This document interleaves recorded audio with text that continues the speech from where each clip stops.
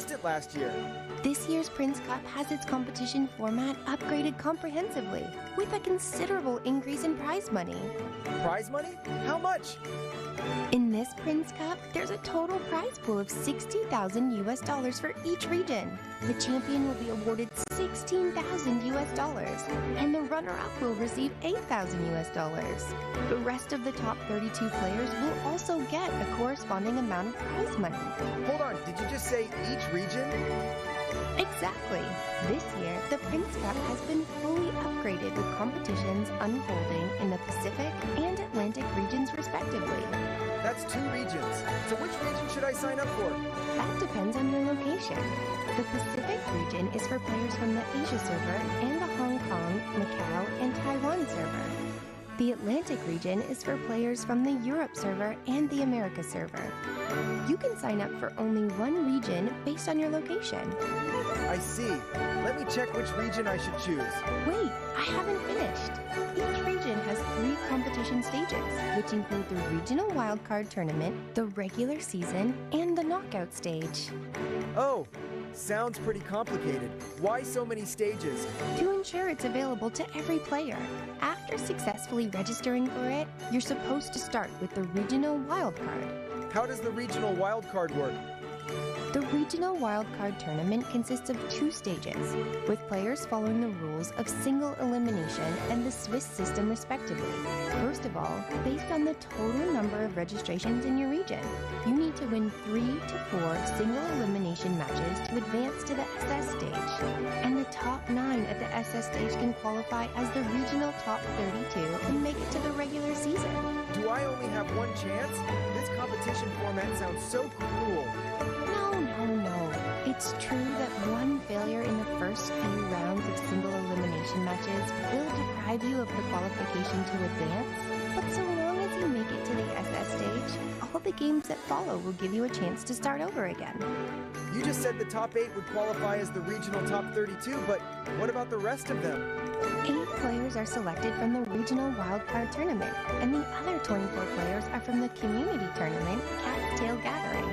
Together, these players make up the Regional Top 32. Whoa, it's not going to be easy to make it to the top 32, huh? I gotta gear up for this challenge. Then you don't have much time left now. The registration period for the Regional Wildcard Tournament in the 2 regions is from April 3rd to April 15th, with a slight difference in the tournament dates. That's April 26th to April 28th for the Atlantic Wildcard, and May 17th to May 19th for the Pacific one. Come on! Don't worry. It's gonna be easy as pie for me to advance to the top 32. It'll be great if you make it to the top 32. Starting from the regular season of the top 32, the matches will be live streamed on Twitch, TikTok, YouTube, and Twitter from start to finish. By then, the whole world will see your amazing card tactics. Wow! Live stream from start to finish? So what are the exact dates for that? I'm gonna ask my friends to watch it. Both regions will have their regular seasons last for 5 weeks. The Atlantic region will get the dice rolling from May 3rd to June 2nd.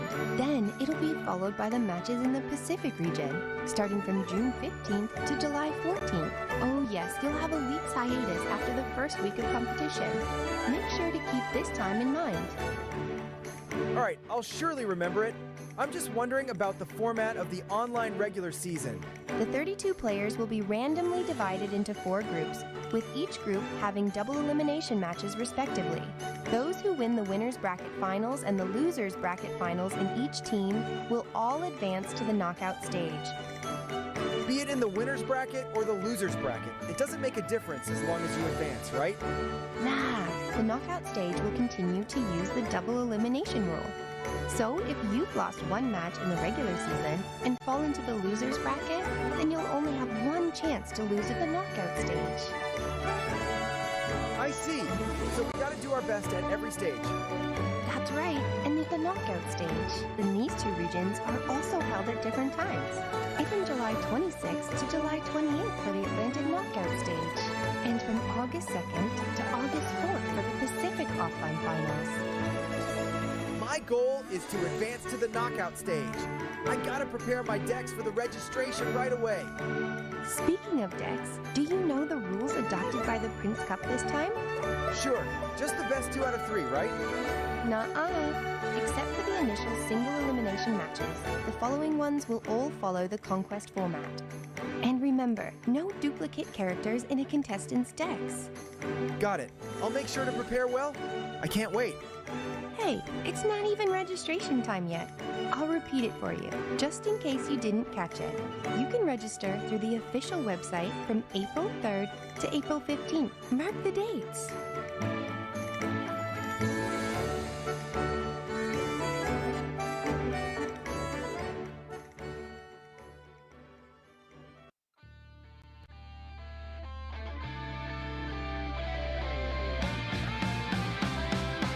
Your end phase, but like we deny a little bit of that efficiency. We don't get a double bloom for 8, which is rather crucial. Or just add the entire team, right? So Kave does not have, or just the team in general does not have a lot of HP left. I aim to mention, but one of the abilities of we don't even need to because of spontaneous research. For bringing a talent card only because it's a card you still have to deal with the drawing. I never thought having good dice would be a problem, but here we are. Easy mechanic where you have to start playing different strategies, or intentionally low. It's definitely not the one I expected to ever come up, right? Well, I'd say to ever tune out. Normal attack do only 1 unaligned dice. Freeze. Came just a little too late. That would have been able to push them into. Unfortunate thing though is that Gamblers just came 1 turn. Lesmatic Wind Cycling coming down. With the free freeze next up. There it is. 5 now 4 cost into normal attack. Leaving her on 1 HP and letting the summon finish Shenhe off because Egg. For a crazy line right here. 4 Princess into 3 Gamblers. Here comes the stomp. You out of their cut. Undercurrent if you so desire, but they certainly wanted to pushing those 3 dice use them in the same round. Life, so we have to be considerate of that. But here it goes, then up to 6, and then you can't. We want to be safe that attack, and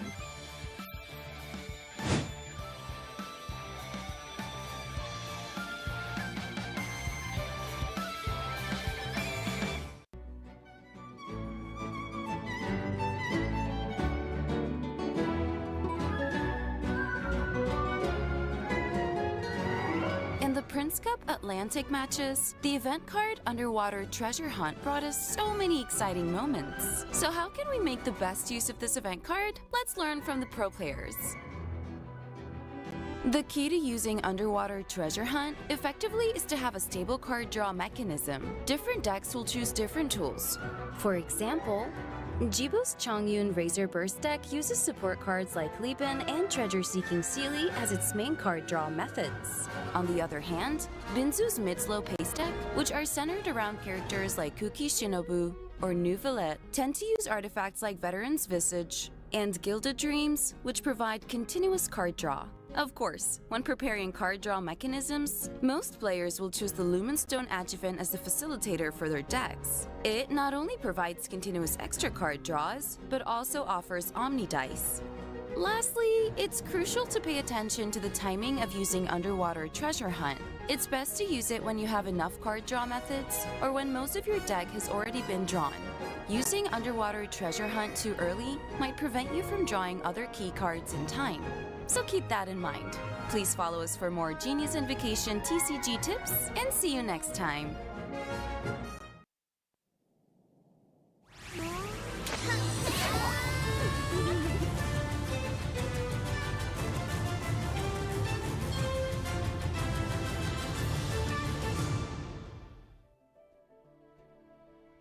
Hello travelers, and welcome to the Astro Carnival Prince Cup Pacific Tournament.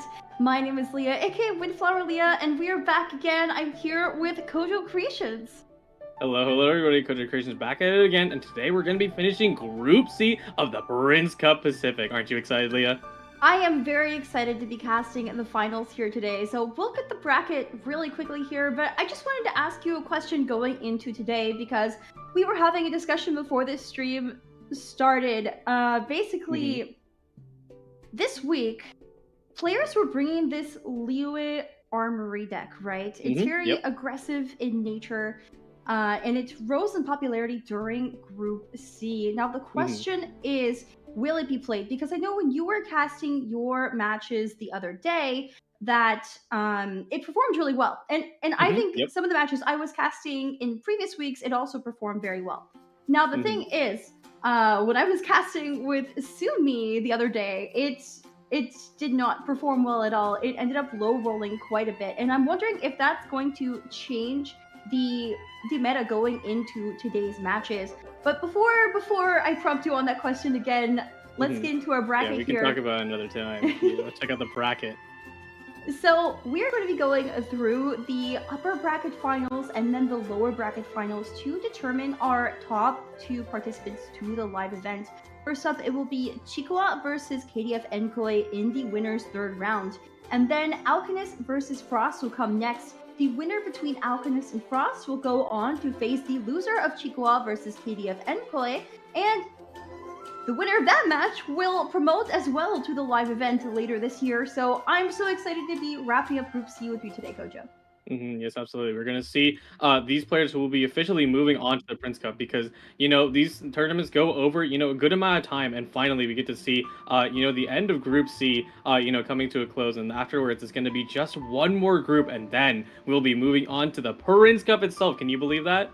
Well, this is the Prince Cup. This is the online portion of the Prince Cup. Normally, these matches aren't streamed, but this is the online group stage. This is the top 32 of all Asia regions. So that is very impressive just to make it into the top 32. And of course, there are cash prizes that these players are contending for and have already won.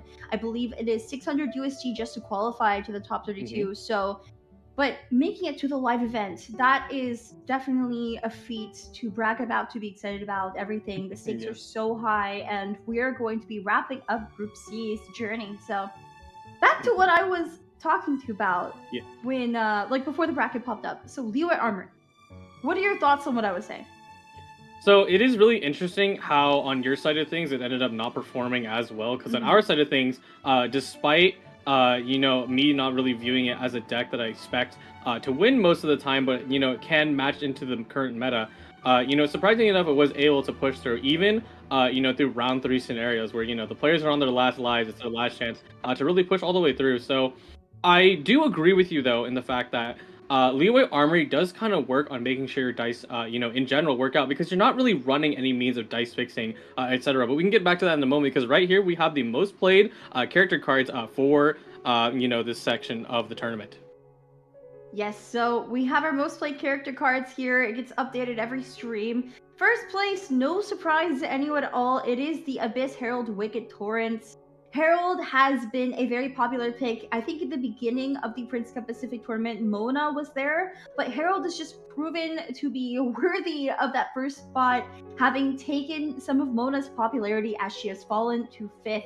Almost a 30% usage rate for Herald. That is incredible. As for New Valette and Aisha, they're tied for 2nd place, both at 22.2%. So, of course, they're played together in that double Dragons deck, which has fallen out of popularity for Liyue Armory, I believe. More players have been bringing Liyue Armory to counter double Dragons, but that means double Dragons hasn't been appearing as much. And I really wonder if we're going to see that change today, because double Dragons is still a very good, strong deck. And then, last but not least, it is Sayu, who has been paired with Herald quite a bit, also paired with Mona, but is obviously not Herald's only pairing. So yeah, absolutely. Yeah, it is interesting to note, despite Double Dragon's usage rate here at 22.2%, yesterday I only ended up seeing one of them in a matchup, so that was very interesting to see it sort of, be phased out, even particularly in the middle of a week. But yes, here's the banned character cards. All Devouring Narwhal at 82%. I know Sumi and I were debating the other day, will it be above 80%? The answer is obviously yes. Every time Conwhale, the Consecrated Beast Narwhal deck pops up, it gets banned. And look at the difference in ban rate between those 3 character cards and Nuvalet Aishtaha. I know, right? Imagine it's like 90% ban rate. Nobody will ever play this deck too. 8.3. It's just a little bit there. It's incredible. It's definitely a new archetype. It doesn't really fit too well into our current TCG archetypes, and players are still trying to figure out how to play around it. But here we have our most played action cards. Strategize, of course, had over a 90% usage rate. Lumen Stone following it up at 75%. Just lots of cards draw here. Yeah, absolutely. Yeah, Strategize, was on top the other day during this week, and also now has increased by a total of 1%. So you can just see how these usage rates keep climbing and climbing as the tournament goes on. So that is pretty interesting to see. I know me and Safa had a discussion the other day talking about how it's really nice to see Strategize truly shine in the meta, especially since it's an original card. All the reasons are. But regardless, here we are, Chikawa versus KDF Enkoi. Here is our deck selection for Chikawa versus KDF Enkoi. Chikawa bringing the Commonwealth deck, and it is banned out. And Enkoi also bringing the Commonwealth deck, and it is banned out. However, what I have noticed here, on top of them both running that Sayu Chongyun Herald deck that has risen in popularity in Group C, Chikawa brought Double Dragons with Layla, the traditional version, not the one with Cryocube. Meanwhile, Enkoi brought Leeway Armory. Yeah. Someone has brought the Layla version of the Double Dragons deck inside this tournament. However, they unfortunately did not succeed. So I'm very curious to see if Chikawa can pull through, especially with their caliber as a player. Definitely. I mean, Double Dragons, this is what I expected. I really thought this deck would come back. But I do think it could struggle a bit into Leeway Armory, so it's really going to be matchup dependent. And Chikawa and Enkoi also, they're both bringing that Sayu deck, which I think is pretty aggressive. Yes, I would consider that a very aggressive deck, but lots of frees, of course. What do you think about this list, Kojo? The only, for the most part, I would say that this is a pretty standard Double Dragons list. Of course, with the existence of Layla, even that isn't really too much to change it outside of the fact that, they have Treasure, they have Stowe, but they did have Mausoleum with no Mausoleum counter, which makes a lot of sense because you guys can see in Enkoi, they aren't running a Mausoleum, so really, they don't need to worry about that.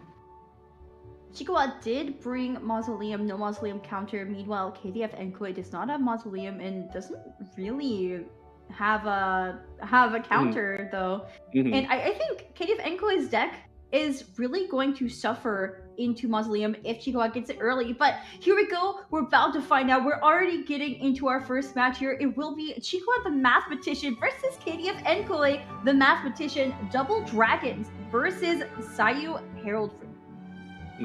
Absolutely, yes. Me personally, I got to see both Chikawa's matches and KDF Enkoi's matches during our cast. So this should be quite exciting. I am especially interested to see if Enkoi has changed up their playstyle, because yesterday they were quite aggressive in nature when they were playing into their games. Very confident, making moves that, while they're technically, suboptimal, regardless, they were never punished for it. So they didn't have to worry about it in the slightest. Now, before we move on to this match, I just want to remind you all at home, there is a QR code on your screen. If you scan it, it will send you to a feedback form. Thank you so much for your feedback. It definitely helps us improve our casts and live streams.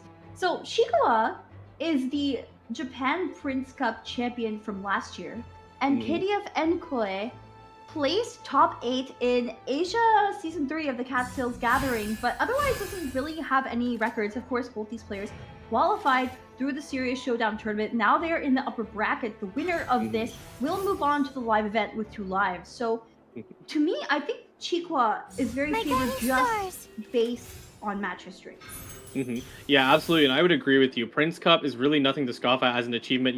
Very few players make it to that in the first place, and that's literally what we're fighting for, in this match right here. So, it makes a ton of sense why, Chikawa has been able to rise it up. However, I wouldn't count Enkoi out, because Enkoi absolutely impressed me with their matches yesterday. So I'm very curious to see how it goes during this one. We're seeing the cards flow through right now.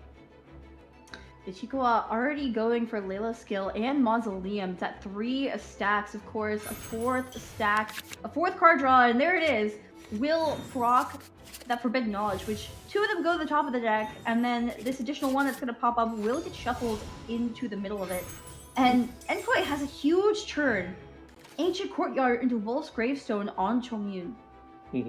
Yeah, absolutely. It is unfortunate they ended up proccing that Mausoleum on the side of Chikawa, but it's not too much of a punish. They've only generated about 3 to 4 Forbidden Knowledge this round. Now it's going to fizzle out. So pretty not bad play, especially for not running the Mausoleum counter and playing into that traditionally. Definitely. Chikawa playing double Timaeus and having a double Gilded. That is going to be a huge turn going into next round. Yes, absolutely. We've seen yesterday a pretty similar scenario. It's not the same deck, but Timaeus, being played, and then also Gilded Dreams being pulled immediately. Since Timaeus is now going to receive 3 stacks in the next phase, Chikawa is basically going to have infinite dice throughout the next round, so they're really not going to have to worry about any of that. Now, the question is, do we think that Chikawa is going to be able to keep the tempo, of course, because Layla Double Dragon is way slower than the Cryo Cube version. It is slower, but it could also be to Chikawa's advantage, especially with that early Mausoleum already drawing 2 Forbidden Knowledges on Enkoe's side. Of course, Enkoe being on Chongyun right now, not having, like, both of them basically ramped their turns, so, like, Enkoe's deck is definitely faster than Chikawa's.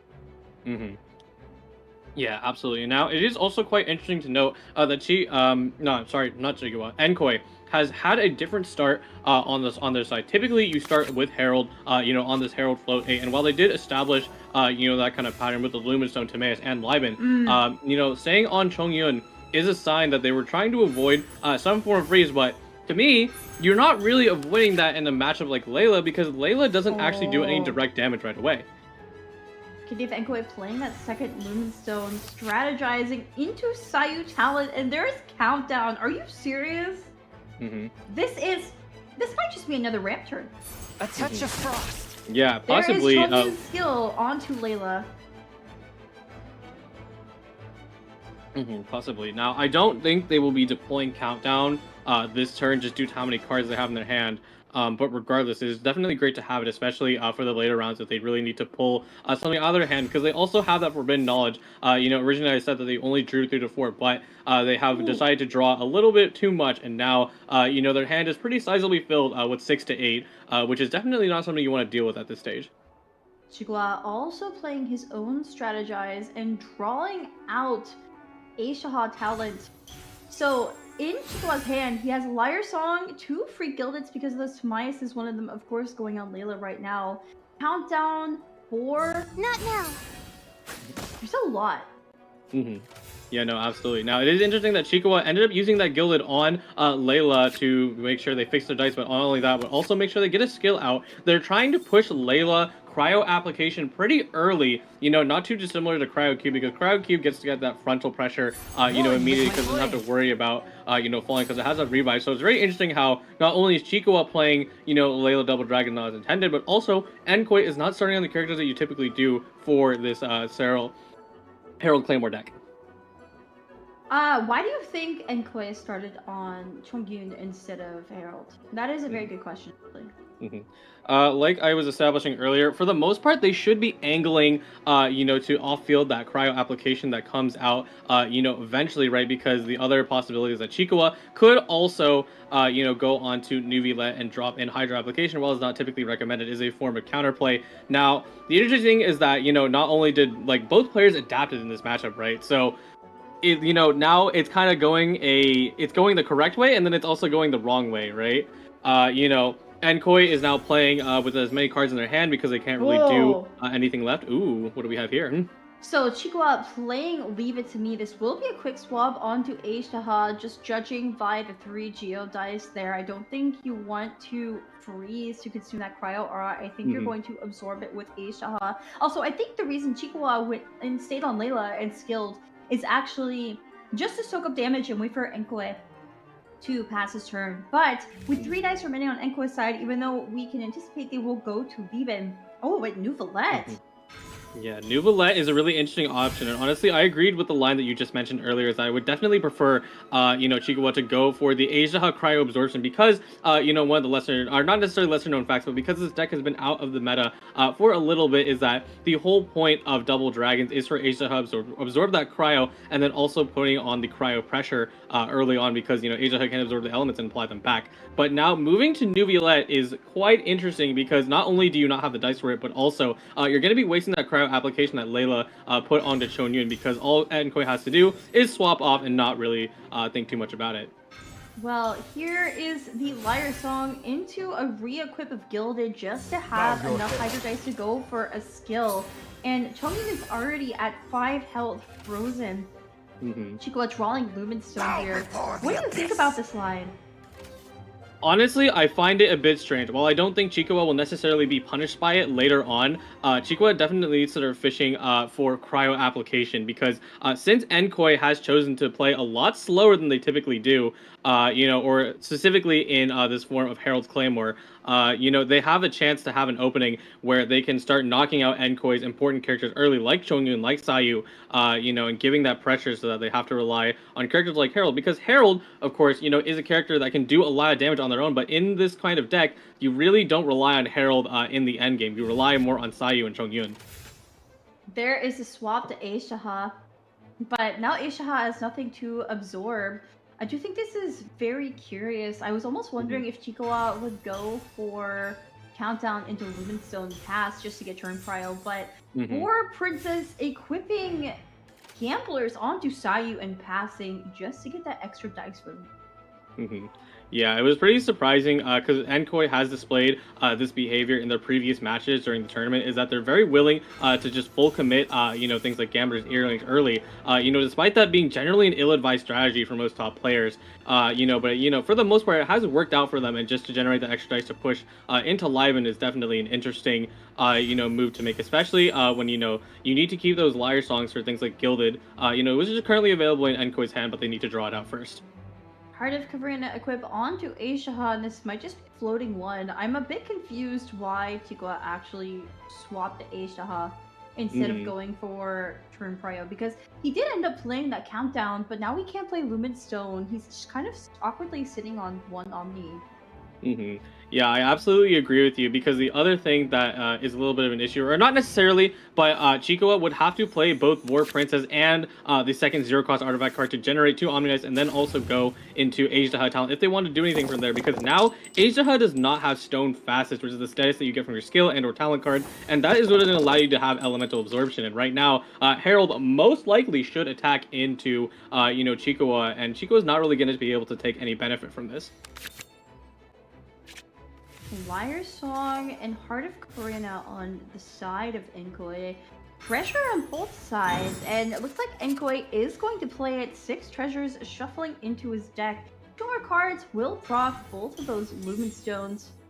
Will be a Heart of Caverna equip onto Herald, and are we gonna play one more? Possibly. What's funny to me is that Enkoi has been able to avoid, this sort of forbidden knowledge that they have 2 of them in their hand, but they may be punished for that soon. Who knows if I'll eat my words later, but right now they're sitting in a pretty nice position.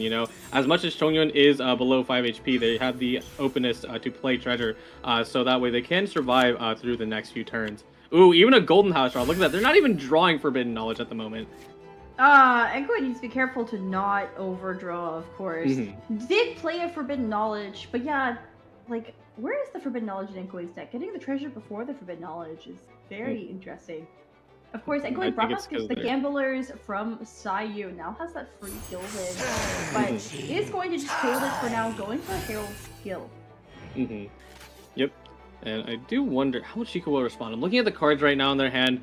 They have, unfortunately, actually sort of spent, the big pop-off piece of their deck, right? That's going to be the Gilded, right? And there's no Liar Song to pull it back, so Chikwa may need to go for a little bit of card draw through the means of Lumenstone and strategize. But outside of that, realistically, they may be able to stall out for a little bit because there's not much threat on the side of Sayu or Chongyun, because only Chongyun has Gravestone. It's not safe to swap to him. But this matchup is looking, it's going back and forth, and the players are really trying different things this time around instead of going for traditional lines, which is definitely messing with the game plan that both players are trying to achieve. It's interesting you say that. I can definitely see how Chikwa could be a little bit confused in this matchup, because Enkoi definitely took lines that are not normal, but Chikwa already expending so much dice generation, not really doing much of anything despite that. I think Enkoi is setting up to take this first game. Yeah, most definitely. It's only a matter of time until Enkoi ends up drawing that Gravestone, right? And once Gravestone is going to be established on Sayu, that's going to be a really big problem for Chikwa. Aisha did absorb that Hydro. after playing talent. Now the question is, what does Chikawa do with Hydro? I feel like Hydro is not the element you want to absorb. It should be Cryo, right? Yeah. Hydro is certainly not the element you want to absorb on Asia, but it will establish at least one stack for Asia's Hurst, so it's not the worst thing in the world. But I do wonder if any point Chico is going to find the opportunity to either pivot back to Layla or gain enough Night Star stacks to start applying that Cryo or having that on-demand Cryo to freeze, because right now, like we said earlier, right, Enkoi is slowly building up to having, not only treasure but gravestone in their hands, which is going to be a pretty big deal, and probably send Chikawa to an early loss. Yeah, Chikawa still his turn to go here. Has treasure in hand, as the other underwater treasure hunt from his deck to play, but it will just be a swap onto Layla. If we need cryo application, the way to get it would be to Layla Burst. Yeah, Like absolutely. fast swapping onto Chongyun. There's the Golden House. There's the Gilded. I do believe this should... It may lethal. Hold on one moment. There's the Gravestone. treasure. Yes. Flyer Song to take back that Gilded, and this one is also free because of that Tamias. We'll be re-equipping the Gilded onto Chongyun, and I don't know if there's any way for Chikawa to stop this Chongyun burst coming. Countdown. Oh my what are we goodness, drawing? even going for that? That's crazy. That was... Okay. We're playing treasure. Yep. We have so much on me. Gets a cryo dice from the treasure. Yeah, no, that is a little bit of a high roll. Let's see if they get it again. Imagine. Nah, okay, not. There's but the yes, gamblers. One with my Enkoi is a set up to skill. finish the job. Yes. Yeah. Yep. Oh yeah, because one Great. gravestone is on Chongyun. Yeah. So it's 3 plus 1 plus 2. Yep. Yeah, no, that is pretty surprising that Enkoi went all in, against that Layla, which of course makes sense, take out other characters as fast as possible. But that's a lot of expended resources, and it's pretty similar to how they were playing, in their previous matches, very aggressively, very all in, kind of mentality. And now, Enkoi has secured, like we said earlier, a pretty good position, against Chikawa. Right now, Chongyun's locked and loaded with a burst and Wolf's Gravestone equipped, so Chikawa is not really long for this world unless they're able to resist this damage. Chikawa going to Nuvolette, using his elemental skill, getting another source water droplet, and those Layla starting to extend are picking up, but it is not going to be enough. You cannot stop the Chongyun burst. -8. What does Chikawa do here? Unfortunately, there isn't really much you can do here because, Chikawa does not have any means of draw. So I think, unfortunately, Chikawa has played a little too slow into this matchup, and Enkoi has taken full advantage of that, even despite having the Forbidden Knowledge in their hand. It never really ended up drawing into it. They're just able to put massive pressure onto Chikawa, not even giving them a chance to freeze. Chua playing Boar Princess here. What is the goal? Is Chikawa actually planning on staying on Nuvolette?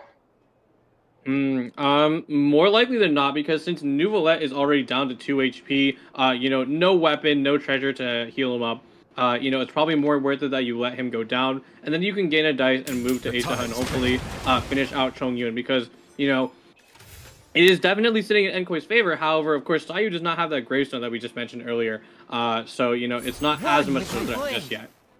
It was Nuvolette first, but I mean, Chongyun, that Wolf's Gravestone, is a force to be reckoned with, and I do think one more skill...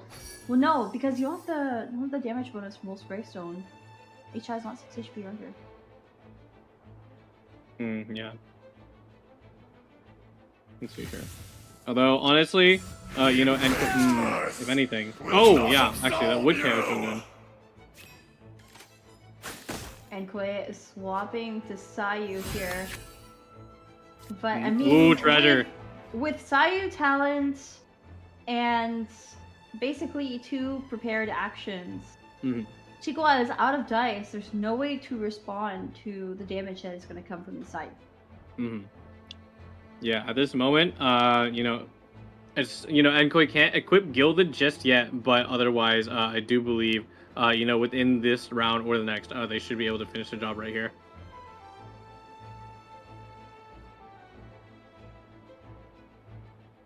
Chikwa just waiting for the inevitable end. Enkoi Wait. ended their round on 6. Wait, why? Huh. Wait, was this a DC? That is a bit strange. And Was that a DC? Did Enkoi disconnect? Possibly. That could be the case. We'll see what happens once this dice roll goes past. But you know, for the most part, oh no, maybe Enkoi is truly that confident because they have displayed this level of confidence before in the other matches. Hang on.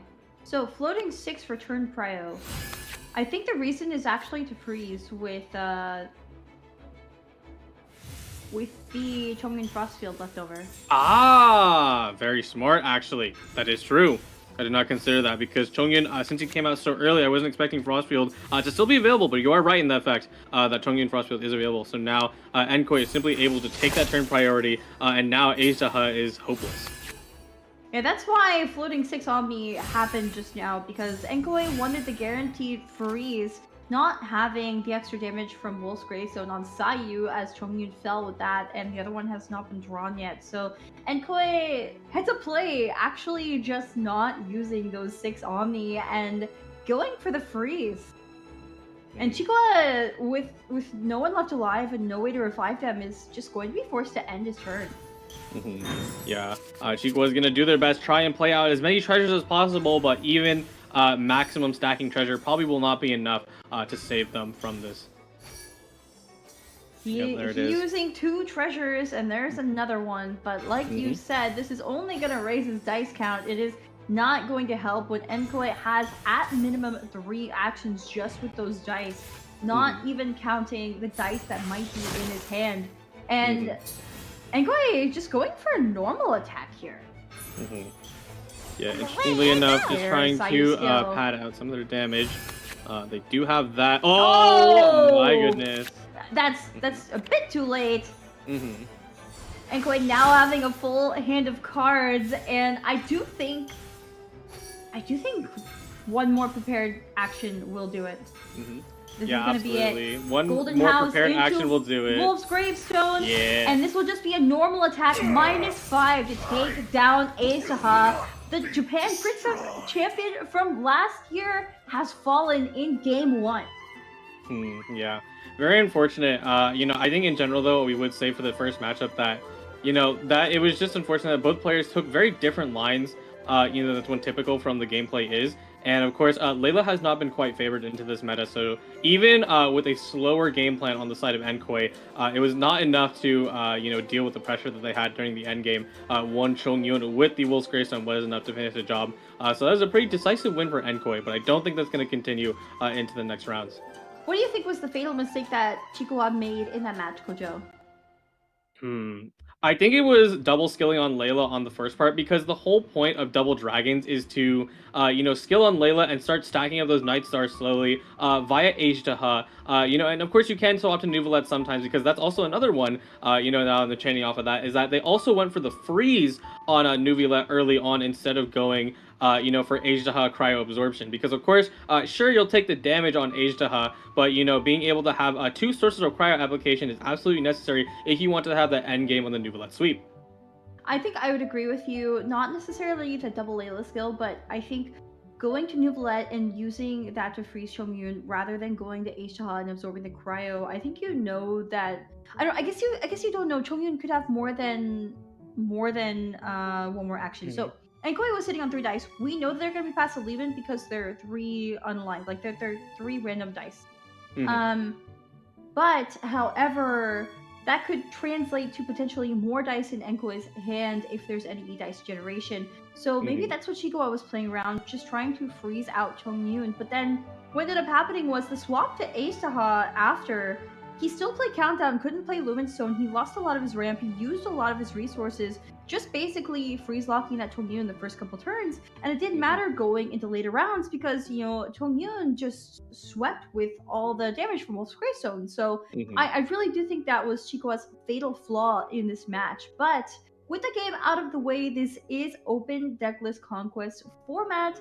So Kidif Enkoi can no longer play that Sayu deck and will be forced onto Liyue Armory. Meanwhile, Chikwa is going to go with that Sayu Chongyun Herald deck. rather than double dragons. Having the option to switch doesn't have to though. Yes, and I did get an opportunity to see this matchup yesterday, and I do believe, funnily enough, I do believe Leeway Armory was actually able to take it out. So that is pretty surprising to see that happen. Especially against Harold, or I should say, more affectionately, Harold Claymore. Because I personally believe that Harold Claymore should have the stronger matchup just because it has so many good resources at its disposal. In the side of Leeway Armory, you kind of stick to one character and try to get maximum value off of weapons, which isn't going to lead you to slow down the game plan of Harold Claymore. So, Chua and Ikoi's decks are both very aggressive in nature, and they both have the ability to freeze. The main difference will be that Chua has a lot more dice generation, that one copy of Underwater Treasure Hunt, and of course the Gilded package. Meanwhile, the Leeway Armory deck doesn't normally run that, I think. From what I've seen, most players have just been taking those 5 weapons and things like Where's the Unseen Razor and etc. to basically draw back the weapons and re-equip them. It's like a weapon package, so it's high in value but not high in dice generation. So yeah, no, absolutely, and that will be definitely something that can punish them later down the line, is because like you said yesterday, the players that you watched playing the Leeway Armory definitely struggled a lot, with the fact that they were just not getting the dice they wanted. And on my side of things, they did get the dice they wanted, so it's definitely a pretty big swing, if you end up getting the dice that you wanted. But yes, here we go. We get to see Enkoi's Leeway Armory deck. Yeah, the other day was really, really rough matches, I think, for this Leeway Armory deck, but this is Enkoi's list. He is not running. So I did see one iteration of this deck where it was one copy of Timaeus, one copy of what was it? I think it was Timaeus Wagner, and then it had the artifacts package. But there are 6 artifacts here, but no Timaeus, no Junior Zod. Right. Yeah, I know that is quite interesting to see that happen, because in this scenario you don't typically run Timaeus, because you're not really relying on the artifacts so much as you are your weapons. So it is very interesting that they were going in and trying to go for lines like that, because maybe they're trying to make sure that they have that level of consistency, especially if they end up low rolling, like you mentioned, right? If that is the case, artifacts would definitely help them out in fixing their dice and making it so they can actually play their skills and not necessarily getting the value out of their weapons. Chicoa's pre-match data here. Average number of affected dice the first 3 rounds, 14. That's pretty low in comparison. Meanwhile, Katie of Enkoi maxing out that stat here. 18 dice in the first 3 rounds. That's 6 actions, right? Yeah, that is indeed 6 actions. Enkoi holding the highest bar of dice, I want to say, for the first 3 rounds versus everyone else in this group. Pretty impressive that they're able to work through that, especially considering, when I watched their matches, they did end up low rolling some of them, but, they did have that very scary FTK with the Chongyun Claymore. So we'll see, if they're able to replicate such successes here in this matchup. Yeah, but here we go. This is game 2. Chikoa and Enkoi both mirroring the mathematician title. Game 2 of match 1. Sayu, Chongyun, Herald, Freeze. What is the name of that deck? I know it's aggro, it's Sayu deck. But what's the name Sayu... Yesterday, or not, sorry, not that. sorry. The other day, with Sayo, Herald, and Chongyun, we affectionately decided to call it, Herald Claymore or Herald Freeze. We'll see what ends up sticking, right? But before we get to this game, there is a QR code on your screen. If you scan it, it will send you to an awesome feedback form where you can input your opinions, your thoughts. Do you like what we're doing? Do you dislike what we're doing? Do you think we want to, do you want to see something else come from the live streams? Put that in that form. Just scan it with your phone. And yeah, thank you so much. Yep, absolutely. Your feedback is appreciated. And here we go. The first move here on KDF Enkoi's side. I'm going to take a look at their cards right now. Going for a skill with Shenhe onto Chikoa's Herald. And Chikoa responding by playing Strategize. I do believe that Seed Dispensary in hand for Chikoa could go for Seed Dispensary into Timaeus, see what you draw. Also has Wolf's Gravestone already. So what do you usually do with this Herald deck? What is Chikoa about to do, do you think? Herald should typically take the float 8 option, where they just put in as many support cards as possible and then end their turn. However, unfortunately, they have not been lucky enough to have a good enough amount of dice to actually work with it. So they're gonna go ahead and tune and drop in a skill, and from there, you know, they're pretty much gonna. I actually don't know what they're gonna do with the last two dice. They should actually just play Wolf's Gravestone.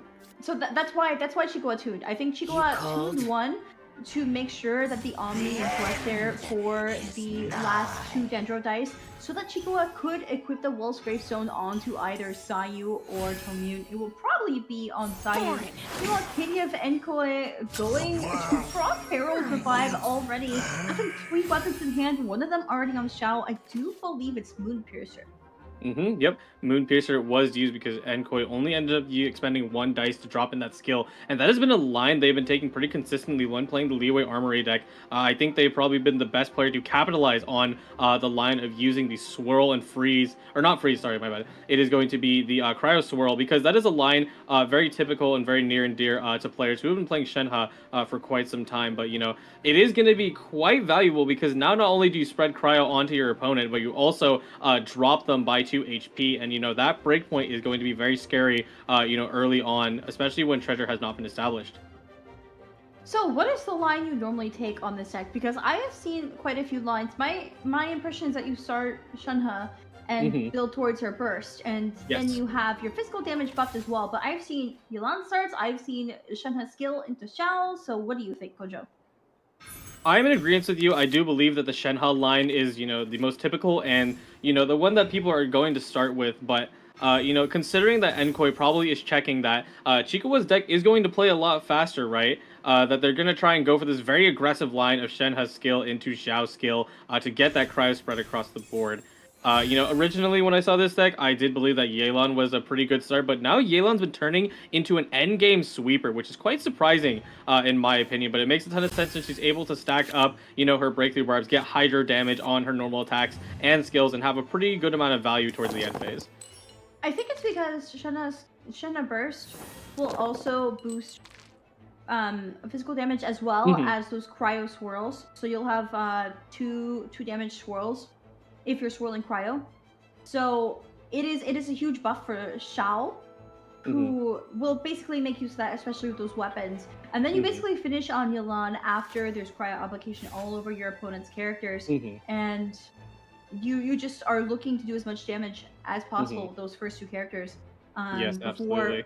Before freeze locking them out. But it is Enkoi's turn here. Enkoi did draw Fresh Wind a bit early. I wonder if that could come up.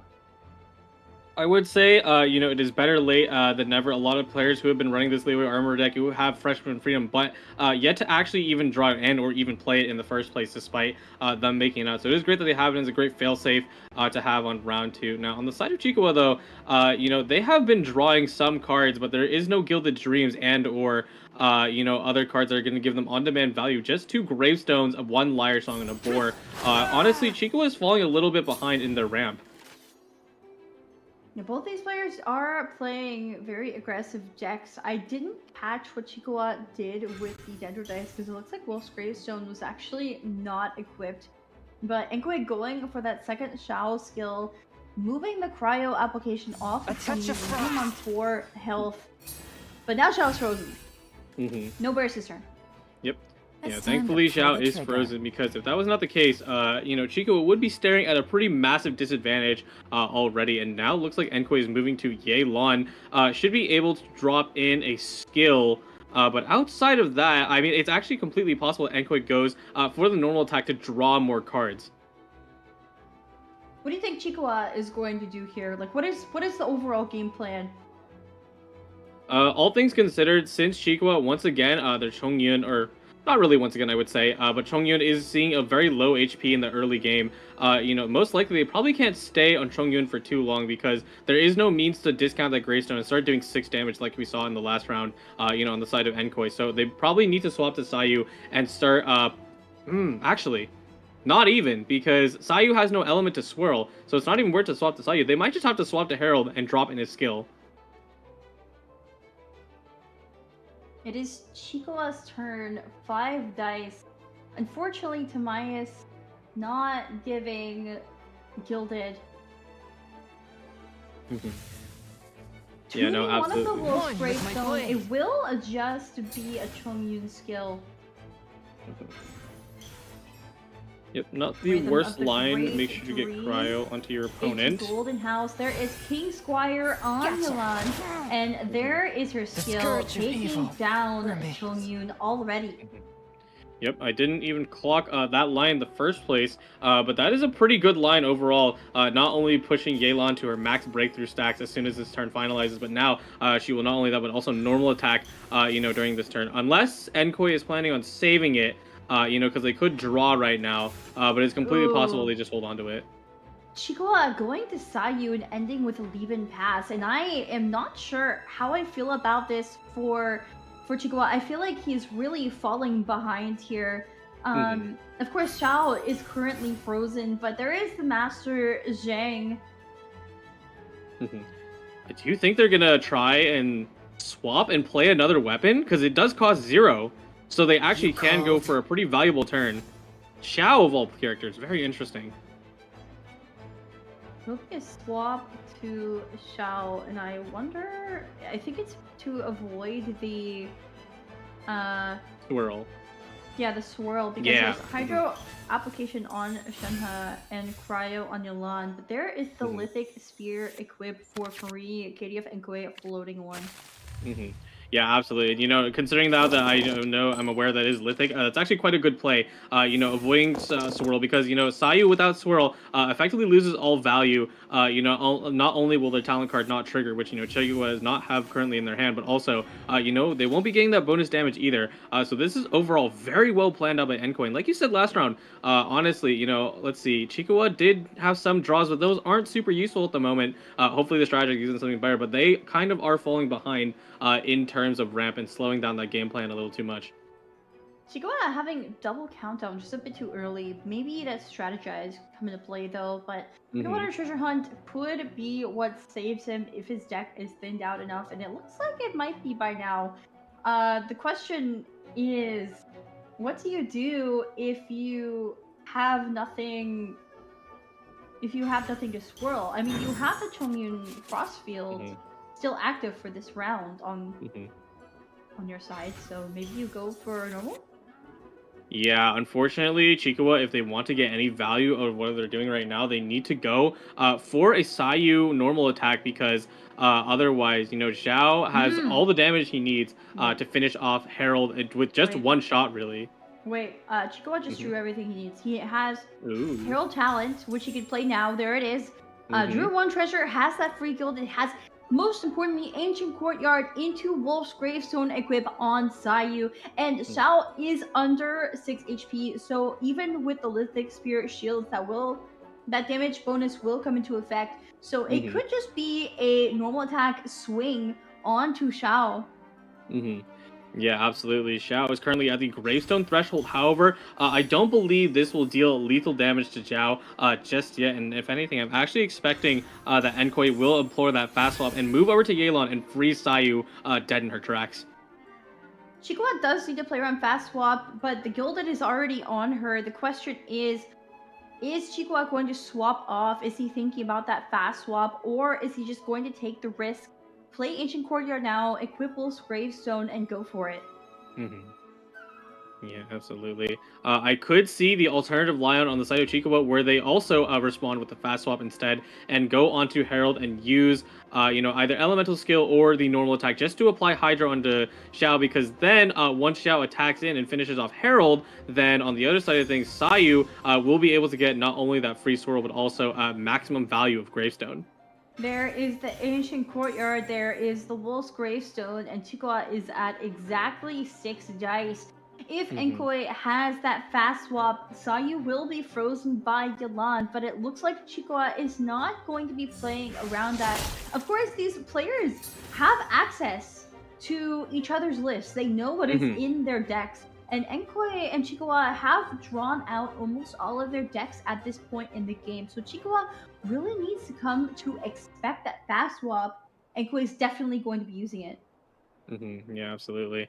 Yeah, no, this is the most optimal line that Enkoi can take. Any different line will significantly swing the momentum into Jurigo's favor because if Sayu ends up going for the elemental skill, it not only will free Shenhe, take out Xiao, and of course Yelan will be alone and Who's our take, a target pretty this significant time? amount of damage. And there we go. We can see the fastball implored, and here we should just see a normal attack to free Sayu.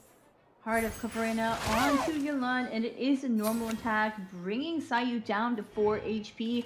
And Koi drawing out a Boar Princess still has that fresh wind in hand. Unfortunately for him, that Curse the Undercurrent is applied because Herald Talent is on Chikua's Herald. Now, what will Chikua do here in response? He did not play around that fast swap. Maybe he was even thinking it would happen, just wanted it to be over with. Yeah, absolutely.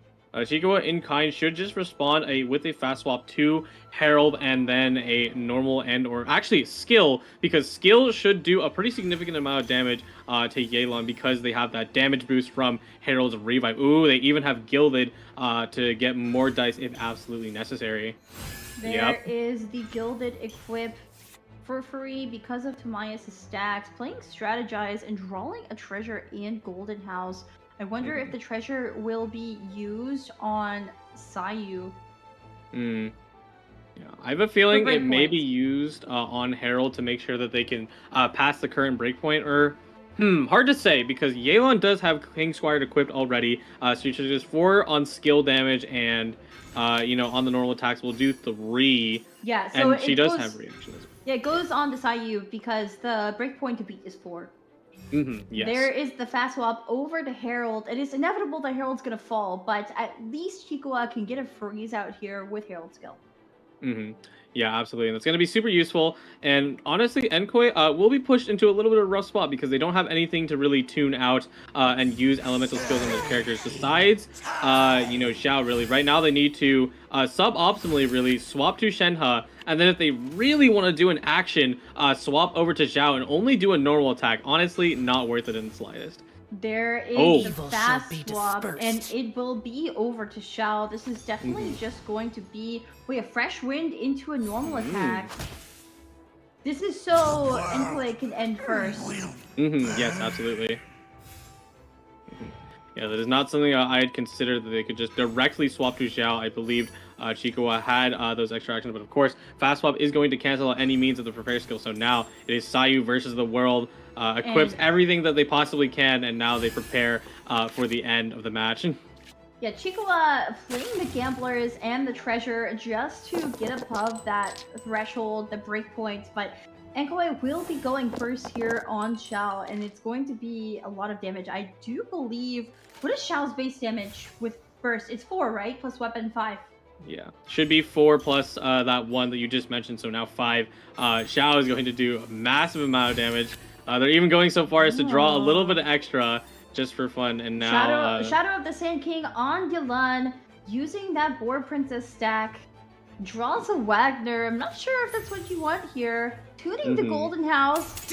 And this should just be a burst, eating through the Curse of the Undercurrent, leaving Sayu at exactly 1 health. Yes, Chikawa, definitely you need to use that magic countdown to draw out all the treasure possible because it is do or die in this scenario.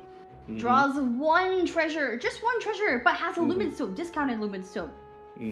Absolutely. Should be discounted Lumen Stone into the 2 golden houses. Hopefully you get something off of this. You need 2 more treasure. If you're Chikua, you need 2 more treasure to beat that breakpoint. There's the golden house and the gilded... Oh, just another golden house. Okay, that makes sense. You want the Gamblers. Absolutely. Oh no, it's Lyven!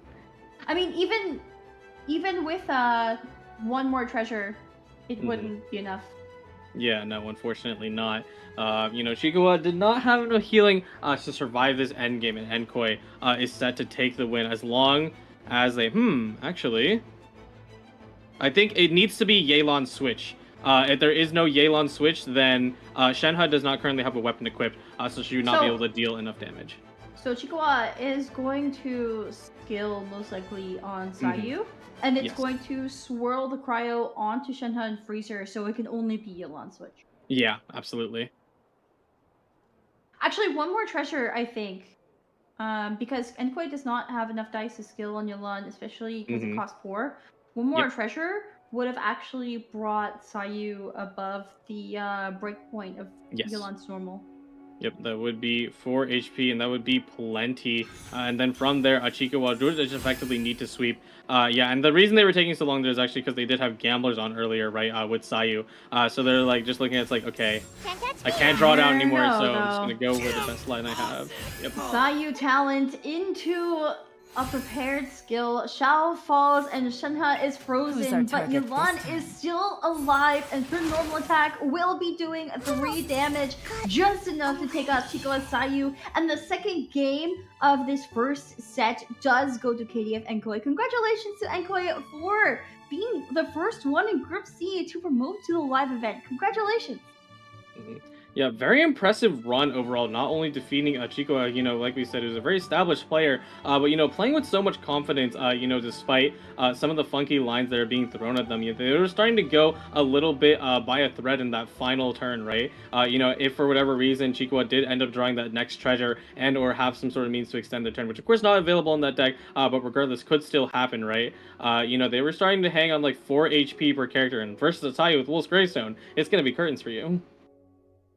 Yeah, I do think that Inkoi just had a very strong start this game, and Chikoa unfortunately knew it was over not getting that last treasure with the Lumen Stone. The chances were a bit slim. His deck wasn't fully, he wasn't fully decked out at that point yet, but he will be dropping down to the lower bracket, has 1 life left, one more chance to make it to the live event, or he gets knocked out in the online portion. Of course, Chikwa was our last year's Japan Prince Cup tournament champion and does have something to prove here. He is the most experienced player in Group C today, and getting knocked down by KDF Enkoi, he's gonna have to do something in the lower bracket finals. Mm-hmm. Yeah, absolutely. I could definitely see them, switching off the Layla Double Dragon, because that deck honestly it didn't work out for them. Not only playing a little too slow, but also, certain lines just weren't working out against the current matchup. So I do expect them to change with that, but that is going to be the end of this match. And again, congratulations, to KDF and Koi for making it all the way through into the top of the Prince Cup. I want to say I'm very impressed by their performance, overall. Definitely. And I do believe we're going to be seeing our updated bracket in a moment. And here it is. So, just as we were saying, KDF and Koi promoting to the live event. Congratulations.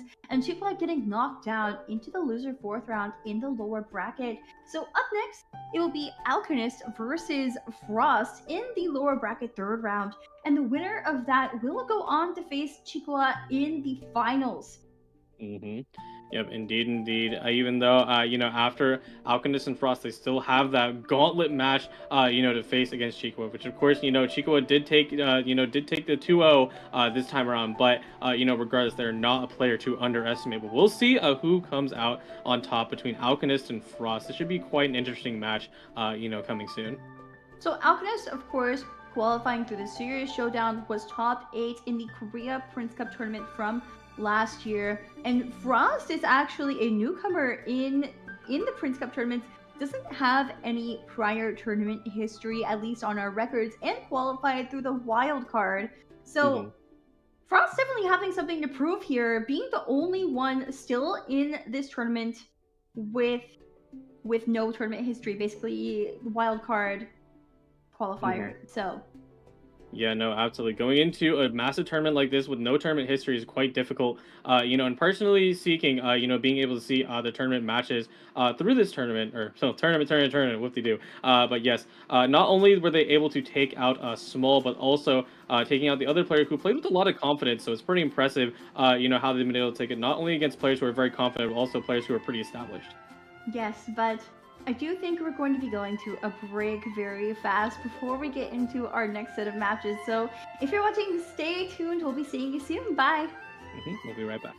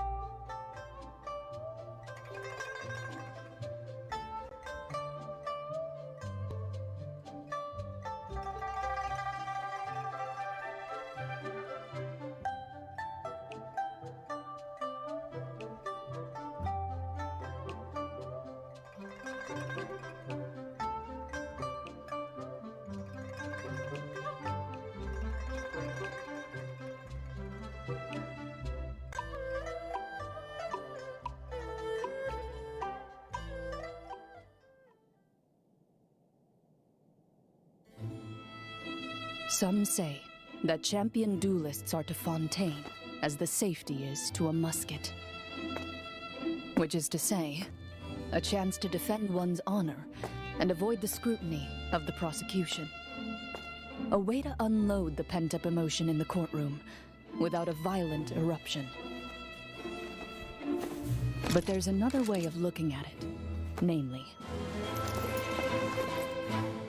when the accused denigrate the law and question its authority, we must safeguard the dignity of the court.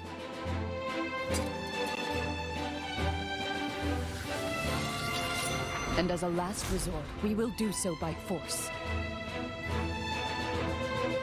In that case, Mr. Mescal, please confirm whether I understand the defense's position correctly. You vehemently oppose the law, refuse to stand trial, and request an alternative recourse to defend the honor of your guild. That's right! I demand a duel!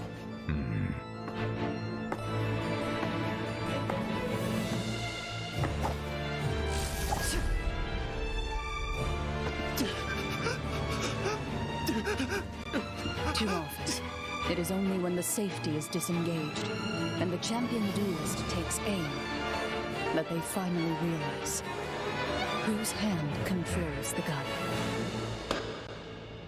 The request for a duel is approved. This decision is irreversible.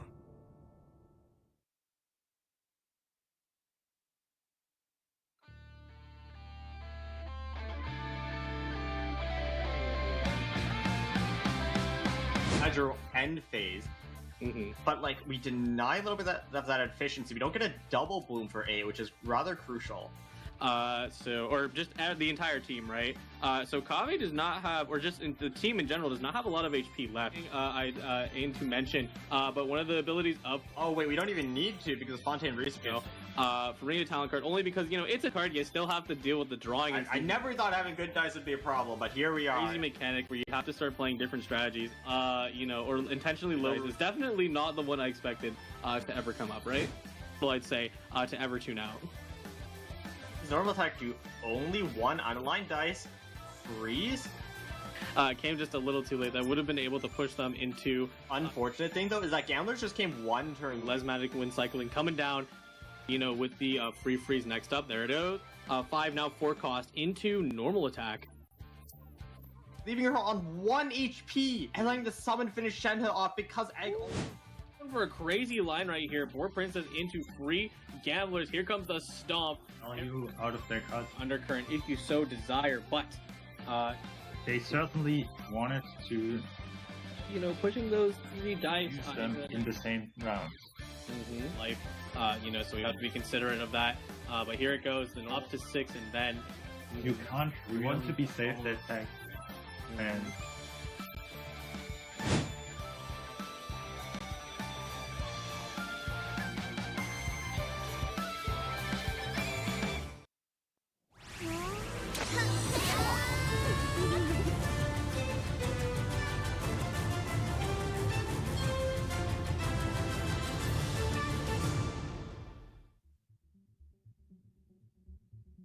And welcome back, everyone, to the Astro Carnival Pacific Prince Cup Tournament. Once again, I am your caster today, Leah, aka Windflower Leah, and with me here is Gojo Creations. Yep, we're back for another match. The second one is going to be Alchemist versus Frost. Should be very exciting because whoever moves on from this is going to be faking of Chikawa in the winners losers finals. Well, that's kind of a double entendre, but and whoever wins from that will be making it to the Prince Cup. So just 2 more matches before we see the last player to make it out of Group C. Yes, just 2 more sets, best of 3s. I do believe we're going to get the updated bracket very shortly here, just as a reminder. But for that, Gojo, what are your thoughts? So we did see the Liyue armor deck that we talked about at the beginning of this stream. And what do you think about that matchup? I'd say for the most part, it's pretty surprising to me that Liyue Armory has been able to take it over the Herald Claymore deck, because personally I view that Herald Claymore has a stronger matchup into that deck just because they get so much value out of Herald, Sayu, and Chongyun having pretty early freeze control, while Leeway Armory needs to work for their form of freeze control. But regardless, it's been pretty consistently losing to that Leeway Armory deck, and I'm very curious to see if either Alchemist or Frost end up playing it, because they do, I believe Frost specifically has played Leeway Armory. So I do agree. I think Leeway Armory has definitely redeemed itself a bit. I think it's very, like, as all aggro decks are, very dependent on the draws and rolls, and it worked well for KDF and Koi. But here is our updated bracket. If you need a reminder coming back from the break, KDF and Koi did beat our last year's Japan Prince Cup champion Chikua in the upper bracket finals, making it to the live event with 2 lives. Chikua was knocked down to the lower bracket 4th round. He will be facing the winner between Alchemist and Frost, which we are going to be watching up next. Yep, and just a little bit of a refresher, for Alchemist, they have a pretty good history, not only qualifying through the Series Showdown, but also the Korea Prince Cup Top 8, and that is a pretty incredible placing. Once again, like you established, Prince Cup is a very difficult, achievement to have under your belt, so, this is definitely setting the expectations for the match upcoming. So, what do you think about the match between Alchemist and Frost? Just based on what we've seen so far in the tournament. Honestly, we'll see.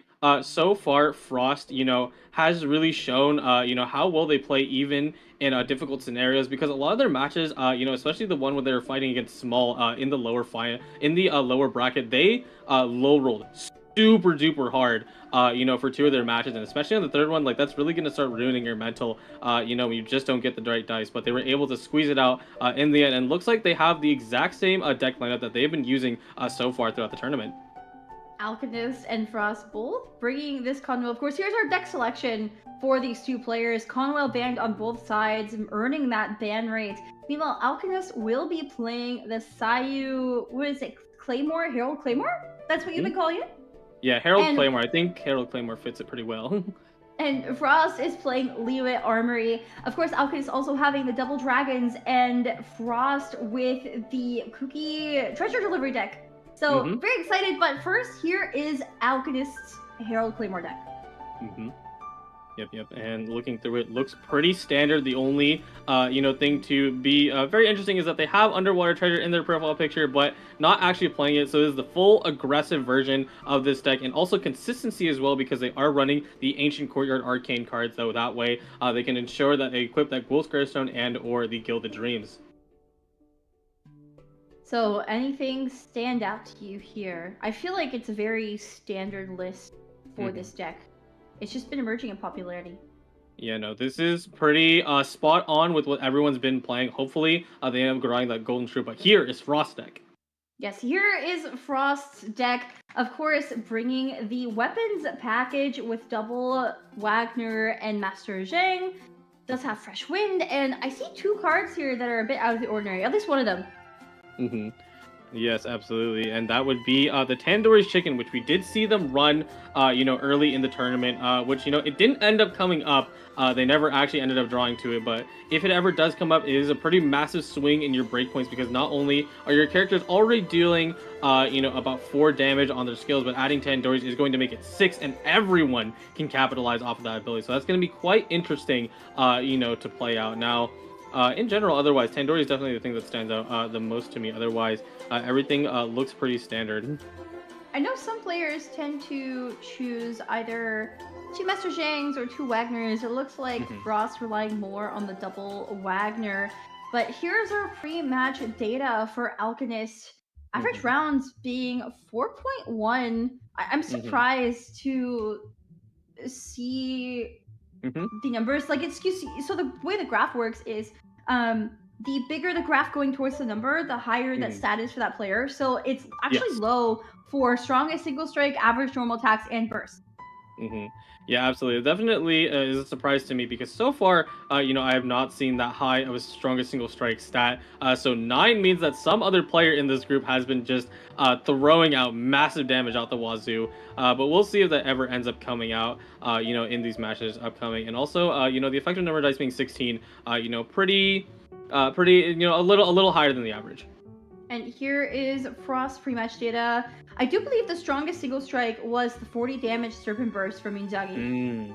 It was not a match I cast, but I do remember hearing about it, so that must be why that stat is skewed lower. But average normal attacks being at 1. Yeah, it does make a lot of sense. Of course, Frost is not playing any deck that specifically centralizes around normal attacks. So there's definitely, probably the reason why they're not seeing that much. And then 17 effective dice, pretty, slightly above the average. Yes. I mean, average number of effective dice in the first rounds being 17. That's almost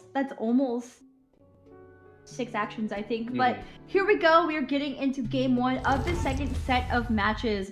Alchemist versus Frost. So we just saw this matchup, right? Yes, we did. We'll see if it ends up swinging the other way, because I still will hold the firm belief that Chongyun, Sayu, Herald, or just Herald Claymore should hold the advantage, but we'll see, how this match turns out. And I do believe, looking at the mulligan, unless Alchemist starts flipping cards out now, they might be holding on to the Wolf's Gravestone turn 1. That is quite interesting. It is quite interesting. By the way, if you see that QR code on the screen, make sure you scan it. It will send you to a survey feedback form. If you have any feedback whatsoever about our casting, about the live stream, about the structure, anything like that, if there's anything you want to see, please make sure you fill that feedback form out and send it in. I will do as you command. Yeah, absolutely. Now, looks like Alchemist did actually mulligan a good amount of their cards, not only tossing away the Wolf's Gravestone and the Ancient Courtyard and looking for that elusive Herald Float 8. And on the other side of Frost, not sure how I feel about their mulligan, because they did keep Gamblers and only one Wagner's really to draw out their weapons, which is so essential for the Leeway Armory deck. What do you normally want to see if you're playing the Herald deck? In your on the side of Herald, absolutely. I think the biggest thing that you want to see is Liben. Of course, Magic Countdown is something that you want to see more of, but of course you don't necessarily need Magic Countdown if you have Liben. Liben is going to be, well, there you go. Liben is one of the strongest things that you can have inside the Herald Float 8 strategy. Speak his name and he appears. Alchemist playing that strategize and drawing leave it out. Also, Wolf's Gravestone, I believe, is the other card that was drawn. So now Alchemist has quite a few options here. Yeah, absolutely. Although, unfortunately, even if, the dice are going to be used mostly for ramp, they aren't too friendly to them, because what is potentially possible is that Alchemist can play the Timaeus and also play the Golden House to equip Wolf's Gravestone. But outside of that, if they wanted to, skill on Herald, they would need to sacrifice that Liben play that we just established. Of course, the goal with this start, you normally go Herald, and you're trying to use up your dice for ramp. Players have affectionately been calling it Float 8. It's really Ramp 8. So Alchemist playing the Heart of Cavarina on Herald should be looking to Timaeus Liben somehow, I think. Yeah, absolutely. Yeah, and hopefully, especially in this matchup, right, since Frost is not playing any form of Wolf's Gravestone, or really just a Claymore character in general, we won't see a punishment like we did in previous matches where players actually got punished for doing the Ramp 8/Float 8 strategy on Herald and immediately losing them out of the gate, which was pretty incredible to see, honestly, and seeing, the meta sort of being pushed back against, not always the regular strategy will always net you the best outcome. There is the Timaeus, and unfortunately for Alchemist, he drew Gamblers, which is not what you want this early. Yes, absolutely not. That's pretty rough for an Alchemist. Hopefully, off of the Liben in the end phase, which they should be playing, at some point during this turn, will draw them out something better. Especially because Frost, conversely, doesn't have an amazing start, in my opinion. They do have the Magic Countdown, available, and they do have the dice to play it, but that is going to be the question if they actually draw anything that they want in the first place. Alchemist playing Liben. Do you think it's just going to be pass here, or do you think in 2 Hydro dice, there's no real way to generate anything else? Golden House. Oh! Wait, it's Golden House Gravestone. Yep, the Golden House Gravestone is the play that they will be going for, and it makes a ton of sense, and they really shouldn't be punished by this in the slightest. Yeah, I mean, starting Herald, this is ideally what you do. You're using up all of your dice to ramp as much as you can, and I guess getting that Golden House into Gravestone is the perfect way to use up the 2 remaining dice that won't be going to leave it, because Alchemist is ending. And now it's Frost's turn to do something with his 8 dice.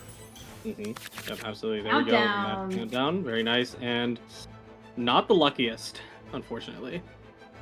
So what do you want to see with that countdown? With that countdown, we would definitely want to see the rest of Frost's dice generation and or ramp cards in the form of another Wagner's, Lumen Stone, other strategies, just trying to get maximum value of draw in this early turn, because this deck is very reliant on the equipment, and other means to discount said equipment. So if you don't have it early, or aren't setting up for it, you're going to get punished for it pretty hard later. It looks like Frost was still able to make do with his dice and cards, though, because he did play that Wagner, draw a Moon Piercer, and just go for a skill on Shenhe with the Heart of Cavarina equipped onto her. So, of course, going into next turn, when she's hit, Frost will draw a card, and actually, I believe, be up to 10 cards at that point.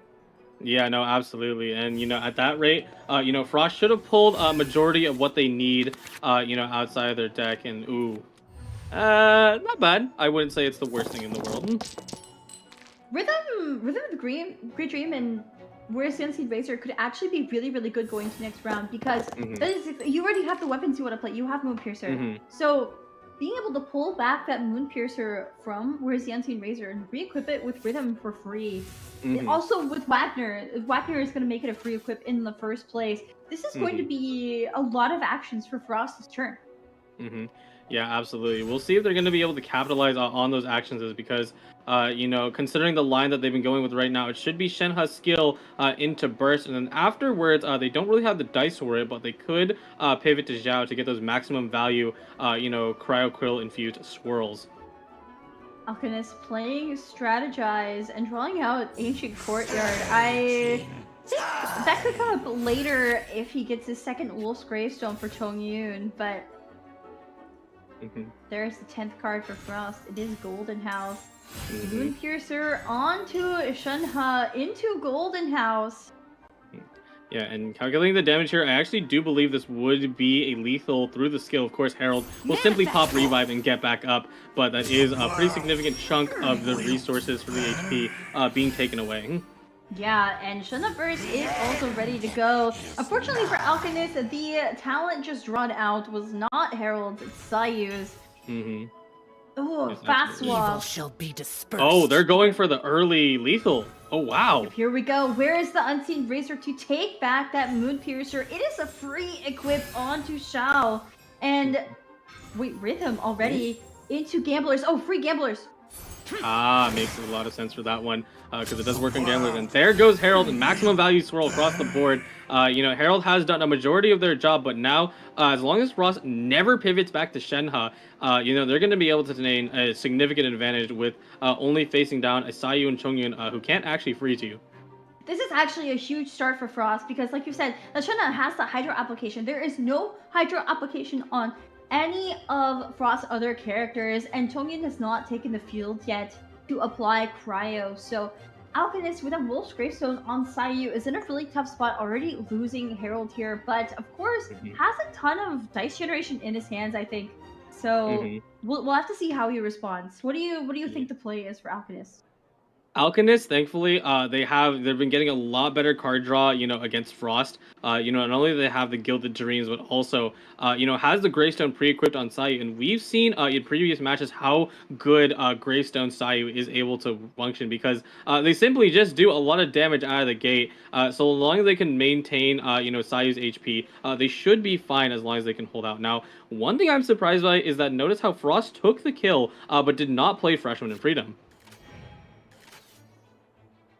Yeah, that is a good point. So Frost saving that fresh wind, I guess, going for the decisive victory when he gets his next kill. Because otherwise he can't get another kill off, but Alchemist will be going to Sayu here, playing for Princess.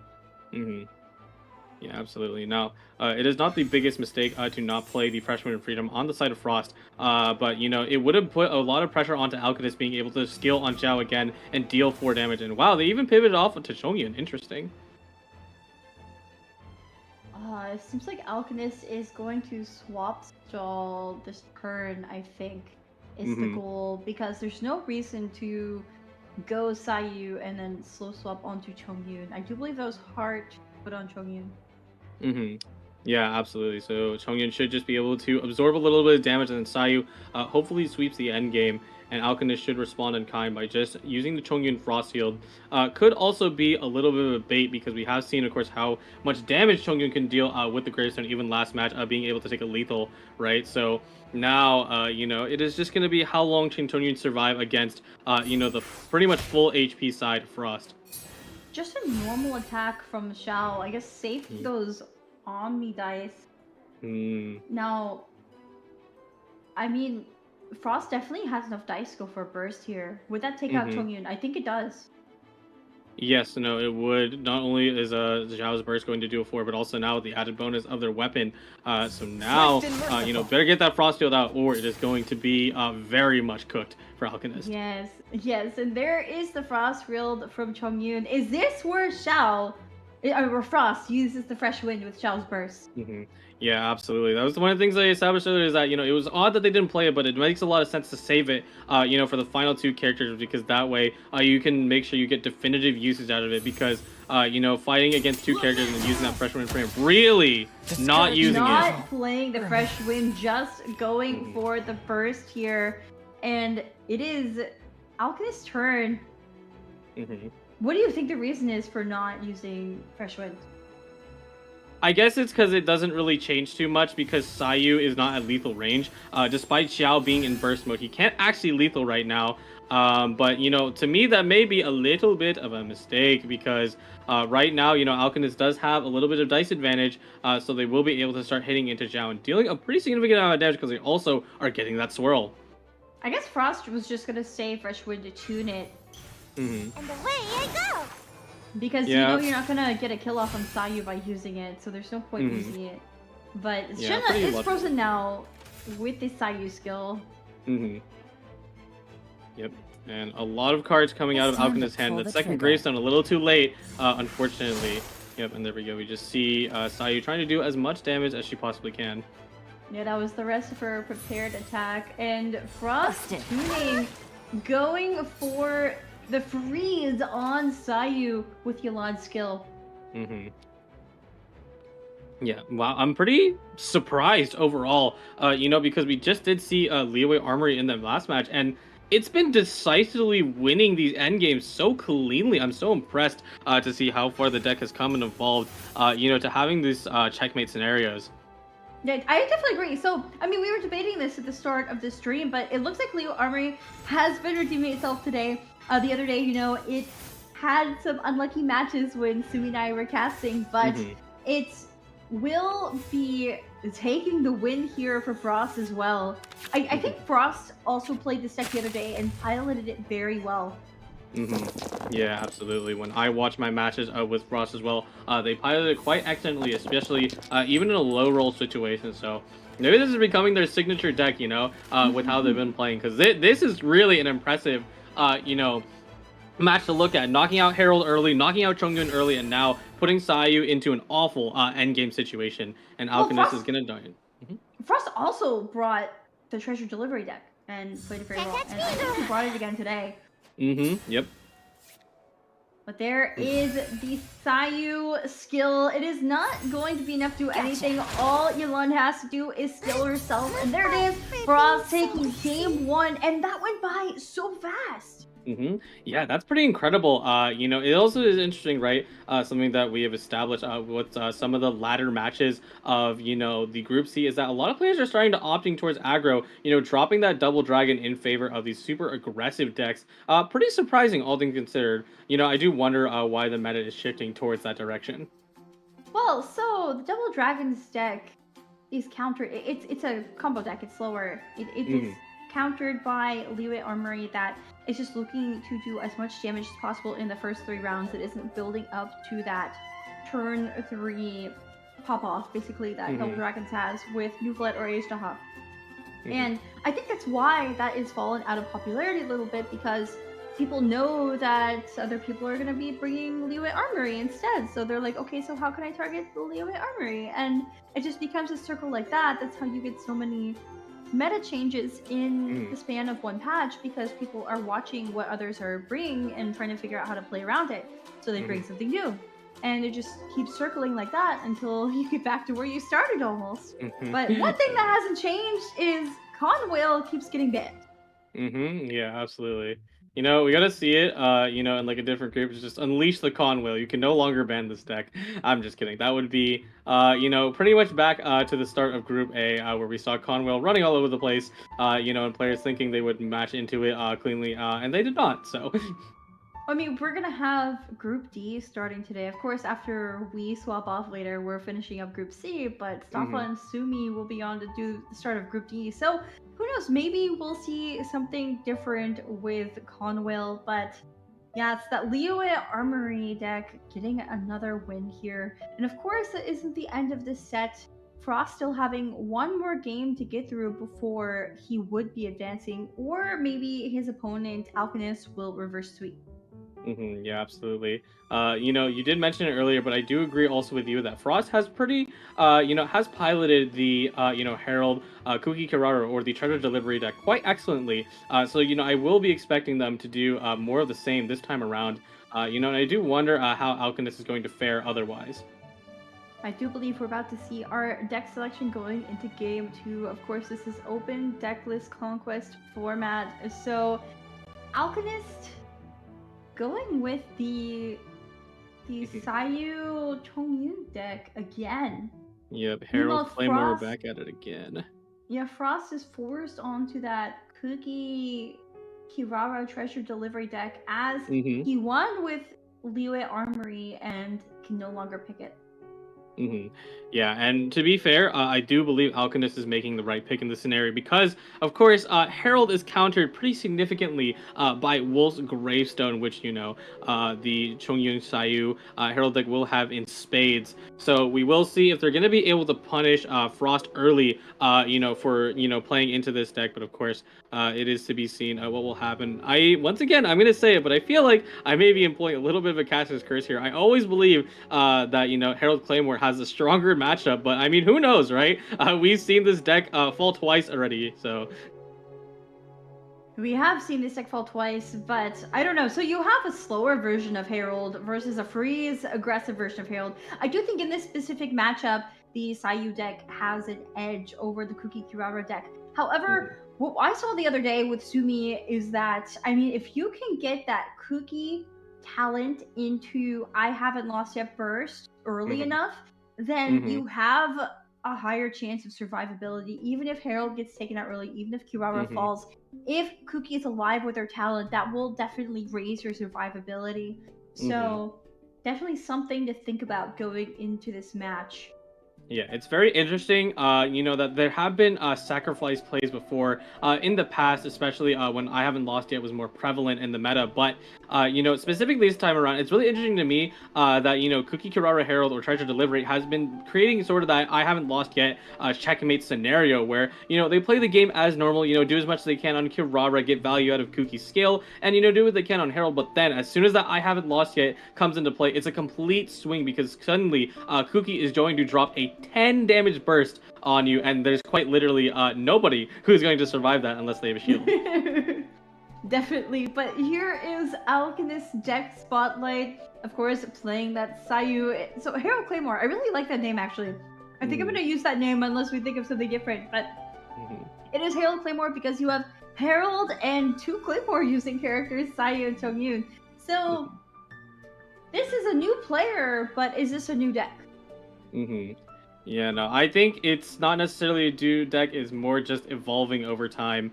You know, and of course we did get to see it last match, so we're just seeing just a refresher once more. Now let's take a look at Frost's Treasure Delivery.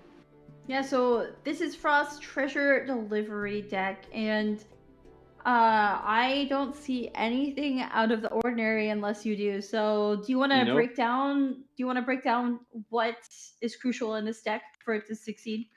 Yes, absolutely. So, for the most part, Frost is going to be, of course, fishing for the Lumen Stone and Timaeus early on just to make sure they can get pretty consistent card draw and dice generation. But one of the things that's really going to push them over the line is going to be that Veteran's Visage, because, of course, Kuki is one of the best users of this card. She will not only, make sure she always targets it herself with healing to generate one dice consistently during the game so long as her skill is active. Yeah, so this deck is called Treasure Delivery because, of course, Wait for my Kirara signal. is a delivery person, and it runs double copies of Underwater Treasure Hunt. And basically, with the Veteran's Visage tech, you can have dice generation and card draw by playing Treasure, because it will block with healing or damage taken, even if your character is not the active character. On top of that, you have things for Catherine, so you can instantly apply Quicken with Kirara and Cookie's skills when you swap characters, and then go for an action after that. Also plays around Judgment, which used to be a more popular card. And then, of course, you have Cookie Talent, Sapwood Blade, and Herald Talent, which are all very crucial cards going into this game, because Cookie Talent, that revive will proc every single round, and Herald Talent can actually be reapplied. That's why you bring 2 copies of it, because you have the egg. So you can bring Herald back and apply Herald Talent again and get that proc of the Curse the Undercurrent going yet again. So Yeah, absolutely. And now we see Frost doing a complete curveball line, that's completely unexpected from any, form playing this deck. They use the new ability of the, in every House of Stone arcade card to draw out their Herald Talent on the first turn. Oh, interesting. So, I mean, having 3 different talents in hand, I wonder if Frost was actually looking for Cookie Talent. Herald Talent could come into play as well, but... Yeah, absolutely. Yeah, it's just so interesting to me that they would go for that line, but it does make a lot of sense because they are probably predicting that Alchemist is going to, of course, be fishing for the Wolf's Greystone. And, as we've seen from the previous matches, Herald quickly gets totally demolished by Gravestone. So they're probably intentionally baiting them out. They want to force them, to take out Herald early and then immediately play that talent to slow their game plan. Alchemist, of course, going for that Herald skill. Before we move on, though, there is a QR code that will be flashing on the screen between these 2 players' profile pictures every so often. If you scan it, it will send you to a survey feedback form. Make sure you're scanning it and telling us your thoughts. Thank you so much in advance. Yes, absolutely. Your feedback is super appreciated. Now, looking on the side of Alchemist and their cards available, I would say in general they have a pretty good lineup. They are going to be able to not only play Timaeus and Liben, but interestingly, instead of playing those cards early, they actually hold back and are going to wait until this moment right now, which should be where they're going to play all 3 of these cards, Timaeus, Liben, and the Golden Troop, on top of Chongyun most likely. What's interesting, so Alchemist does have Seat Dispensary. Oh, and yes. That would discount Timaeus. I wonder if that's the first thing we're going to see. Basically, Seat Dispensary into Timaeus, see what you draw. Because depending on what artifact it is, maybe it would change something about the line Alchemist will take. Yeah, absolutely. Let me think.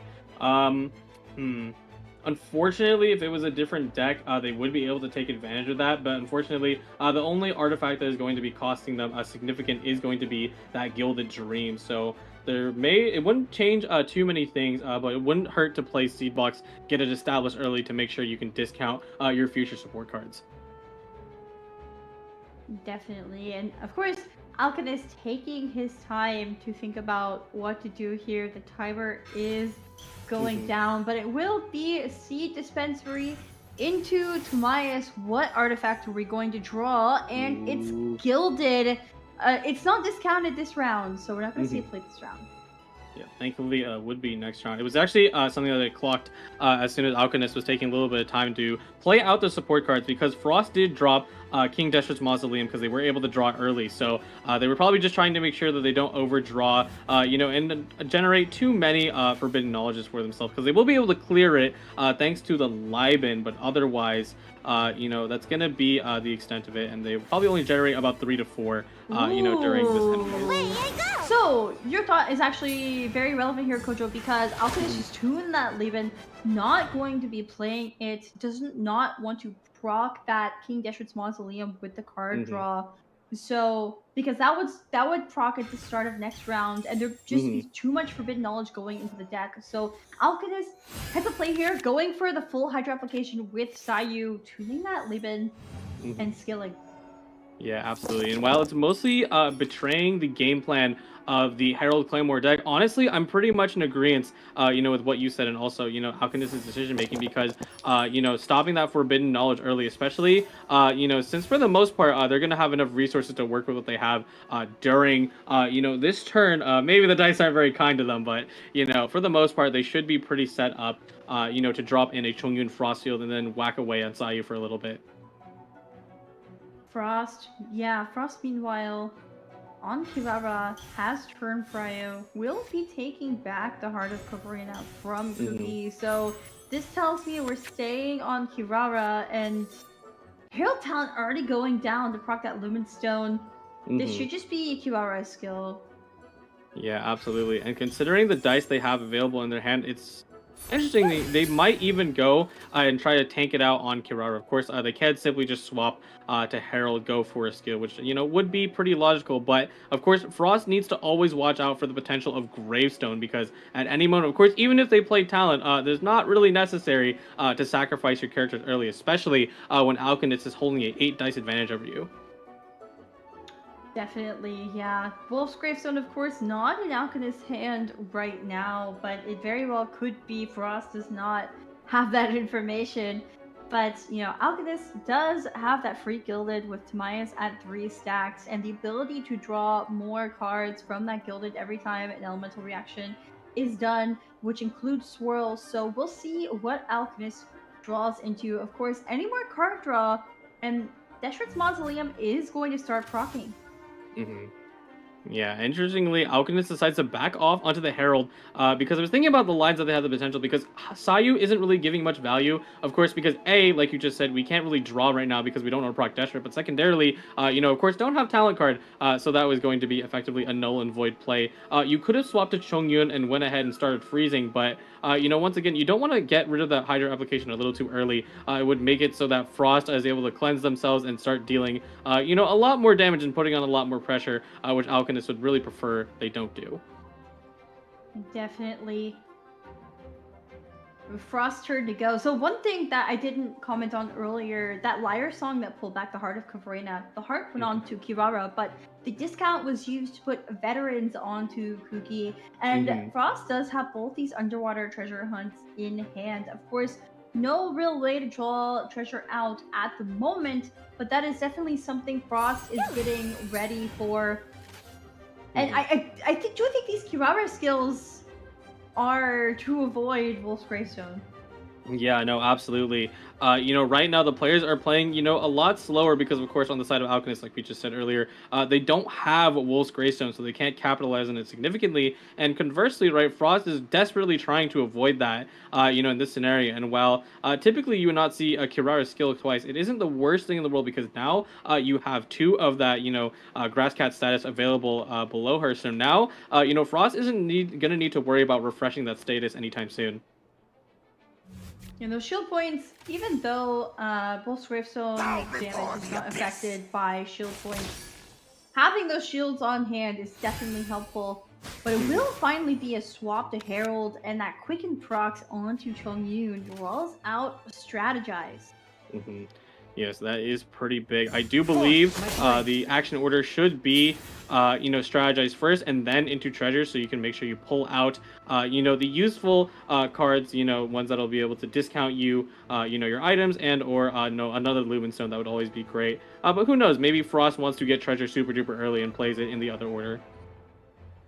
Frost is kind of stuck here, I think. Herald is frozen from Chongyun's skill being deployed. However, I don't know. Where can Frost really go from here?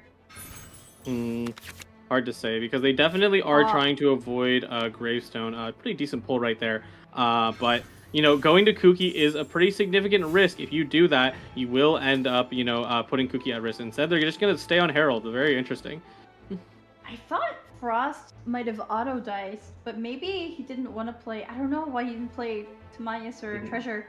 Ended up strategizing with one of his aligned dice instead of the unaligned. No, I absolutely agree with you. Thankfully, they do have Vaughn and Rana to push it into the next turn, but I agree with you. I definitely would have gone and used up those dice because you have 2 aligned. You could have played a Timaeus, draw you out another artifact, and get a Timaeus stack. Never really a bad thing, to have. Even if you don't have, Gilded Dreams inside your deck that's super expensive, it still would have been a pretty nice play. So maybe I'm definitely agrees with you on the fact that it could have been an auto dice there. Though the 2 dice do go to Vana, it's just you can't play Timaeus now to generate stacks later. You can't play Treasure now to draw it into next round. So, but Alchemist going for additional turns here. Using that Gilded and Dwarf Princess. And Herald Revive is now procced with another Chongyun skill. Yes. Yeah, and that will be effectively the end of Chongyun's turn. Unless they feel like normal attacking, which wouldn't be the worst thing in the world. You can start building up that burst. But here's the thing, though. I feel like Frost is intentionally going to play around that burst and force, Chongyun to expend it on Herald instead. The Curse of the Undercurrent, of course. Ooh, this is exactly what Frost wants. But the Curse of the Undercurrent, of course, is now applied onto Alchemist. So every skill is going to cost 1 more. It's just normal attacks that aren't affected. But this is exactly what Frost wants. Drawing that I haven't lost yet. We are going to be looking at a Kooky Burst with that. But the thing is, I don't think I saw Talent yet. Yeah, that is correct. The Talent card is not available currently in Frost Hand, which is really what you want to make maximum value out of the Kooky Burst play. However, there is the Checkmate scenario now available where, in any moment that Alchemist decides to finish off, one of Frost's characters, they will simply retaliate with a massive burst damage. Right now, we're sitting at I believe it is 4, and then plus 1 thanks to Quicken, not accounting for any reactions. And then additionally, they have Sapwood Blade, so that's also going to boost it by another 1. So already pretty strong. Oh, and hey, Adeptus is there too, so it's going to really hit hard. Yeah, there is Adeptus. There's also Catherine, and there is the Catherine. This might just be a quick swap on to Kirara to use her burst with that Adeptus, as you were saying. Frost also having Sapwood in hand. But we're gonna have to see. On the side of Alchemist, I do see Sayu, Talent, and Wolf's Gravestone now with the Golden House. So, Sayu is gonna do, or Chongyun's gonna do a lot of damage when that's finally equipped. But yeah, the swap away from Herald is so Kooky and Kirara are not frozen this turn. Absolutely. And also, secondarily, Kirara herself is no one to scoff at because, of course, she can take advantage of Adeptus as well. And also, Sapwood Blade and her damage also does base 4. Oh, we're going to see it. There it is. The Adeptus is down. 1 more card should proc that Lumen Stone. And with the Quicken, so the Quicken and Kooky skill, how much does this do? It'll be 4 plus 1, which is the Quicken buff, right? So that's 5. And then we're going to add, Adeptus, which is 3, I believe, right? So 5 plus 3 is 8, yes?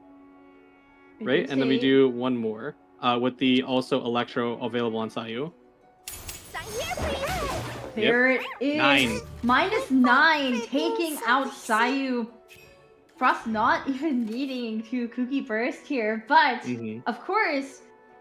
Oh, and Kirara is above Wolf's Greystone range because of the Kooky skill healing her when swapping. Yeah, absolutely. I would expect Alchemist to simply respond with a Chongyun Burst, quickly get rid of Kirara, but of course, there's that checkmate scenario coming into play. Oh no, they realize it. They're like, don't do it. I know what happens when I take down one of Frost's characters. I will get punished for it very hard. But now Frost can just swap over to Herald because you're not fearing the swirl freeze, right? Yeah, no, there is, there is no means to freeze otherwise, so Alchemist Herald should take full value. I do wonder, actually, no, definitely not.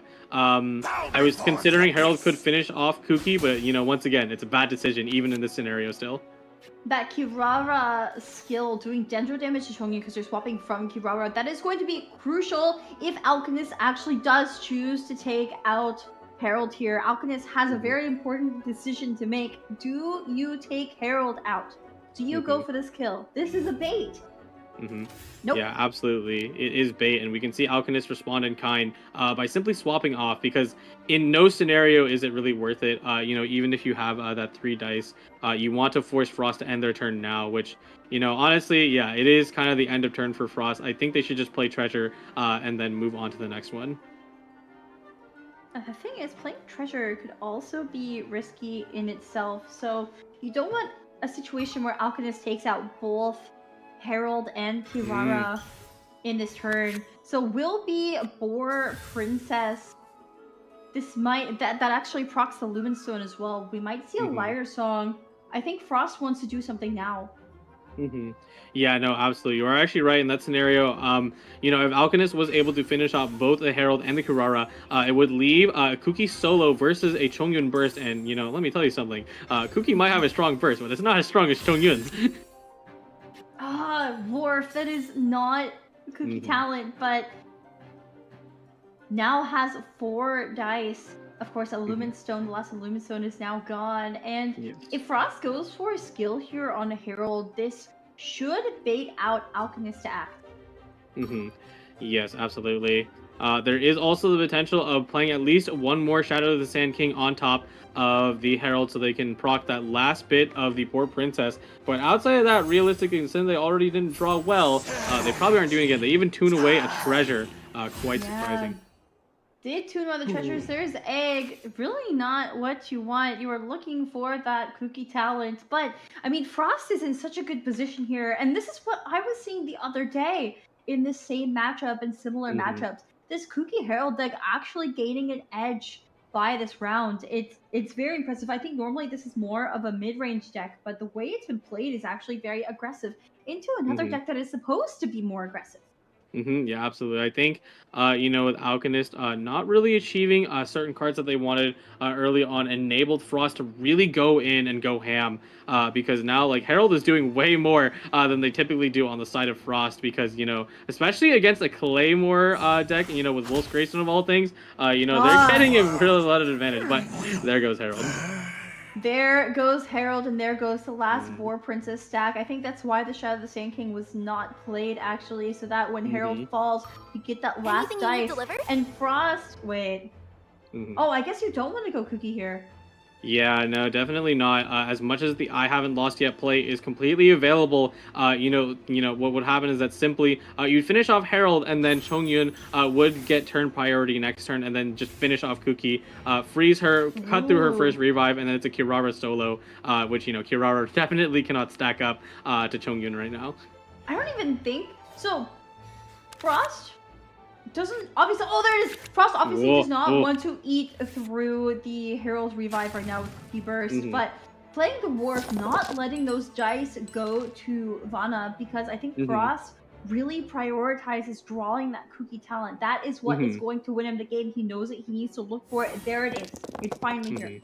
Yeah, absolutely. Now Frost can definitely swing this game around. Now, right here, it is their turn, and Alchemist shouldn't be attacking with Burst into Kirara for whatever reason, but now they just need to make sure Kuki can finish the job afterwards. I actually wonder if Frost is simply going to go for a normal attack on Herald, or if you Kirara skill. What do you think in this case?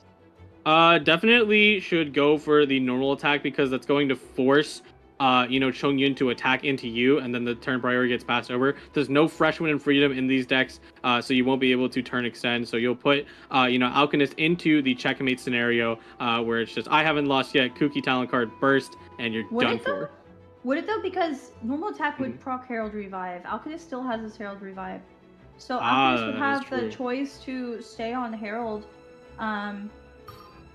So that's what I'm wondering. Do you actually just go for the normal, or do you skill here? The other thing Alchemist has to think about too is, so Alchemist has a Curse the Undercurrent applied on his side, but also there is the Kirara Burst passive, where if you play a bunch of cards, you're actually going to be taking Dedra damage. Maybe Frost just skills. It is actually hard to say. Clocking that Herald revive definitely throws a wrench in the mix, but they go for the normal attack, and from there they probably will actually, oh, they don't have enough dice for it. I was considering that they could before they attack on Kirara, revive their other herald and then use it as a meat shield before they do all of that. But now that's thrown out the window, and now Alkindus has kind of a lot of control over this match. A lot of control indeed. I'm just looking at this board state. Looks like we'll be playing Forbidden Knowledge. Draws a card. It is fast swap. This is really close. This game is very close. Yeah, no, absolutely. I'm a little surprised that Alkindus would be so willing to use the Forbidden Knowledge, because that's going to push them closer and closer to the lethal breakpoint. Of course, Kirara doesn't attack on her skill, but that doesn't really matter because, all she needs is to equip that Sapwood Blade, and then Herald would be lethaled. So, it would be, a very difficult scenario. Frost only 3 dice left. You can't Yes, equip of course. Sapwood and actually go for another action there, so I think Alkindus also doesn't really care if Herald goes down in some ways, because it's Chongyun he wants to keep alive, but what he needs to play around right now is that Kuki talent. Lyre Song to pull back the Gilded will apply Dendro to Herald. Now Herald is within a normal attack range from Kirara, but the thing is, if Frost goes for it, we out of dice. Yep, you're going to be out of dice, and then Alkindus most likely would just float a ton of the dice to take that turn advantage like we saw earlier in other matches, and then it would be curtains for Frost. They would never be able to get a chance to get off that Kuki talent, and regardless, would be frozen, so... Boar Princess. What is this for? What is this for? I wonder if the Gilded will actually go on to Herald in this case, just to get the extra dice. Yeah, the extra dice when Herald goes down. Yeah. It's a little surprising to me that they would do that, because it feels a little bit like a waste of resources, but you got to do what you got to do. There you go. Yeah, they're really planning on sacrificing this Herald if they force procced both of Kirara's grass cat bombs. I'm really not sure if I like the normal attack from Kirara. I feel like it should have been a skill. Well, the thing about skill is that it basically is going to make it so that, you have 2 more shield points, but then Herald, has all the fail-safes in the world, to make sure they push through that. But now Frost is going to be forced to go for this I haven't lost yet Kuki talent play. Out of my way! Yep. Going to be Herald down for the count, but Chongyun 7 dice, now 8 dice, has all the actions in the world. Yeah, exactly. And and that's why I'm not sure if I like that. I'm not sure if I like this. For Frost. Right. Ooh, 1. Actually, not really. I was considering now that Frost has 2 aligned dice, they could play Egg, but there's no dice to actually swap to that character, so they wouldn't be able to tank out any damage. They would just be able to revive a character, and then they would simply have to sit there until the next round. So I do think that the artifact on Kuki right now is Veteran's Visage. Another hit from Chongyun's Burst, for example, should be something like Treasure coming up at this point. There should only be Treasure left in Frost's deck for the most part. So there could be a play where Frost draws a Treasure, plays Egg, plays the Treasure, swaps off Kuki. Yes. Absolutely. Especially if there's no gamblers on Chongyun. Yeah. And hopefully that's the case, that they're able to pull something like that out, because it's going to be happening next phase. Here comes the Gravestone on Chongyun. Ooh, it's going to deal a lot of damage. 7 plus 1, 8 onto Kuki right now. Or actually, slightly more than that, because they have reaction as well. So, 7 base, plus 1, plus 2. It will trigger Kuki's revive. Yep. Yeah. Oh! Ending! Ooh, wait, really? this is so Alkindus has turn prio going into next round too. Because absolutely. if Alkindus goes for that burst now, it's going to proc Kuki revive, but it's also going to use up the hydro application on Kuki, so you can't freeze her in later rounds. So that is why this is happening. But that, look, okay, so wait, Play treasure? Draw another treasure? One more treasure? No, unfortunately. Oh wait, no, not. that was Shadow the Sand King. Yeah. Wait, Yeah, for Shadow of the Sand King forcing, being played over the other veterans, so now they can't draw out. So they may have gotten, another dice to revive, but he still can't use it. So if anything, if I were Frost, I would definitely revive now and then, simply, go for the next turn because that's all you're going to be able to do. I wonder if he'll play Lumenstone. Lumenstone is definitely a consideration to make. Of course, would be able to give you more dice in the next turn, but we are effectively getting close to the end game. Ooh, double treasure, nice. That is exactly what you need. Oh, and there's another hero talent. Ooh, this could be huge. Okay, so I think the reason why Frost did that, Frost played the treasure, played Shadow of the Sand King, draw the treasure, and played the treasure to bring Kuki above the breakpoint that is Chongyun's burst with Wolf's Gravestone, and so now it's an additional action to proc her revive. Now Alchemist is going to be forced to end the game now. Like there's, oh my, this game is so close. Yeah, no, absolutely. And Alchemist unfortunately does not have any gamblers, so even if they finish off Herald, they won't be able to take advantage of it. And now the curse is back. And if anything, actually, Alchemist still has the curse on, so Frost is just gonna punish that immediately.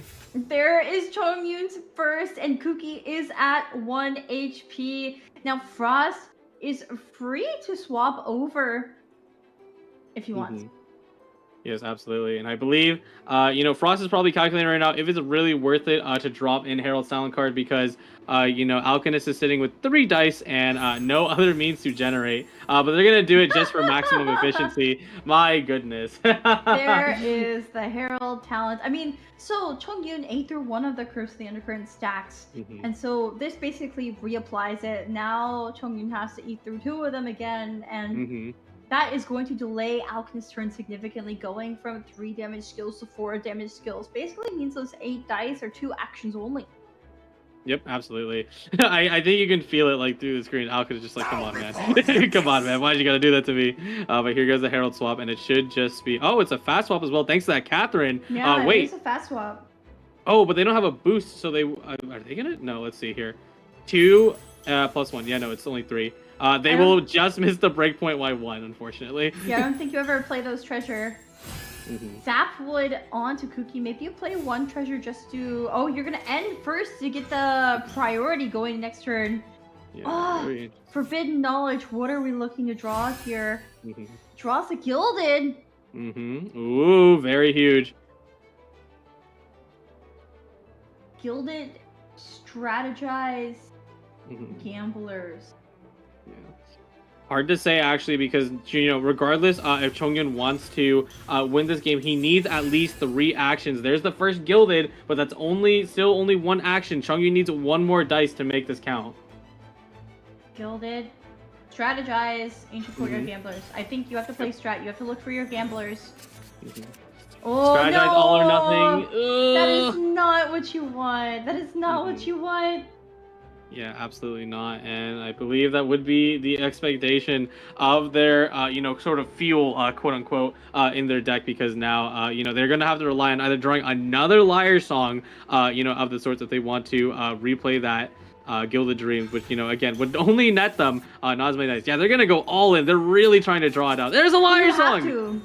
You have to, because the thing is, as soon as the next round starts, Frost has that quick swap. Frost can always go over to Kuki and simply normal attack with the Sapwood, and that would be it. So, unfortunately for Alchemist, Game 2 is going to go to Frost here.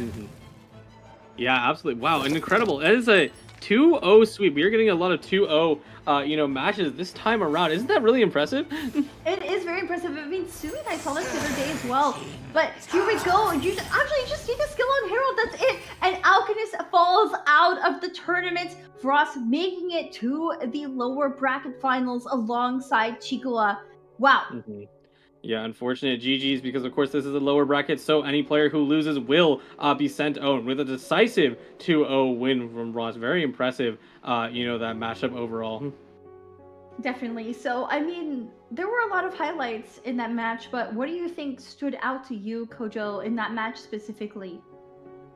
There were a couple things. It was pretty impressive to me that Frost was able to not only fish out the checkmate scenario that I talked about with the Kooky talent and the I haven't lost yet, but also make sure to maximum value that egg play, because I was expecting that they would just play it as soon as possible and make sure they can take the damage. But notice they, perfectly calculated, like you said, get Kooky to 10 HP, pass that break from Chongyun, eat the damage, and then move to Herald and put them, even harsher into a checkmate scenario. Really impressive, min-maxing from Frost.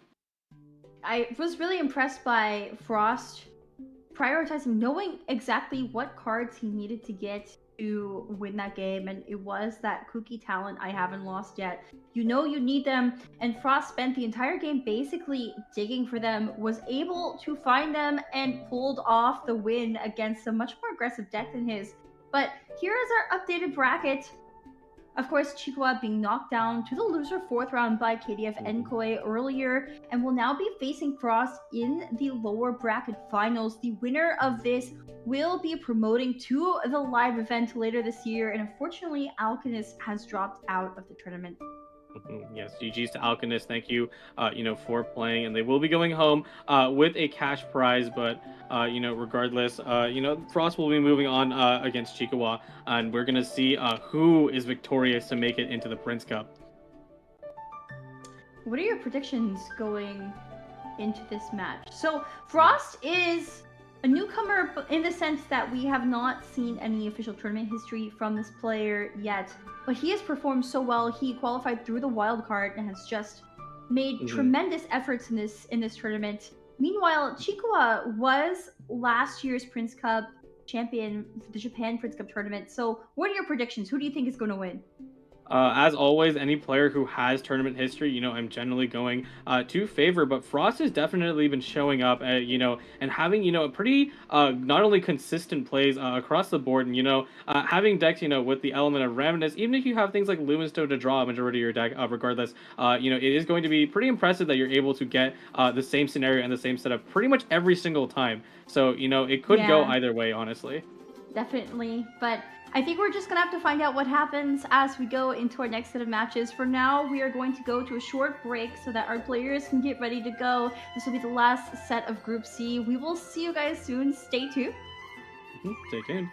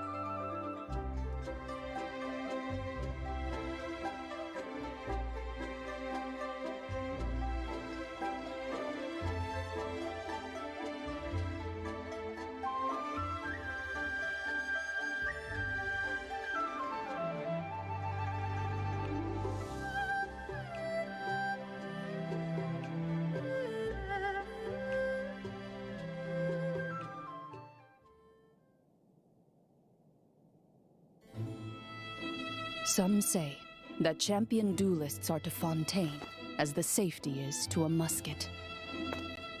Which is to say, a chance to defend one's honor and avoid the scrutiny of the prosecution. A way to unload the pent-up emotion in the courtroom without a violent eruption. But there's another way of looking at it, namely,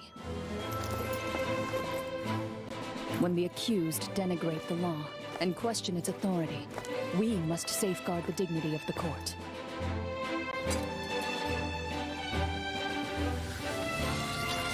And as a last resort, we will do so by force. In that case, Mr. Mescal, please confirm whether I understand the defense's position correctly. You vehemently oppose the law, refuse to stand trial, and request an alternative recourse to defend the honor of your guild. That's right. I demand a duel.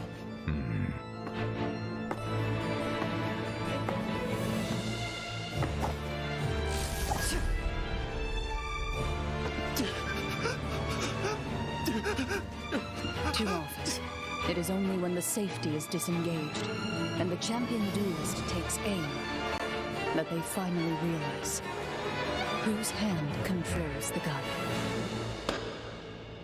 The request for a duel is approved. This decision is irreversible.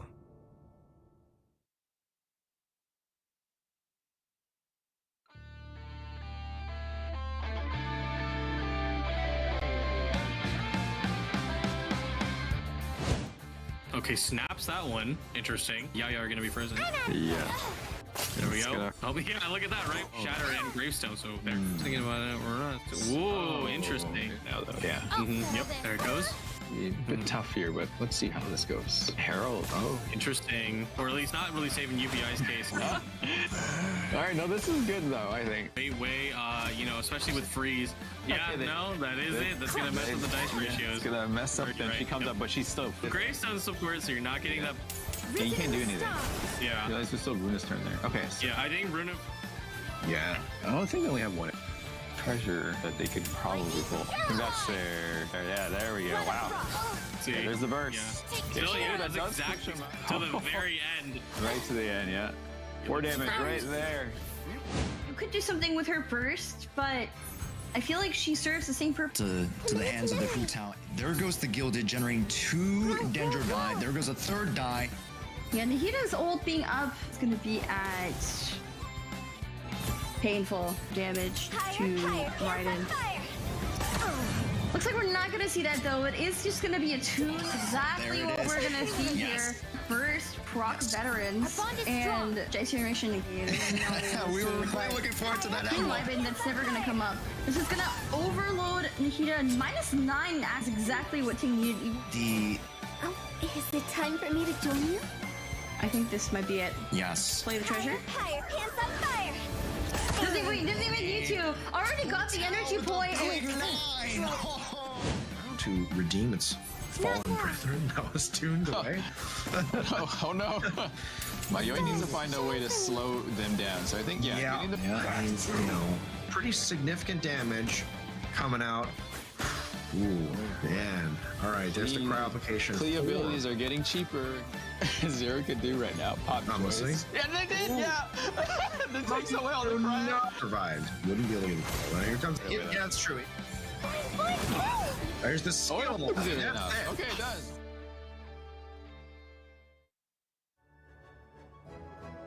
All must burn. Here comes the finale. Welcome to the Prince Cup Atlantic Top 32 Recap. As the former champion of the North American Prince Cup, Robot Wizard's spectacular performance has undoubtedly left an impression on many audience members. In this Atlantic Group A qualifying stage, he once again showed his strength with an incredible comeback. Let's dive into this exciting match. In this match, Sean uses the Yalan Burst deck, which was most popular before this recent update. This deck leverages the underwater treasure hunt to perform multiple actions in a single turn. On the other hand, Robot Wizard uses the Fatuizan aggro deck, which was reliant on weapons and Farazan's elemental burst damage bonuses to deal massive damage as early as the second round. In the first round, both players followed their own standard strategies, but the match heated up instantly at the beginning of round number 2. At the start of the second round, with Tandoori's roast chicken, Farazan knocks out Yelan, who was about to unleash her elemental burst. However, this did not impact Sean's offensive pace with treasures. In the third round, with the lightning probe that had not been triggered in the previous round, Thundering Manifestation KOs Farazan and then uses Sataria to gain a large amount of undersea treasures to knock out Lynette. In the fourth, Robot Wizard was left with only a 2 HP Lenny, but thanks to his previous strategic setup, he had managed to gain a large number of die and cards in this crucial round using Lieben and Weeping Willows of the Lake. Meanwhile, Sean had only 2 die available for La Senora, and the usable cards had been depleted in the previous round's treasure offensive. Although the Senora could use her elemental burst, she had transformed, and her health was just within Lenny's sharpshooting range. Based on Sean's reserved tactical moves, Robot Wizard seemed to have deduced that Sean had RNG issues. Thus, he withdrew King Squire, preventing the elemental burst damage from knocking out Thundering Manifestation while using up all of his die to try to lure out Senora. Sean did fall for this trap, a long-awaited Woven wins, with the cost reduction effect of King Squire. Lenny delivered the decisive blow, La Senora was knocked out, and Sean loses his last chance for a comeback. As the round ends, the summon knocks out Thundering Manifestation, and Robot Wizard secures the victory in this match. Building on this momentum, Robot Wizard successfully advances to top 8. Can our former North American champion continue his trail of glory? Let's wait with bated breath.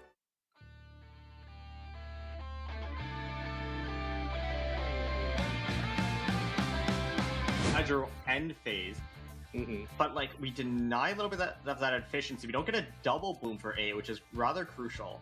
Or just add the entire team, right? So Kave does not have, or just the team in general does not have a lot of HP left. I aim to mention, but one of the abilities of... Oh wait, we don't even need to because of Spontaneous Research.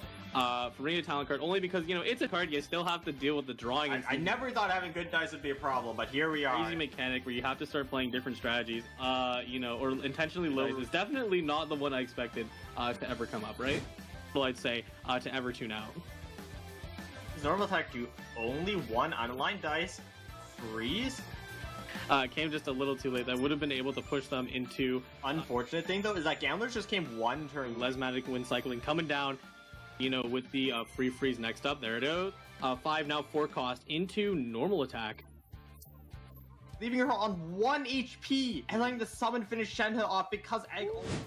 For a crazy line right here, 4 Princess into 3 Gamblers. Here comes the stomp. You out of their cut. Undercurrent if you so desire, but they certainly wanted to, you know, pushing those 3 dice use them in the same round. Life, you know, so we have to be considerate of that. But here it goes, then up to 6, and then you can't. We want to be safe that tag, and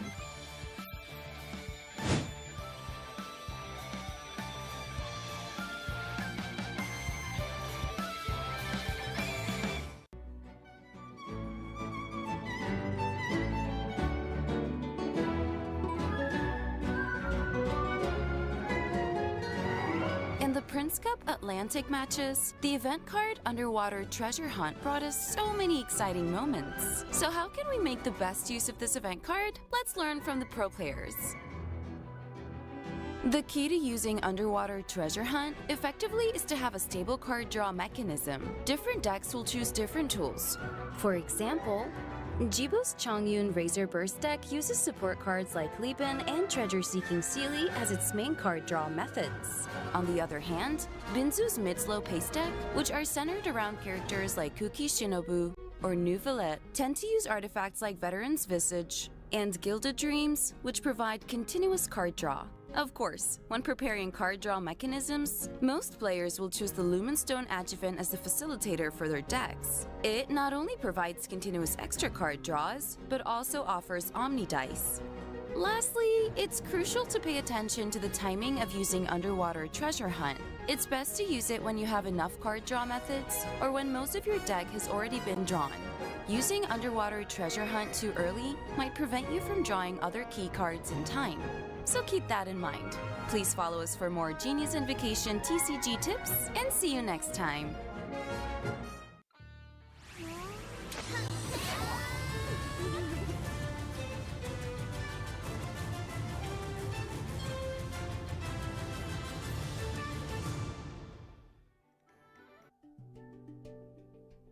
And welcome back, everyone, to the Astro Carnival Prince Cup Pacific Tournament. Once again, I am one of your casters today, Leah, aka Windflower Leah, and with me is Kojo Creations. Yep, we're going to be back for our third round of Group C, and not only the third round, but the final round of Group C. I'm super excited to see Frost and Chua face it off for their chance at the Prince Cup.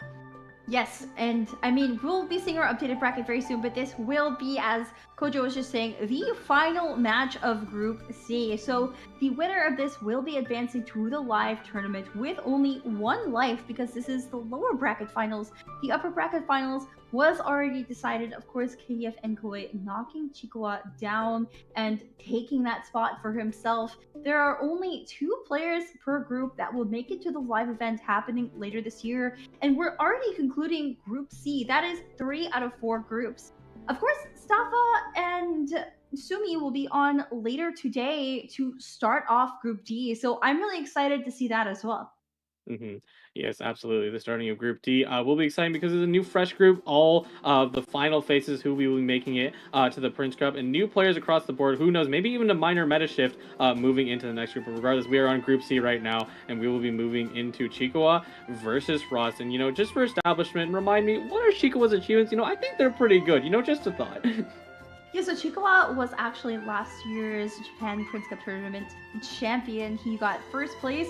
He's also performed at the Asia Invitational. I've had the pleasure of meeting him in person as I was there casting it in Shanghai. And he was third place, I believe, in WCG Busan.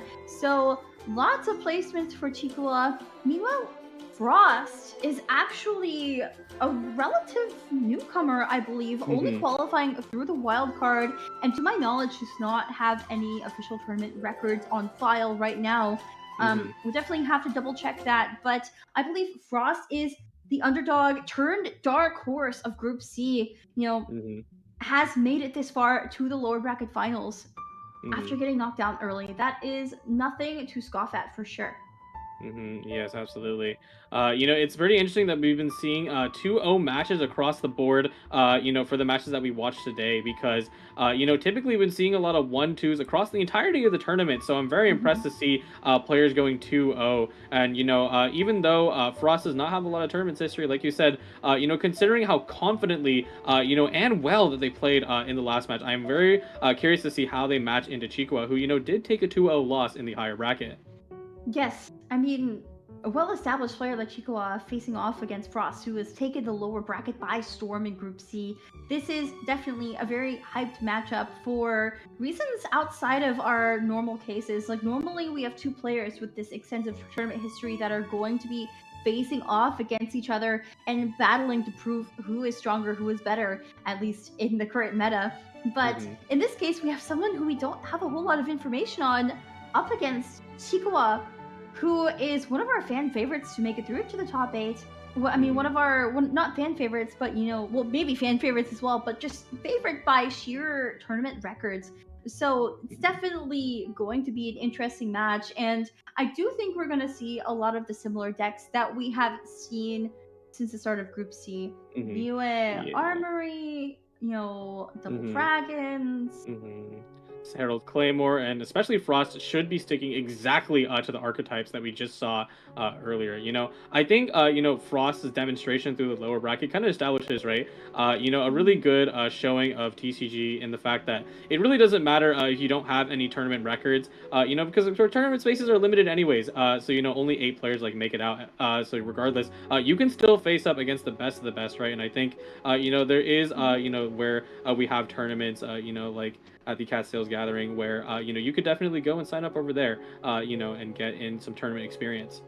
Yeah, and I mean, so just a reminder of the hierarchy of tournaments here. The Serious Showdown is how most players qualify. 24 out of 32 of these participants came from that Serious Showdown tournament, and in the first place, they were seeded into Serious Showdown from performing well in past Cat Sales Gathering tournaments. They accumulated basically tournament points throughout seasons 1 and 2 of 2024 Catskills Gathering, and got into the serious showdown, battled it out, made it to the top 24, and then the other 8 spots in the top 32 came from that wild card, which was open signups. So Frost definitely had his fair share of battles in the wild card, but here is our bracket just to reiterate what we were saying. We will be Chua versus Frost in the lower bracket final. Yep, absolutely. The lower 4th round, a gauntlet of the lower bracket. Frost going all the way from the bottom, all the way back up to the top. Incredible. And Chikawa as well, plowing through the top and then unfortunately falling. And this will be the final battle to decide who is the last player to survive Group C and make it into the Prince Cup. Yes, KDF Enkoe winning through the upper bracket, taking out our Prince Cup champion Chikawa from last year's Japan Prince Cup. And now we have quite the battle ahead of us. This will be the last set of Group C. Unfortunately, one more person has to go home. Well, I guess they're already playing from home. This is the online qualifiers to the live event, but... Indeed. Yes, but regardless, it is, quite the achievement that they can make it all the way now. As we're waiting for the players to get themselves set up, I would expect Frost to play nearly identical of what they played last match. Now, Chikawa, however, I'm definitely expecting them to get rid of that Double Dragon Layla deck because, unfortunately, it did not go well for them in that first round. It didn't go well, but I do feel like Chikawa was making quite a few mistakes in that first set, and it was really surprising seeing those mistakes being made. Just basically using so many resources just to freeze that Chongyun early, like Fire Song, double killed it, etc. There's only so much you can do when your opponent has high rolled that much and you don't really have the draws you want, but I do think Chikawa could have made some other decisions. And unfortunately, if Chikawa doesn't make it here, he will be knocked out into the top 16. So I just wanted to talk really quickly about the prize distribution as well. This is something we don't really update too much in this top 32 online portion, but the top 32 qualifies for 600 USD immediately. If they play one game in the top 32, they get that 600 USD, and then it moves on to the top 16, which brings them up to 1200. Of course, whoever gets knocked out in the lower bracket finals will be going home with 1200 USD. Meanwhile, if you qualify for the in-person tournament, you actually get bumped up to 1600 USD minimum. So not only are they trying to get a ticket to the live event later this year, but they're also battling for increases in prize tiers. And at this stage in the tournaments, they're already in the top 16. They have doubled their prize money coming into the top 32. So I just think that's some interesting context as well for why players might be fighting so hard, what the stakes are. Yeah, absolutely. Even with those prizes, obviously the ticket to the Prince Cup is the most coveted prize that anybody could ask for. And of course, having that chance to make it all the way in the top 8 does also mean, something I actually don't talk about a lot, but that golden card back. Yes, that golden card back is so beautiful. It is definitely a sign that you are a well-established player, because only those who attend the live event as players will get it. Us casters don't get it. I don't have one from last year. Yes, I want a golden card back. That would be awesome because, these players do, of course, since they do continue with Genius Invocation TCG, sometimes when you see that golden card back, if we're just matchmaking or another tournament, we're like, oh, it's them, the top player. Oh, no. It's definitely like a sign of someone's status, for sure, as a top qualified player. And especially as the years go on, if you have one from the first year, well, look at you. You are so well accomplished, right? So it's someone to be feared in random matchmaking. Yes, absolutely. Yeah, this year's theme was the chasm, so we're gonna see a nice, shiny, representation of the chasm. Is there a sub-region that you think should be represented on another golden card back in the future? I'm thinking, the most recent one in the version 4.6 of Remuria would be awesome. I have not yet played Remuria, so I can't speak about it. And I am someone that's really into Genshin Impact lore, of course, so I am very excited to go and play Remuria. My vote is probably for Enkonomia right now, because it is sub-regions, and my favorite one's Dragonspine and the Chasm are already chosen, so it has to be Enkonomia. But absolutely. Here we go. We have our deck selection. This is the final set of Group C. Chikua and Frost both bring in Conwell and it got banned. It is definitely earning that 80+% ban rate. It is pick ban right now. And it looks like they're both running their respective iterations of Herald decks. I would say that this Treasure Delivery Kirara deck is signature for Frost. Yes, absolutely. Frost has had probably the most impressive run with Treasure Delivery, I would say. Like I established, earlier in their other matches, checkmate scenarios. They're always going for it, and they're always fishing for it. And when they get it, they capitalize on it hard. They do. And, I mean, they have proven... He's proven that he knows how to pilot this deck. Just the other day, when I was casting with Sumi, he also piloted it very well. Able to get wins off with the I Haven't Lost Yet Kuki talent. That's exactly what we saw earlier, but here is Chikawa's Herald Claymore deck. Yep. Pretty standard across the board, except one subdivision, I would say, in the fact that it is a bit of a hybrid, that they do have Undersea Treasure available to them, because, the other players that we saw, throughout the tournament have been playing the full aggressive version where they just knock out Treasure, replace it with something else, but this is a tiny bit of hybrid, so as long as Chikawa draws it out, they will have a fallback mechanism in case, things go south for them. What's funny is that I think this might be KDF Enkoi's exact deck. So, Chikawa did not play this deck yet earlier, replacing it for Double Dragons. Basically, Double Dragons was the deck that was in the slot earlier. Yes. But now it looks like Chikawa has taken KDF Enkoi's list, because I think it is identical. I'm cross-referencing right now. It is identical to the list that beat him earlier. So, yeah. This is like in Atlantic when everyone was taking a page out of Robot Wizard's book and playing that Tomyun Racer deck. Yeah, absolutely. They're like, hey, I lost that deck. Let me try that. All right. But here we go. Here's Frost's deck, this Treasure Delivery. And honestly, it is hard for me to choose who to root for in this case. It's gonna be interesting. Once again, I think you know what? Maybe I just won't say it because, I talk about the matchups all the time into these, but then it always ends up being the opposite of my expectations. So, maybe I'm just not going to say anything this time, and we'll leave it to fate and, of course, the player's skill on who will take it over, but, of course, a review of Frost's deck. We just saw it last match, so, again, if you need a refresher, but, it is Treasure Delivery, gets maximum value out of Kuki and Kirara's skills to not only draw cards, heal you, and deal damage just by swapping, and then otherwise, you won't be able to draw out most of your cards and get that Undersea Treasure, and once that comes into play, you get a lot of value out of your deck. And of course, you have cards like Sapwood Blade. Honestly, Sapwood is such an interesting inclusion. Of course, it is a 3 unaligned crossed sword where if you equip it and go onto either Kuki or Kirara and you normal attack, it will give you 2 dice that are corresponding to the character you equipped it on and did the normal attack on. So if you put it on Kirara, you normal attack, you get 2 Dendro dice back. Put it on Kuki, it's 2 Electra. But plus 1 damage as well. Yeah, absolutely. We haven't been able to see it deployed too much during these matches today, but absolutely is super duper useful. And Frost has been consistently drawing into it, so who knows? It's only a matter of time before it ends up, shifting the matchup in their favor. But here we go: Chikawa versus Frost, the mathematician versus the aggressive. Who will be taking it for this first match? And something deciding for their Prince Cup. Yes, we are getting into this first match of the last set of Group C here. And before we get in here, there will be a QR code repeatedly appearing on the left-hand side. If you see it, please feel free to scan it with your phone and send in your feedback. We would definitely love to hear it, whether you have anything positive or negative to say. If you just want to tell us your thoughts, please do so. It will help us improve our cast significantly. And, if you like things like raffles and welkins or whatever, make sure you say that.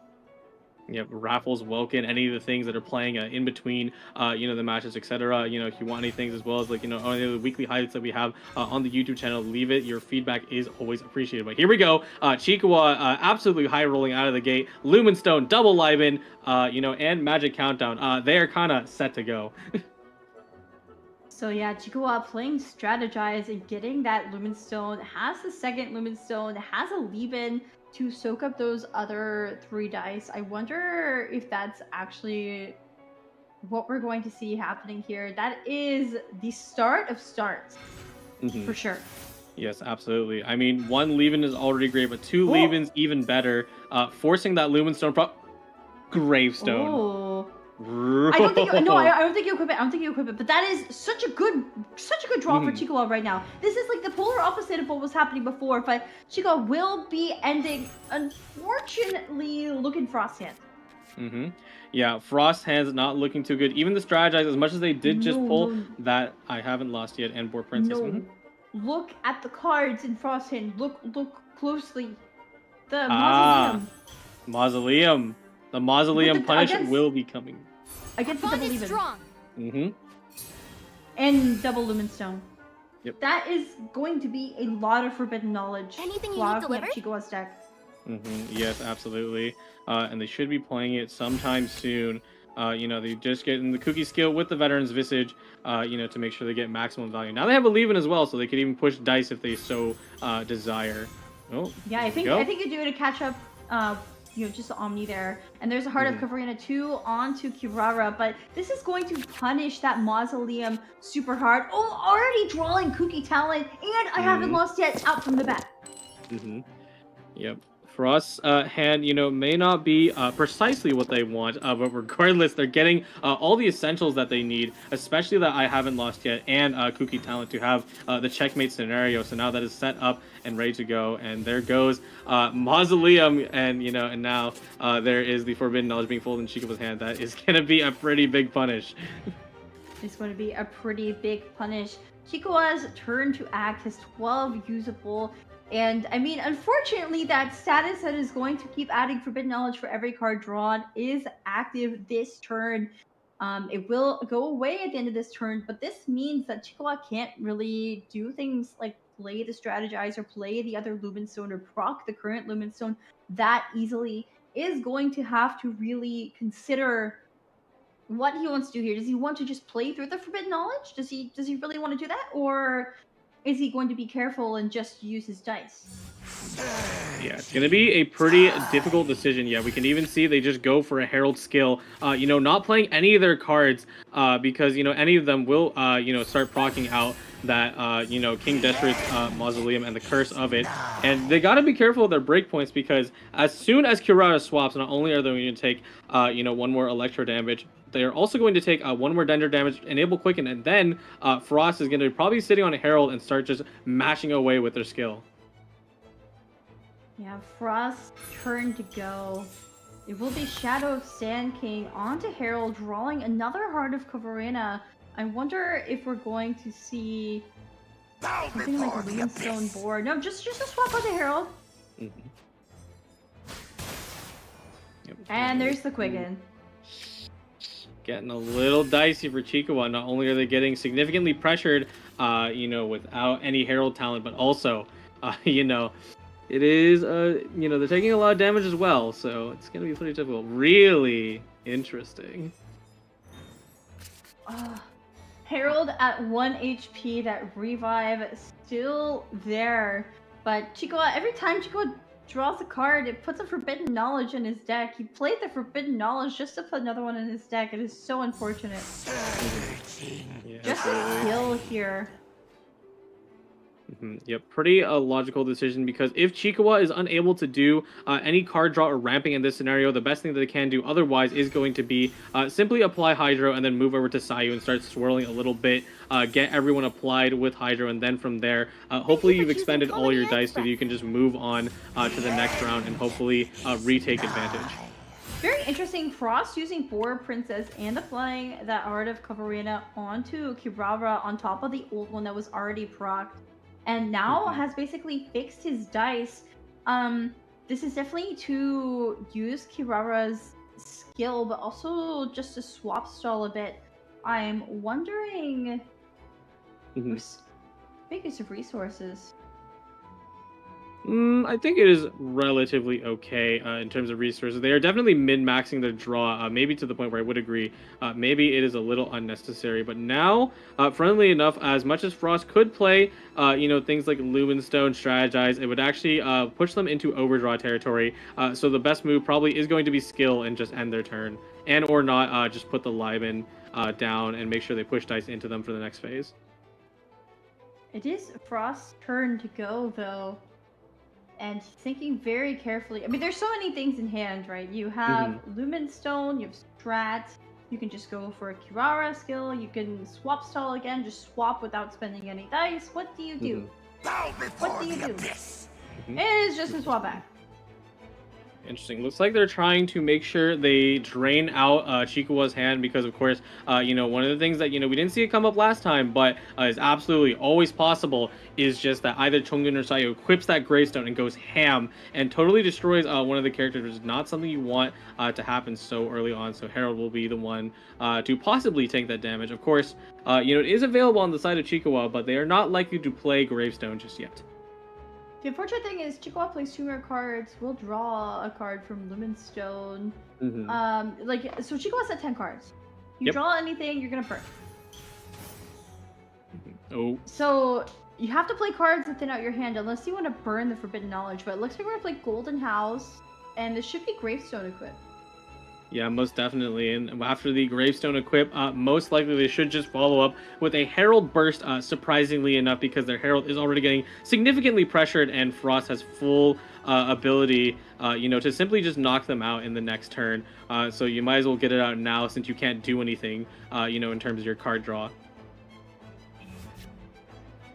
Ooh, Sayu. Swap onto Sayu, but playing that Golden House indicates that you're definitely going to be equipping Wolf's Gravestone.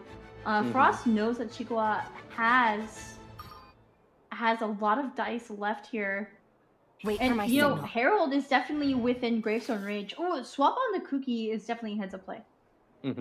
Yeah, absolutely. Great move. Just make sure Kuki is able to eat the damage even if Greystone comes into play. Almost, if anything, Chikuwa may have accidentally telegraphed the fact that they are putting down Gravestone when they put down that Golden House. So slightly unfortunate, but regardless, shouldn't matter too much in the end. I'm out of here. So there is a prepared skill from Sayu. Of course, swirling nothing and generating another dice for Frost. Thank you for choosing I think it should just be a swap again. Yep, onto Kirara. They get the damage. Yep, they're able to get that damage thanks to second piece of Sayu's skill. I actually know that it is the Gravestone damage that's not actually Sayu proccing, because unless Sayu stores an element on the first hit, she won't actually get bonus damage on the next. So, you know, definitely reducing the amount of damage that Chikuwa can deal to Frost. You know, very good heads up play, like you said earlier. The clock is ticking down, and it will be another mausoleum. Chikuwa is in for a world of trouble with all this forbidden knowledge being put into his deck. But I believe there could potentially be another action on Chikuwa's side. Yes, absolutely. There definitely can be another action on the side of Chikuwa. It's the question if they'll even go for it, because now that Mausoleum is available, it's going to be only through your action cards that you can squeeze out that extra turn. And there we go. We see, you know, Heart just played on top of Herald. Looks like they're going to swap to Herald and just tank it out for now. So the Heart was put on Herald, but this could actually be a Liar Song to take back the Heart. Put it on Sayu, play 4, and equip that Gamblers for free on top of the Heart. I wonder if that's what we're going to see. No, Gamblers on Chongyun. Looks like we're just passing. Once again, we've been seeing a little bit of a trend of this during this Group C specifically, but people have been pre-playing Gamblers early. You know, they are getting a little bit concerned about how many dice they have available, because, you know, these matches have been starting to end super duper early, like rounds 2 and 3, right?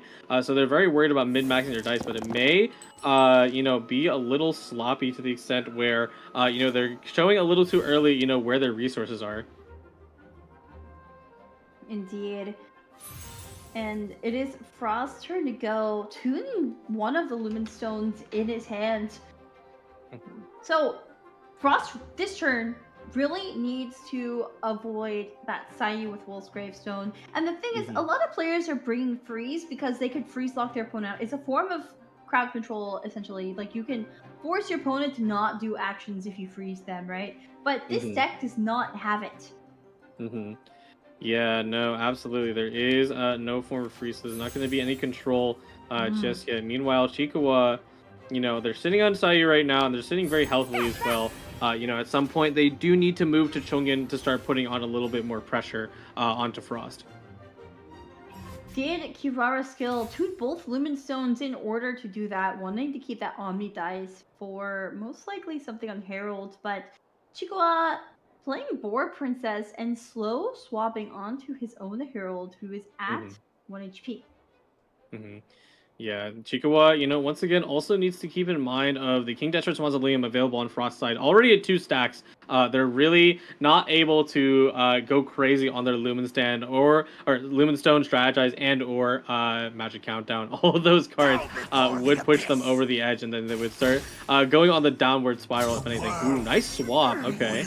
Yeah, so Kuki skill eating up that Herald at 1 HP, and the Quicken leaving Chikawa's Herald on 1. Of course, Chikawa does not have Herald talent, but Frost now does. Yeah, that's going to be super duper good. Not only the fact that Frost has yet to ever proc the revive, but also getting that is going to guarantee that they're going to be able to slow down Chikawa pretty significantly. They've already done it through the means of Forbidden Knowledge. We can already see it crowding Chikawa's hand. And now with the Herald talent, Frost is really putting, kind of all the slowdown that they can on Chikawa's game plan. Yeah, it is really unfortunate because I think Chikawa had Forbidden Knowledge to take out his own Herald. Chikawa had such a good starting position, but the double mausoleums back to back have really, basically thickened his deck and put absolutely set obstacles in the way. So. Yeah, I'm genuinely surprised that Chikawa would go for such a play. But of course, it does logic out, because they did have intentionally play Boar Princess. But not only that, their hand is getting so crowded that they really need to start tossing stuff out before, they start picking up things that they don't, or I should say burning things that they don't want, because they really do need some other cards. Also, secondarily, Herald was not long for this world regardless, so, might as well take him out while we can. And now you have Gravestone Sayu hitting into Frost 2 HP Herald. There is nothing that Frost can do to stop this. Sayu with Wolf's Gravestone going for the swirl. All the Frost characters at Wolf's Gravestone range, and Chikawa having plenty of dice to work with despite the double mausoleum. So, I mean, this could have been a mega high roll for Chikawa. It could have been a higher high roll. The mausoleum only impeded him slightly. Yeah, absolutely super duper interesting to see that happen. We see Frost pre-play the Herald talent, and they're just gonna actually go for the bait. Let Sayu do as much as they want. Herald can now fall freely thanks to the talent, but from there, I do believe Frost would not actually be able to capitalize on a I haven't lost play into Kuki burst this turn. The Herald talent will definitely help by applying Curse of the Undercurrent when Herald inevitably falls. But the thing is, I already talked about this a little bit earlier, without freeze to lock out that Sayu, I really don't know what you're supposed to do here. Yeah, no, absolutely. Unless, Frost is able to get that treasure, which, of course they don't have it right now in their deck. They're gonna have a little bit of a hard time. Ooh. Wait. Oh. Yeah, so no treasures. You can't go for another skill if you're Frost. You only have 1 dice left. No skill. That's and so even unfortunate. Even I haven't lost yet isn't going to be able to let you finish the job. So as much as Chikawa has been getting pushed back, Sayu Gravestone is not to be underestimated. She's about to go for a sweep, and there goes the pullback Liar Song Gamblers. Ooh. There is the Gamblers again from the Liar Song. And this is going to take out Herald. And again, Kuki and Kirara are both under 4 HP. The underwater treasure coming in just too late. Chikawa is definitely going to be able to take this game. Yep, absolutely. That lack of dice generation on Frost side is starting to bite them in the back, especially that unfilled Liban. Kind of just sitting there with only 1 stack. Kuki will be most likely coming onto field, but not any chance they're going to be able to actually do abilities. Yeah, and I mean, this is going to be a stove. Oh, wait! Ooh. That doesn't do anything, does it? No, you can't. Unfortunately, no. There is not anything the Liar Song would do because it is a version of the deck that does not run Gilded. So. There's no way to heal from veterans. That is Nope. so unfortunate. You can't generate the other dice. Mm-hmm. No Yeah, boar. even No if boar Frost was princess. able to get like a Boar Princess, that would have totally swung the matchup right now, but that is not the case. It is not the case. I mean, even if that were the case, Chongyun is still 10 HP, has not taken the field yet. There's Hydro application on both Kuki and Kirara, but you know, Frost is going to try his best with the resources he has, pulling back the veterans already on Kuki, reapplying it, and swapping to Kirara. Kirara falls here, and now Kuki is Wait for my on her signal. own. Chikawa, at least 2 actions, but this is going to be it. All Frost can do is end. And a skill is all it takes to take Kuki out. Chikawa taking game 1 in this last set of matches in Group C.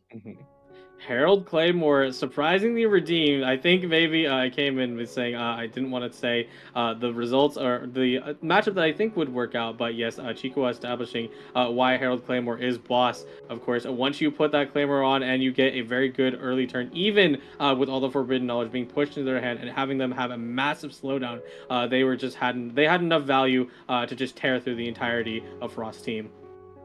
Yeah, definitely. And I know, so we were talking earlier about how Chikwa has made quite a few mistakes when he was up against KDF Enkoi, but it looks like instead of making mistakes now, he's actually taking a page from Enkoi's book and taking the deck that beat him and playing it himself and taking a win against, honestly, I think Frost has played this treasure delivery deck very well. I would say it's probably one of his strongest decks, one of his signature decks in this Group C. So congratulations to Chikoad for taking game 1, but it is not over yet. There is still at least one more game to go.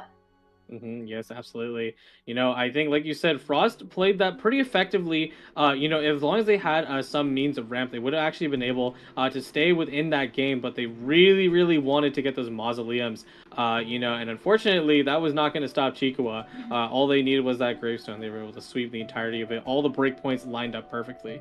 Okay, so I mean, Chikwa had everything he needed in literally the first 2 rounds. Even with the double mausoleum back to back, that would normally cripple you if you had a bad start. But I think Chikwa was already ready to go and just played through the forbidden knowledge.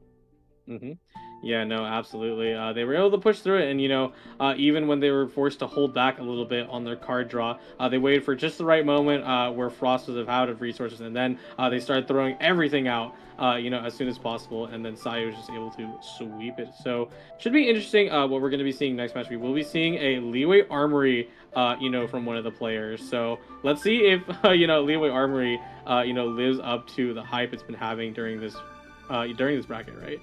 Yeah, I think we're going to see the deck selection now. So, of course, this is open deckless conquest format, which means that Chikoa can no longer play that Herald Claymore deck as we've been calling it, but is forced onto Leeway Armory. And Frost, knowing this, is going to respond by playing Leeway Armory as well. Is not actually going to play the Cookie Kirara Treasure Delivery deck just yet. Is going to take a break from it and go into the mirror, so...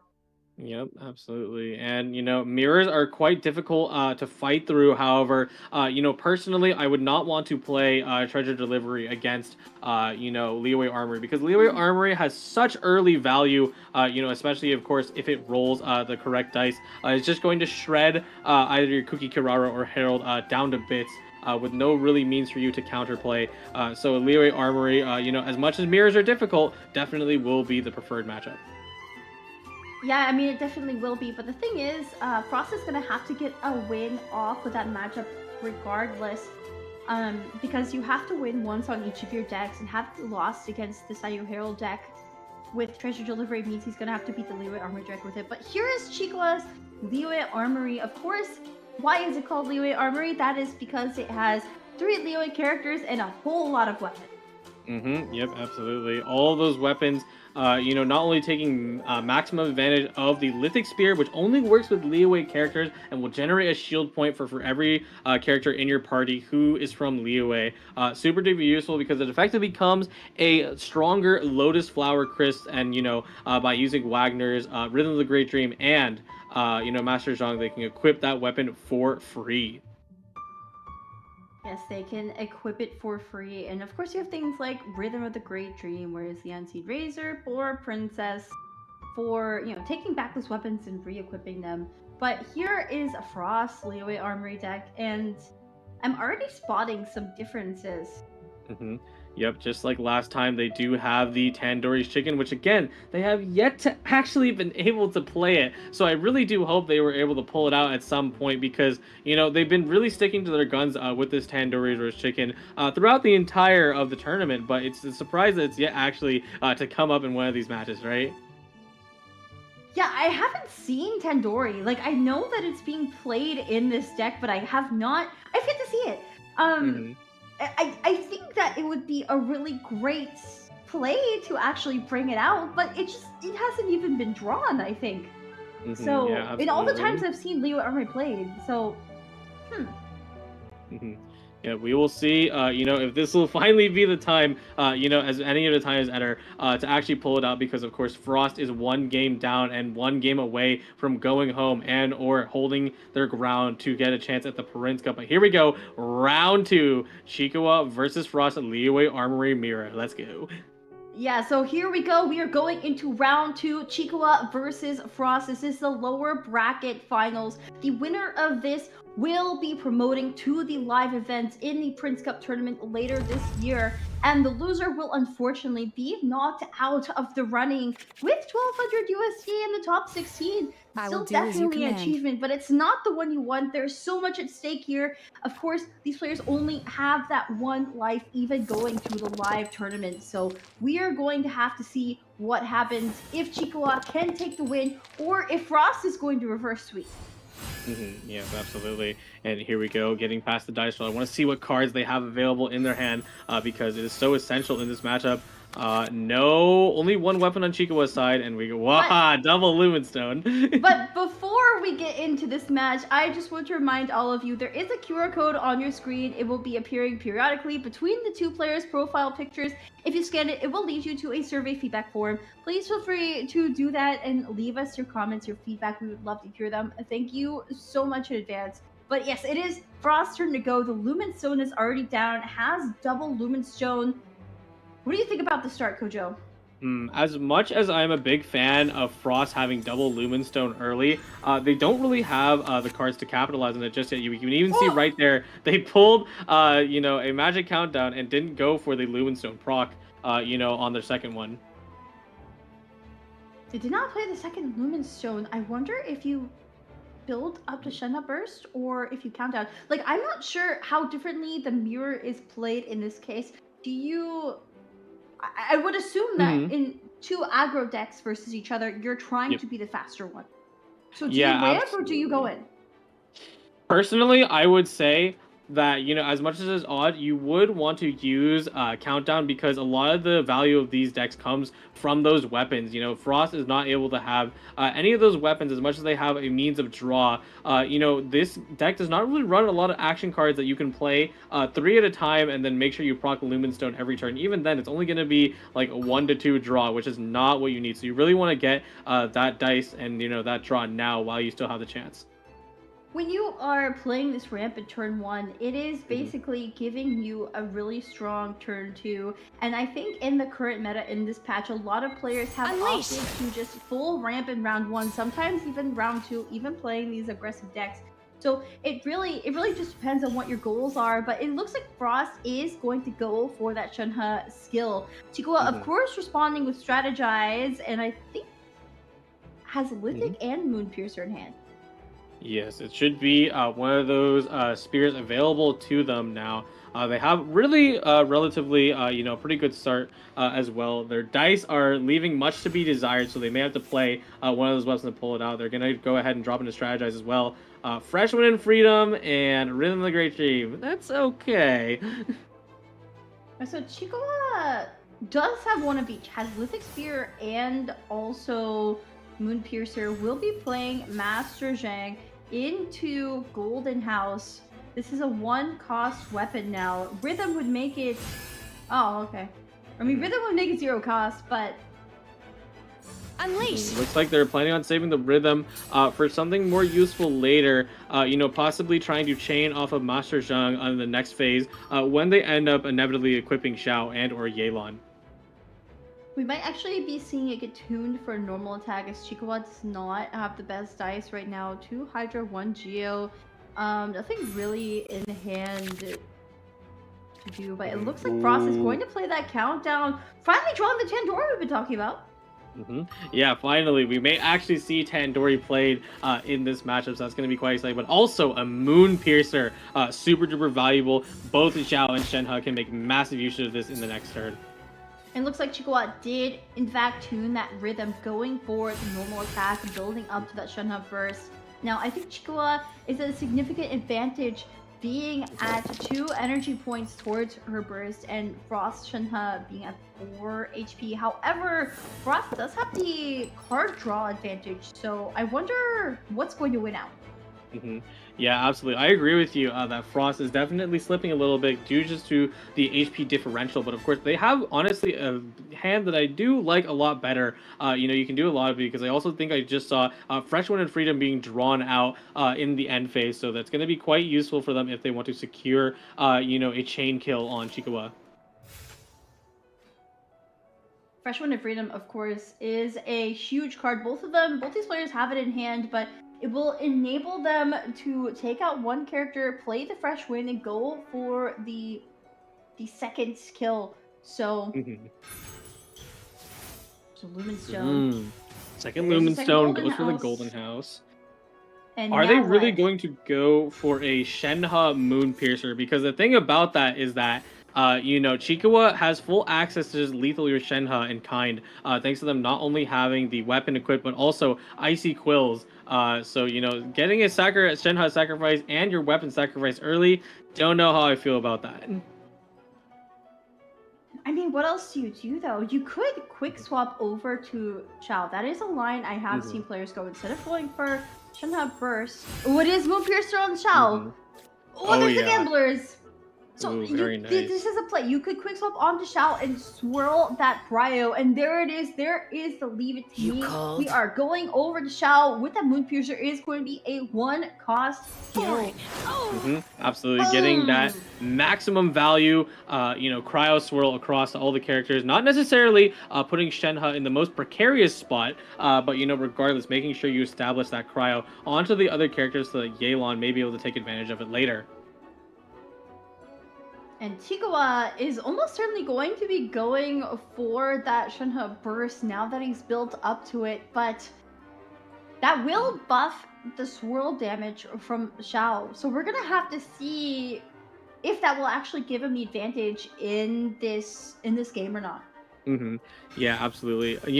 I do wonder how it would have worked out if Frost instead went for the Yelan line to ensure that Chikawa could not get off Shenhe Burst. But of course, logically, I do believe the damage does make a lot of sense. These decks are not running defensive utility outside of Lithic Spear, so any damage you do is effectively permanent.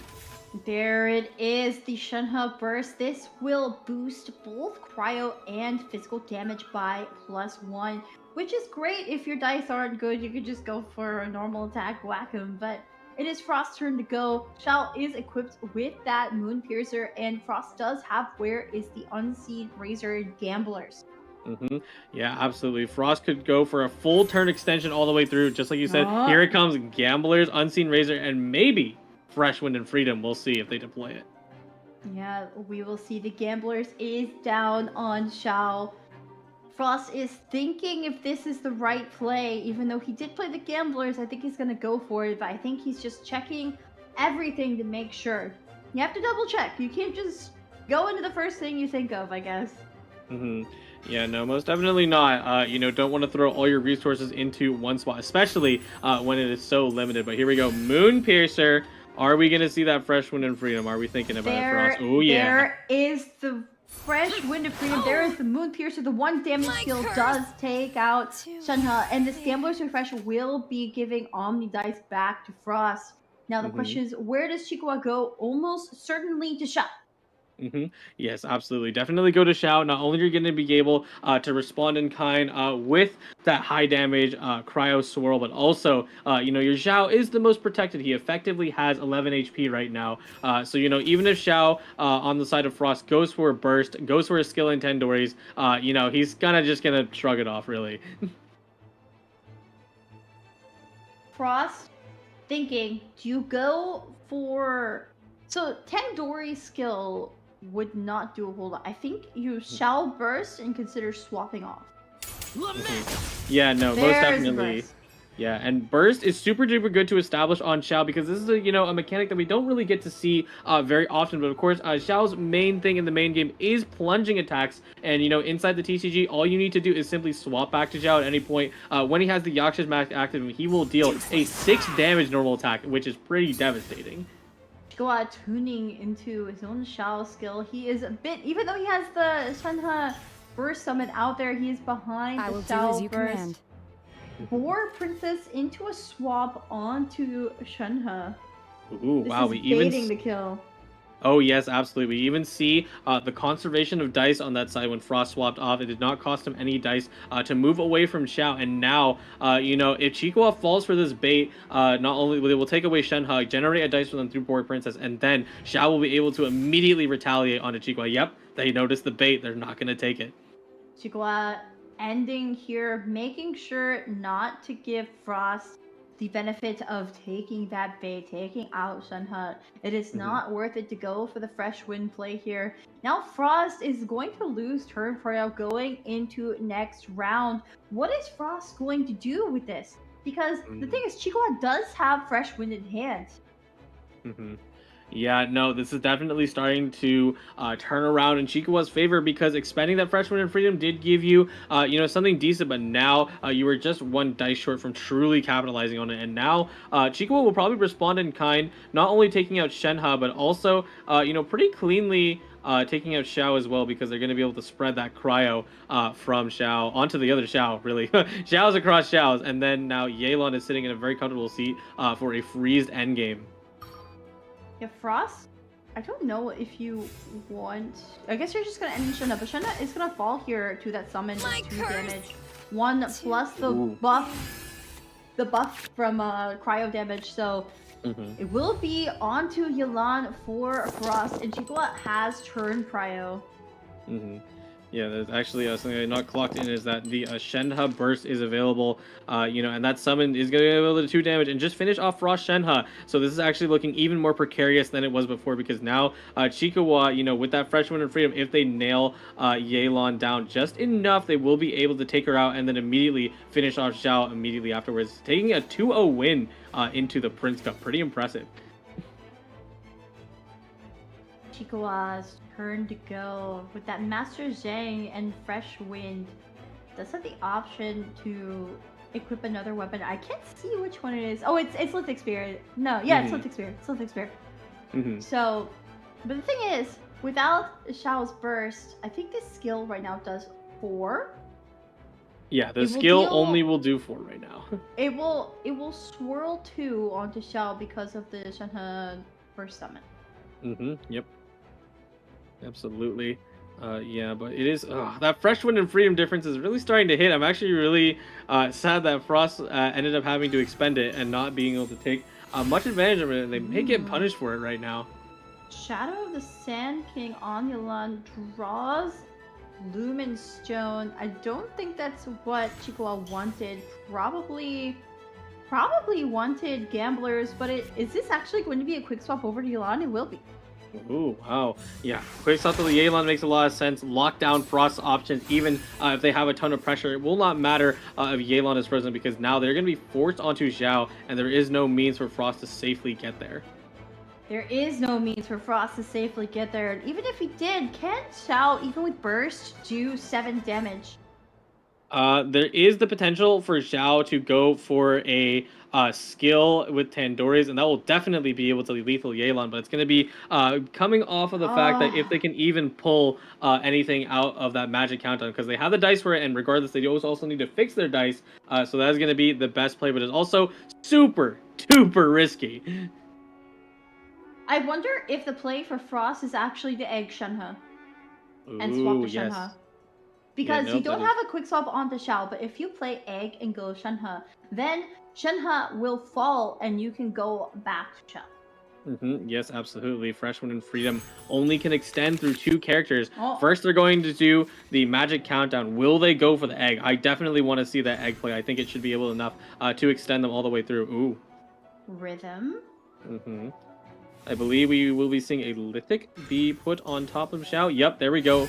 Get more hit Is a points. Makes a Lithic ton of Spear. sense. This is also a play, because now you can safely go to Xiao and not worry too much about everything else, and you still have 2 actions. Yeah, absolutely. Evil And even shall there, be dispersed. fixing all your dice, so now you can get 2 skills out, so it's even more valuable. Maybe you don't even need the Tandoori chicken just yet. So, with Lithic Spear in hand, Chikawa has the option. I'm not sure. You don't have anything you want right now with your Chikawa. Do you want Gamblers? Yeah, you want Gamblers, you don't have it right now. And then attacking on Yelan doesn't do anything because Shenhe's summon surprisingly messes you up here because it will apply freeze in the end phase, not in the current phase. And that is definitely not what you want, so... It's definitely not what you want. It will be a Lithic Spear equipped onto Xiao without the Unseen Razor. I wonder if that was a mistake. I think it is relatively alright. Ooh. No. Okay, so the reason for this is because Frost is going to whack Xiao. Right. And so this brings Xiao down to 3. And now Chikawa is going to where's the Unseen Razor and re-equip Lithic Spear. Perfect move. Making sure to conserve all those dice and make sure they can get 2 usages of Lithic Spear. That's why Unseen Razor and this Lithic Spear is super duper powerful in the correct team, because now Chikawa has been able to effectively generate 6 HP for themselves and just eat through anything that Frost throws at them. However,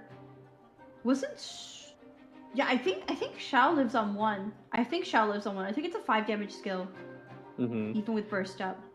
Yes, they do potentially have the plunging attack still available to them, but let's see if Frost has actually clocked that, because a lot of people don't really remember the fact that Xiao does have that ability because it's so rarely used, so they're probably just checking through their lines. They also can be thinking about Egg, but they have to unfortunately wait till next turn to play Egg because that Cryo is going to fall on top of Xiao, and then all Chikawa needs to do is swirl, and then Shenhe falls again, and that would be quite unfortunate for them. Who's our target There we go.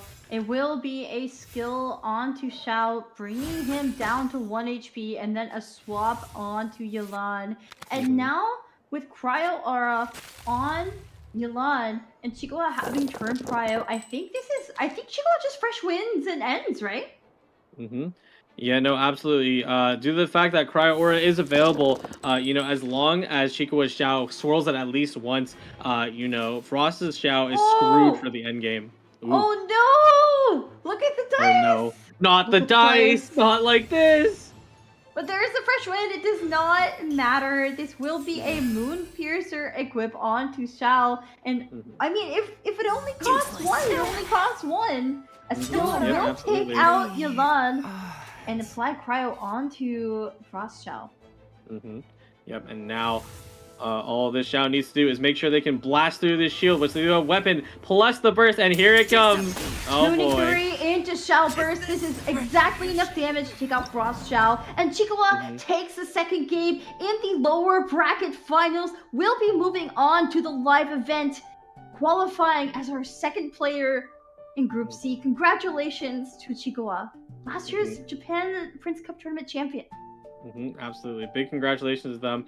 They definitely had a rough start earlier, with that match in Enkoi losing 2-0, but they immediately, like you said, it was a really interesting connection to make there, that they ended up taking the deck that Enkoi beat them with, and then immediately responded in kind and used it to beat Frost in this matchup. And there it is, the 2-0 match moving on, to the Prince Cup. Congratulations once again. And GG's to Frost. Yes.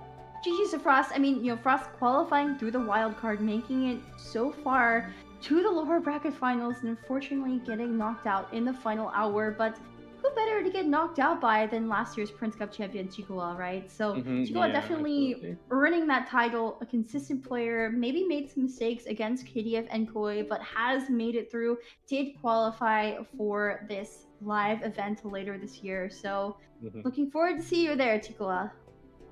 Yep, absolutely. Yeah, I think Frost definitely played the most optimally they could. They were definitely pushing Chikawa to very difficult scenarios, right? If, had it not been the breakpoints that were available to Chikawa, we totally could have seen that egg play come in at the final hour and then making sure that Frost could have survived through even a fresh win and freedom, which is very hard to do in Genius Vacation TCG. Definitely. Fresh win and freedom is usually just a, end game sealer, but there it is, the updated bracket. Yes, here is the updated bracket for Group C, the regular season stream for the Pacific Prince Cup tournament. Of course, as we have already recapped, KDF and Koi will be advancing to the live event as our first player, going with 2 lives, beating out Prince Cup champion Chikua. Chikua knocked down to the lower bracket finals, and after stumbling has decided that he's not going to make mistakes anymore and he's going to sweep, and that's what he did. He beat Frost, our dark horse and underdog, and is the second one to promote, only with 1 life remaining. So very excited for the live event later. Yep, absolutely. We'll see. Possibly even if these players, if Nkoi ends up falling in the lower into the lower bracket, if Chikawa ends up facing him, we end up having the rematch. But yeah, that is the end of Group C. A salute to the Fallen and a congratulations to all the players who have made it through. It has been quite an exciting group, I would say. Yes, I would agree. And, congratulations again for KDF and Koi and Chikawa making it. But here is Group D. We're about to start Group D off. Kojo and I will be swapping off. So the people who will be casting for you at the beginning of Group D will be Staffa and Sumi coming up after a short break. But let's take a look at this bracket. So first up, we're going to have Doom versus Cosmos. And then we're going to have Deck Dog versus CJR ZZZ. And then Dio versus Kirisa. And Metal versus Seiryu. Yeah, no, this is a pretty stacked group, honestly. We were talking about, how Group C, definitely had some heavy hitters, but all of these players, I not only recognize them, but I've also gotten to watch a lot of their tournament runs and community tournament runs. So, if there's any doubt that these players know the game, it is going to be these ones right here. Of course, Maytel, for example, coming in top 4 of the Japan Prince Cup tournament and actually facing up against Chikua in WCG Busan, I believe. There are a couple of other players in Group D that are very, very qualified and have high achievements, very noticeable in the community. Definitely excited to see how this Group D goes. It will be the perfect closure to the online portion of the Pacific Prince Cup tournament. But I do think for now, we are going to be thrown to the break as our players in Group D get ready to go. This has been Leah, aka Windflower Leah, casting for you today, and this has been Coded Creations. Thank you so much. We will be seeing you later.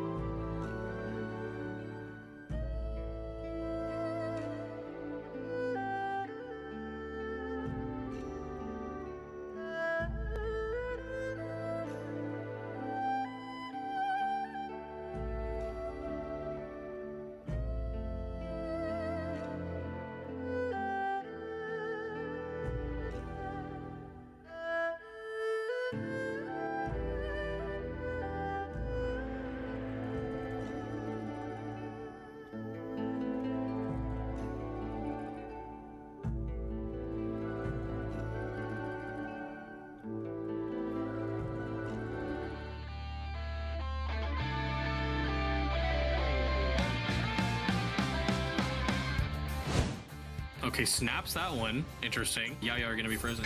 Yeah. There we go. Oh, yeah, look at that, right? Shatter and gravestone, so there. Thinking about it, we're not. Whoa, interesting. Now though, yeah. Yep, there it goes.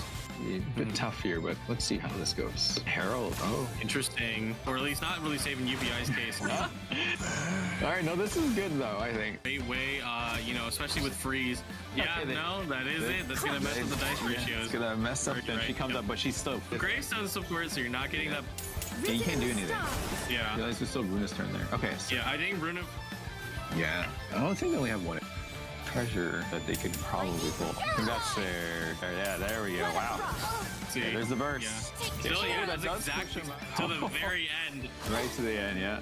4 damage right there. You could do something with her burst, but I feel like she serves the same purpose.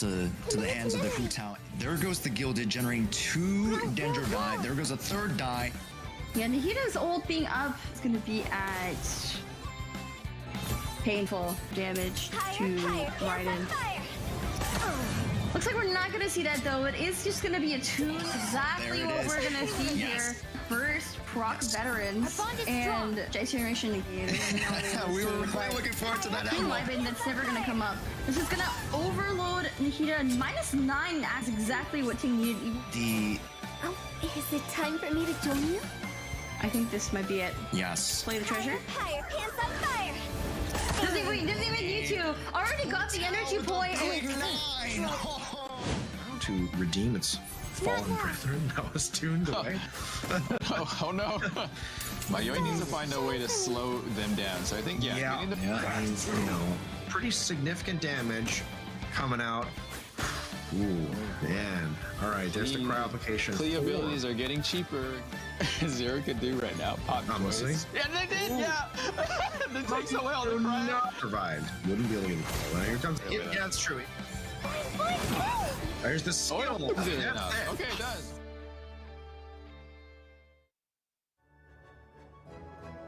All must burn! Here comes the finale! Welcome to the Prince Cup Atlantic Top 32 Recap. As the former champion of the North American Prince Cup, Robot Wizard's spectacular performance has undoubtedly left an impression on many audience members. In this Atlantic Group A qualifying stage, he once again showed his strength with an incredible comeback. Let's dive into this exciting match. In this match, Sean uses the Yalan Burst deck, which was most popular before this recent update. This deck leverages the Underwater Treasure Hunt to perform multiple actions in a single turn. On the other hand, Robot Wizard uses the Fatuizan aggro deck, which was relying on weapons and Farazan's elemental burst damage bonuses to deal massive damage as early as the second round. In the first round, both players followed their own standard strategies, but the match heated up instantly at the beginning of round number 2. At the start of the second round, with Tandoori's roast chicken, Farazan knocks out Yalan, who was about to unleash her elemental burst. However, this did not impact Sean's offensive pace with treasures. In the third round, with the lightning probe that had not been triggered in the previous round, Thundering Manifestation KOs Farazan and then uses Sataria to gain a large amount of undersea treasures to knock out Lynette. In the fourth, Robot Wizard was left with only a 2 HP Lenny, but thanks to his previous strategic setup, he had managed to gain a large number of die and cards in this crucial round using Lieben and Weeping Willows of the Lake. Meanwhile, Sean had only 2 die available for La Senora, and the usable cards had been depleted in the previous round's treasure offensive. Although this Senora could use her elemental burst, she had transformed, and her health was just within Lenny's sharpshooting range. Based on Sean's reserved tactical moves, Robot Wizard seemed to have deduced that Sean had RNG issues.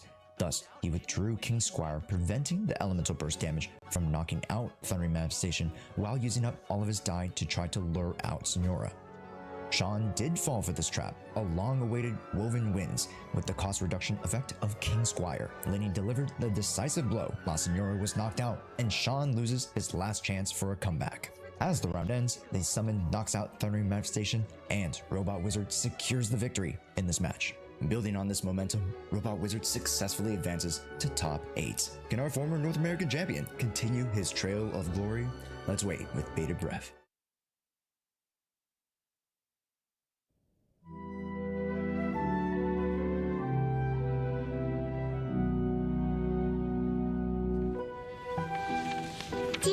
Monsieur Nervilette. How are you? I haven't written in a while, so I thought I'd send you an update. Siege Wing.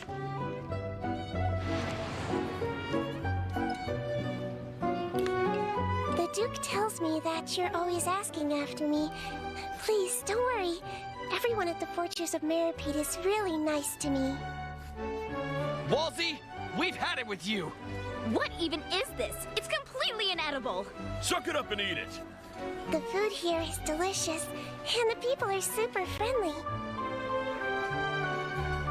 The other Melusines come by to visit me sometimes. They're always full of praise for the fortress, and they get along great with everyone here. Sneaky sticker for you. This one's really cute. Let's give it to a cute person. You once said we have to discover the meaning of life for ourselves. I think you're completely right. Life at the fortress is often pretty uneventful, so my infirmary is empty a lot of the time. He's down! He's down! Ha! Too easy. But everyone trusts me, which is really great. I really like being a head nurse. Anyway, the Duke and I are planning on taking a trip out, so we'll definitely see you soon.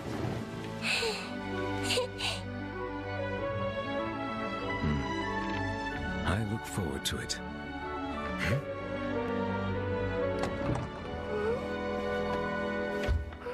Hope you're not too busy.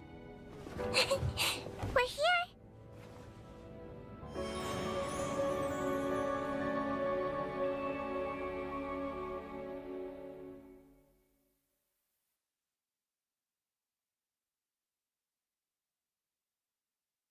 Hey, playing cards again? You know, the Prince Cup is about to kick off again this year.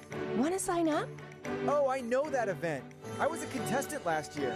This year's Prince Cup has its competition format upgraded comprehensively, with a considerable increase in prize money. Prize money? How much?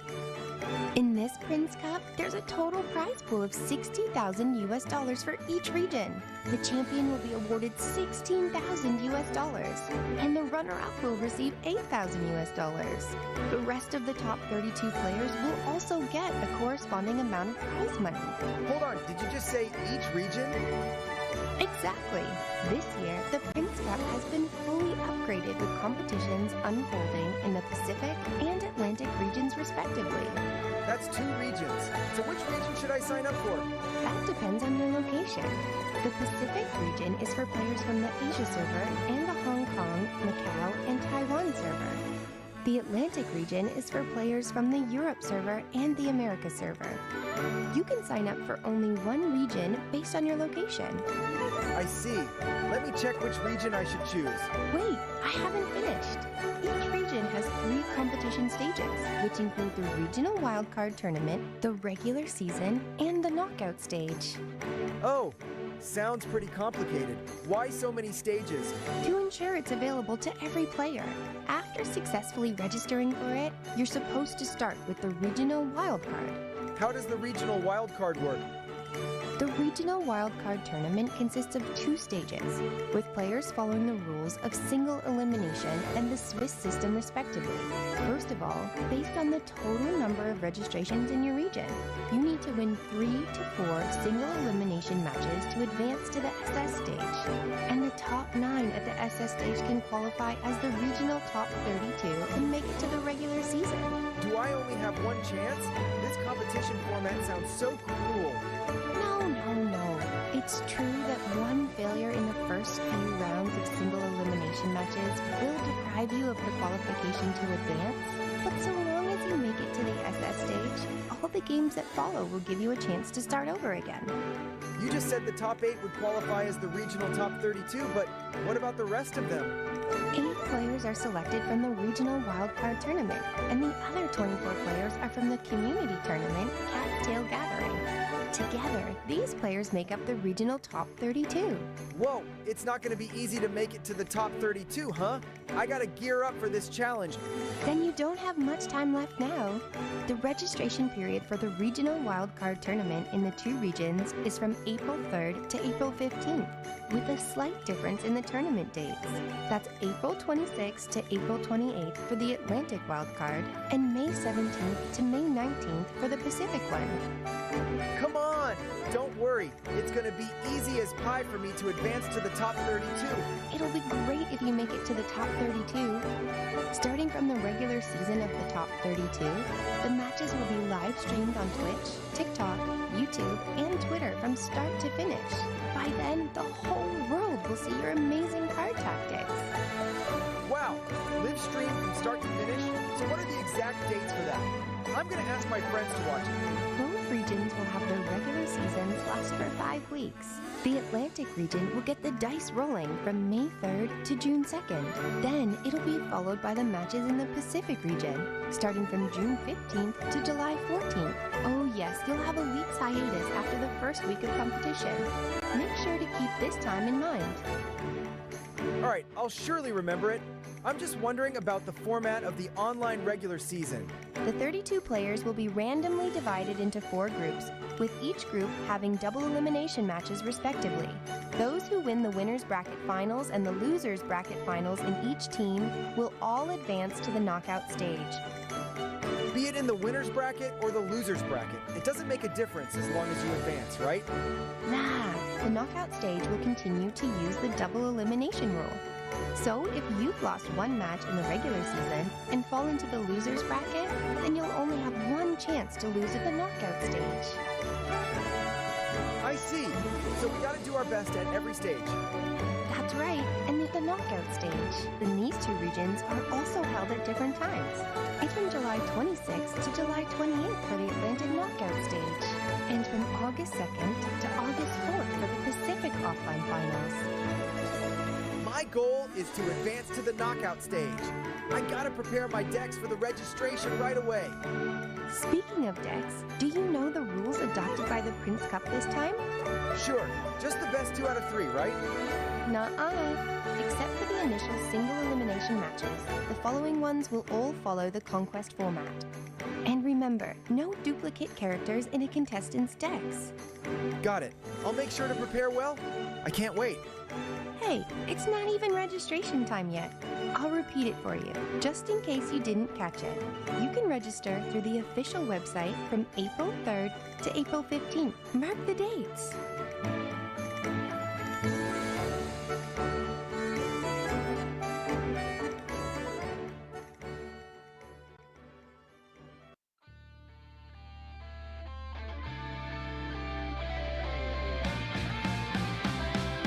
Agile end phase, but like we deny a little bit of that efficiency. We don't get a double bloom for A, which is rather crucial.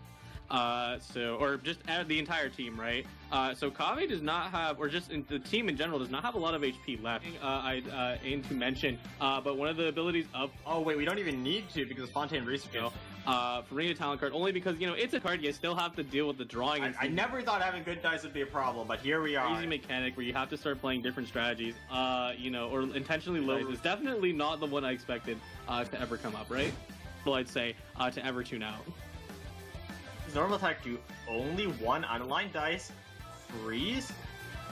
Came just a little too late. That would have been able to push them into... Unfortunate thing, though, is that Gamblers just came one turn. Lesmatic Wind Cycling coming down, with the free freeze next up. There it is. 5 now 4 cost into normal attack. Leaving her on 1 HP and letting the summon finish Shenhe off because Egg... For a crazy line right here. Poor Princess into 3 Gamblers. Here comes the stomp. Are you out of their cards? Undercurrent if you so desire, but they certainly wanted to pushing those 3 dice use them in the same round. Life, so we have to be considerate of that. But here it goes, then up to 6, and then you can't. We want to be safe that tag, and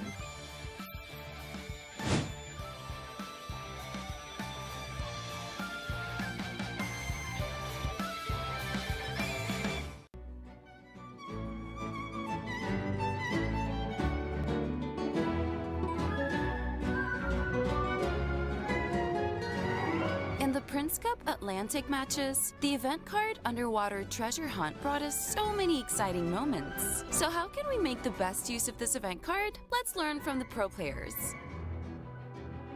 The key to using Underwater Treasure Hunt effectively is to have a stable card draw mechanism. Different decks will choose different tools. For example, Jibu's Chongyun Razor Burst deck uses support cards like Liban and Treasure Seeking Sealy as its main card draw methods. On the other hand, Binzu's mid-slow pace deck, which are centered around characters like Kuki Shinobu or Nuvelet, tend to use artifacts like Veteran's Visage and Gilded Dreams, which provide continuous card draw. Of course, when preparing card draw mechanisms, most players will choose the Lumenstone Adjuvant as the facilitator for their decks. It not only provides continuous extra card draws, but also offers Omni Dice. Lastly, it's crucial to pay attention to the timing of using Underwater Treasure Hunt. It's best to use it when you have enough card draw methods, or when most of your deck has already been drawn. Using Underwater Treasure Hunt too early might prevent you from drawing other key cards in time. So keep that in mind. Please follow us for more Genius Invocation TCG tips, and see you next time.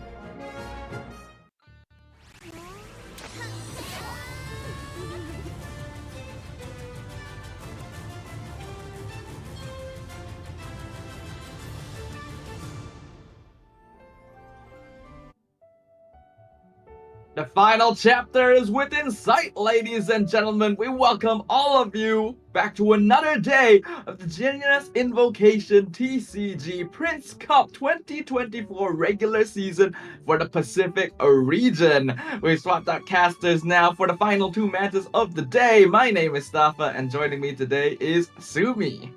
Hello, and welcome back everyone once again to the Prince Cup Pacific. And it's not just the last games for today, it will also be the last group of the entire tournament. We are going to be starting off with Group D today, and we're going to finish it off very, very soon in the coming weeks.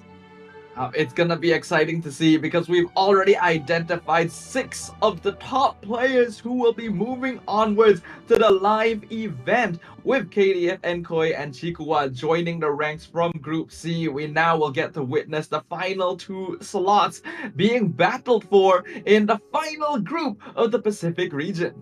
Yeah, it's another group, it's set up players, and potentially another meta shift. We've seen so many different decks rise and fall in terms of popularity already in the Prince Cup Pacific. Like, Group D could be a whole nother ballgame in terms of new innovation.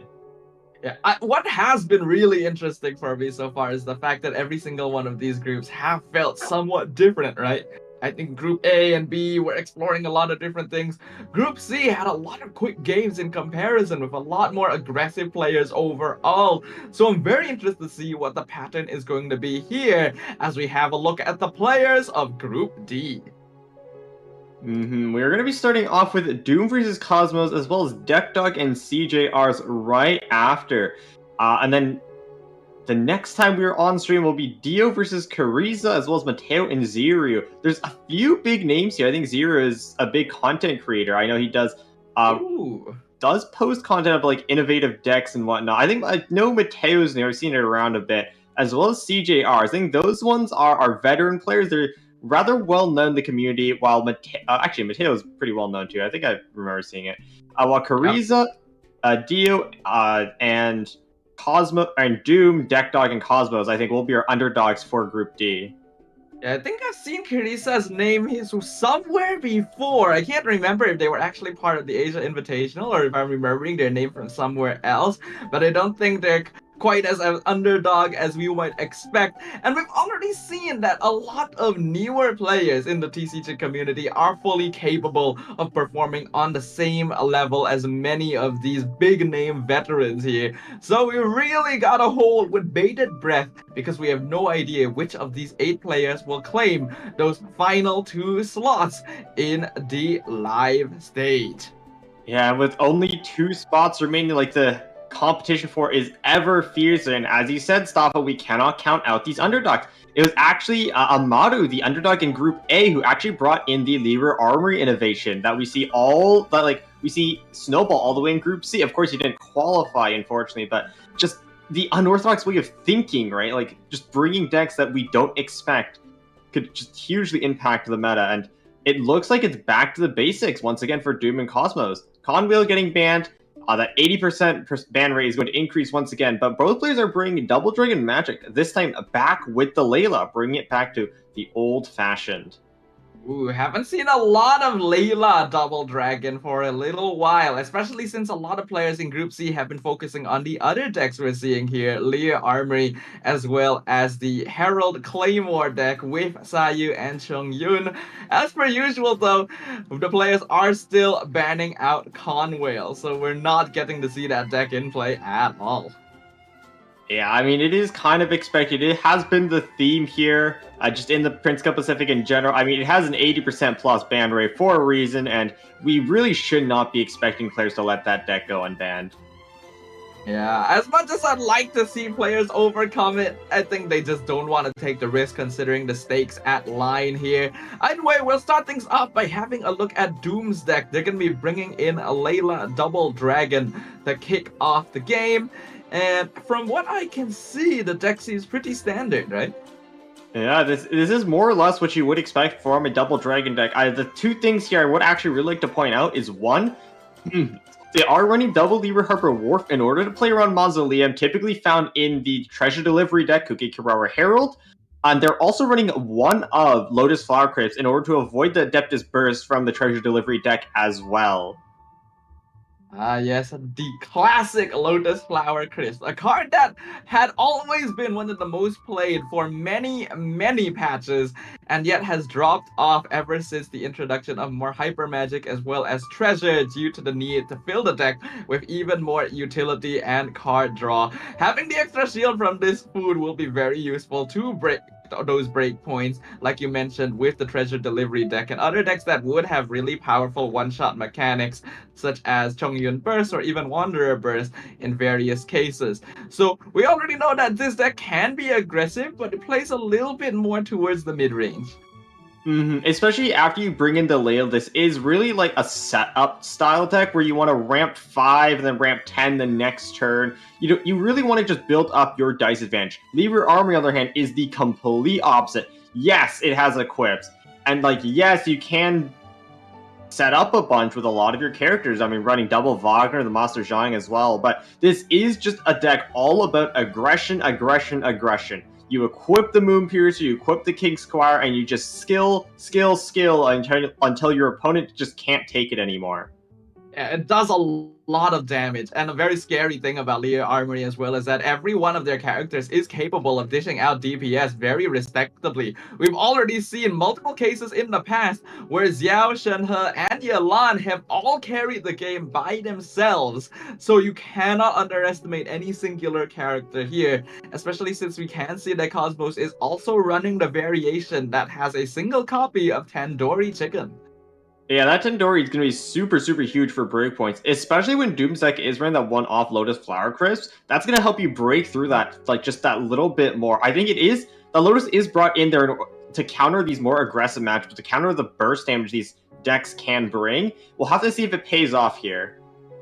We will have to see. Indeed, this is going to be game 1 of our 4th match of the day between Doom, the aggressive, versus Cosmos, the unlucky roller. The very first game that will be kicking off Group D of the Prince Cup Pacific.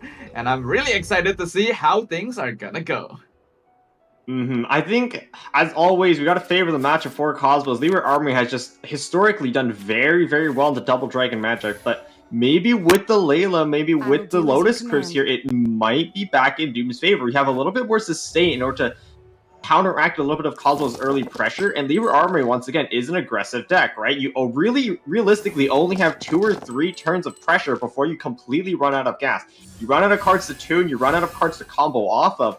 Whereas Double Dragon Magic, as long as you're able to withstand that early pressure, you're going to have so much more dice coming into turn 3, coming into turn 4, that Cosmos will just fold at that point.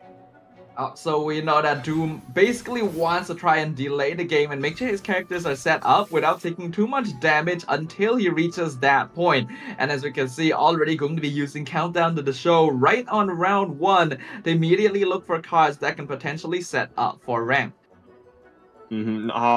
Potentially could Layla skill here, or alternatively, we could trigger both of our Lumen Stones with a very clever sequencing of cards. What Doom will choose to do, really, though, is still up to them. They spent a lot of dice to play Lumen Stone and Countdown.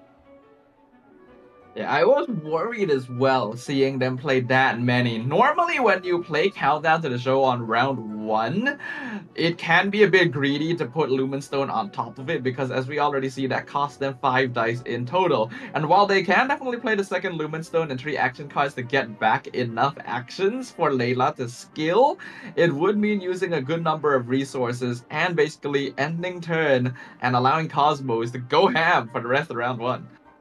Yeah, I mean, Doom is in a little bit of a predicament right now because this deck really does like to ramp, right? We really do like to put all of our resources down as early as possible, but the problem is, if we do that, what happens to Layla? Like, Cosmo still has 8 dice remaining. Who knows if Cosmo has a Moon Piercer? I mean, we see the Unseen Razor in there as well. Like, if Doom doesn't skill, which we do see them do, Layla could have taken a huge chunk of her HP as early as turn 1, and, like, I don't think Doom could have afforded that. Yeah, we literally saw a match the other day where Shenhe 2-shot a Sayu and caught the player off guard. So having that Express Shield will make up the difference just in case Cosmos does have the weapon necessary to enable Shenhe this round, which he does. The Moon Piercer going down straight away to set up for Shenhe's skill. And should have enough dice as well after that to attack once more to have Burst ready next round. Yeah, this is an excellent turn 1 here for Cosmos. Setting up the Lumenstone early, having the Sealy early, the Master Zhang early. Like, a lot of their setup cards coming in really, really early, which is really nice. We've seen in matchups earlier in Group C that if you aren't able to get a lot of draw early, if you're not able to get set up early, this deck can fall behind because we don't have as much search power as something like Double Dragon Magic. Cosmos as well. Literally actually having enough dice left over to not even have to rely on the Unseen Razor to reapply Moon Piercer for that next ability. Even having all cryo as well means that they can actually skill for a second time, even though it would ordinarily be greedy, just to get the extra damage from Icy Quill since they would just immediately refresh the stacks. Yep, and it will just be the turn ended for Cosmos. I think something that Cosmos could have actually considered, instead of playing the Sealy and the Master... Actually, no. Instead of playing the Lumenstone, sorry, Cosmos could have tried to do 3 skills turn 1, which would have actually been enough to kill the Layla of Doom turn 1. That was something to consider, but Cosmos just setting up the ramp, setting up for the turn 2 and turn 3, and just not going for the super aggressive play. It's fine either way, but I think it would have been an interesting line to take. I think the reason that Cosmos decided not to do that is because if they did commit all of their resources into one-shotting the Layla on round 1, Doom is actually okay with sacrificing her after she's already popped her skill. And if Cosmos did do that, it means that there's no more cryo application that they can potentially swirl or freeze off of. Doom is in a position where they actually need to switch to another character, and that would line up perfectly with Cosmos to burst on this round and get the cryo applied for another character to come out and do some damage. The main thing, though, is that if Layla falls, right, it is just 2 characters remaining, and playing against Freeze with 2 characters remaining is so difficult. We've seen time and time again just how hard of a feat that is. Because once your first character gets frozen, yes, you can fast swap onto your second, but then it just immediately gets frozen by the opponent, right? And it's not much you can do. Whereas when you have 3 characters remaining, you are able to swap stall in between 2 frozen characters to wait out your opponent's dice and just wait until they no longer have enough dice remaining in the tank to freeze your third, and that's when you can come into combo. That is a fair point here, but I think by doing this, Cosmos is putting a pretty difficult question on Doom's head here, because they do need to switch off of Layla here to start doing something, but Shenhe is in position to burst, so whoever they switch to will immediately take some damage, have cryo applied, and that's not a really ideal spot for them. That's why you can see they're taking quite a while here to consider what line they want to take. We also need to start pressuring the Shenhe soon, right? I mean, yeah, if we stay on Layla, Cosmos is kind of wasting a little bit of damage, but that's fine, because if you're staying on Layla, you're not doing anything either. The only really threatening part of Layla is her 3 damage burst, but once that comes down, what do you do, normal attack again? Layla, after burst, is just kind of a potato sitting there in your team to soak damage, and so Doom will need to swap off eventually, or just ramp and sacrifice her, but once we do, we're dealing with a fully equipped Shenhe to smack the rest of our characters, is just forced to swap off Layla. Doesn't want her to fall too early because, like, we're gonna have to deal with freeze later. It seems like Doom just basically stayed on Layla one more turn to eat the Shenhe burst, because now if Cosmos wants to apply Cryo to another character, it would require them to stay on Shenhe longer, which is also a less than efficient line for the Lier Armory. Therefore, players are attempting to play around one another as of current. Cosmos is just going to decide to go to Xiao instead. Yeah, I really want to deny that freeze, wants to deny the extra absorption from the Ajda of Doom. It makes it a lot harder for Doom to spread Cryo, because we aren't running Cryo Q, right? We can't snipe a character with that summon. We are reliant on just applying it the old-fashioned way. And like just not having the absorb on Ajda is just one less character Doom is able to apply Cryo onto. Ooh, gonna be able to pull the Azdaha talent out of the deck here as well. Actually, a very useful card to have here. Now, Doom could even consider playing right now, because it would force turn priority over the Cosmos, and with no element on Azdaha, there's no risk of being swirled. Yeah, and talent comes down, as you said, and now we kind of don't want to skill on Zhao here, because no element, nothing to swirl, but going to Yelan also doesn't feel the best, but if we swap back over to Shenhe, we're going to give away that Cryo Absorb that we so painfully avoided by swapping off, consuming one of our very precious dice to do so. Looks like we'll see an Unseen Razor play on Cosmos here. This will allow Xiao to have 2 actions this turn. And looks like they're just gonna prioritize going for damage here instead of trying to maximize swirl efficiency. Yeah, I think it is just more about not giving away that Cryo Absorption. Like, as soon as Ajda gets absorbed as well, it's just one extra source of Cryo on the opposing team. Layla applies Cryo very, very slowly, especially without Burst, and with her on 4 HP, Doom really doesn't want to swap over to her right now. So this is pretty comfortable right now for Cosmos. They are still in a advantageous position against Doom, who is being forced to have to play quite reactively, just to make sure that they're not taking too much damage and potentially swirling Cryo onto New Valette, who is going to be that end game carry. The ideal for Doom is to get Cryo applied onto as many of Cosmos' characters as possible while keeping it off of New Valette. And it looks like even Azdaha is taking quite a lot of damage here. Switch over to New Valette very early in the game. It's because we don't want to give Cosmos the opportunity to go back Shenhe, right? 4 dice remaining, we could still swap back Shenhe in order to skill, and we kind of don't want to use our dice on Ajda right now either. And at some point, we are going to need to skill Nuvla in order to set up our Source Water Droplet. This really prevents Cosmos from going onto Shenhe, which is what they really want. We are taking a little bit of early damage, but that's perfectly alright because we have the self-healing on Nuvla, and we also have Treasure as well to top them up later on. That is fair, and looking at their hand, Doom actually does have Gilded Double Liar Song, so they have the potential to pull out even more dice this round. So if Cosmos does commit to an attack here, it means they'll have run out of dice, and Doom would be able to take over and start setting up. Cosmos can still go over onto the Shenhe, though. We do still have the Unseen Razor currently in hand. We'll go for the normal, though. Just gonna go for damage here. Little bit unfortunate for Cosmos, because normally when you've been able to attack this many times on Xiao, it would do a lot more damage on Lier Armory due to the way that Swirl Cryo with Icy Quills combos. But Doom has been doing a good job of making sure that there is no Swirl potential thus far, and now we do see that Gilded being played, bringing Doom's dice total up to 6. Able to get the Hydro dice as well to start setting up on New Valette. Ooh, Kavrina draw finally coming in as well, giving that fresh wind of freedom. That's going to be very, very nice next turn especially. I think if you are Cosmos right now, it should be a swap back over to the Shenhe. We want to cleanse that Cryo in order to avoid reactions if possible. And Doom only has 3 dice, right? Maximum 2 actions. Normal attack into burst is only 6 damage. We're going to stay on Zhao. This is a little bit risky, but either way, Doom more or less only has about 6 damage currently in the tank. And Xiao should be able to tank that all up. Yeah, looks like that's what Cosmos will decide to do. I actually thought that an option may have been to, like, quick swap Shenhe, Unseen Razor, Moonpiercer, so that she could get a skill out and apply Cryo to New Valette. But maybe there wasn't enough dice to do that. Because that would have been a real... we need at least 2 dice for that, because Moonfuse reduces skill by 2, and then it takes 1 dice to swap. Ah, yeah, you're right. Okay, yeah. But they did have Golden House. They could have played it for free. Yeah, but your skill still costs 1, and swap still costs 1 as right, well. yeah. So I know either what way, I'm it talking wouldn't about, have worked out. I thought it would be a good way to pressure the Overland, but yeah, they were one dice short from it. So Doom gonna go to Azdaha instead. Not quite the cryo absorption he's looking for, but it's still going to be value since now Azdaha has access to Hydro.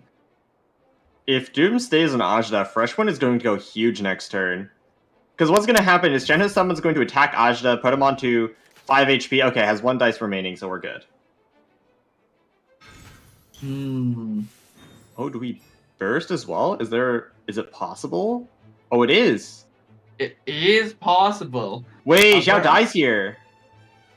Oh yeah, you're right. That would be enough. That's Moonpiercer gone. Ooh, that could be really big here. Doom should commit to this. Golden House into Gilded Dreams would give them enough dice to burst, and then the burst damage and the summon damage end round would be enough to lethal Xiao. Stars, shine for me. Ooh, I think Cosmo's getting a little bit greedy, staying on Xiao for a little bit longer than they realistically should have, but also just, I can't believe Doom had enough dice for that. Like, that's 3 actions coming out. They had only 4 dice remaining by the time Cosmo's ended turn. As the power of Gilded double Liar Song right there, able to find all those extra dice, and that is the reason why Magic is part of this deck's name, even using the Quick Swap here at the end turn, just to make sure that they'll have access to that, and we can see that Xiao will indeed be taken out by the summon. Now, this is not total endgame yet for Cosmos. As mentioned before, Shenhe and Yelan both have a good degree of carry potential themselves, but this will limit the aggro that Cosmos can output for a bit. Ooh, critically, the dice not working in Cosmos' favor right now, and with no Moonpiercer, there's not really a good way to fix that. He does have Wagner, so that's a possible way of getting another Moonpiercer out. It's a Lithic Spear. He has both copies of Lithic, not what Cosmos is looking for. This is still okay, though, because we do want to play Fresh Wind of Freedom at some point, right? We're going to kill the opposing our opponent's Layla, and then we're going to get another Crowd instance onto either the Ajna or the new Valad. So we could still freeze with Yelan, and potentially this draws us our Lithic, or, sorry, not Lithic, our King Squire or second Moonpiercer. Oh no. That's an issue. Our game plan this round, if we were Cosmos, would be to skill on Shenhe, and then, like, hopefully also get a freeze off with Yelan. The problem right now, though, is we don't even have enough dice for that. Yeah, not having Moonpiercer is really detrimental here, because Moonpiercer would have enabled that play potentially.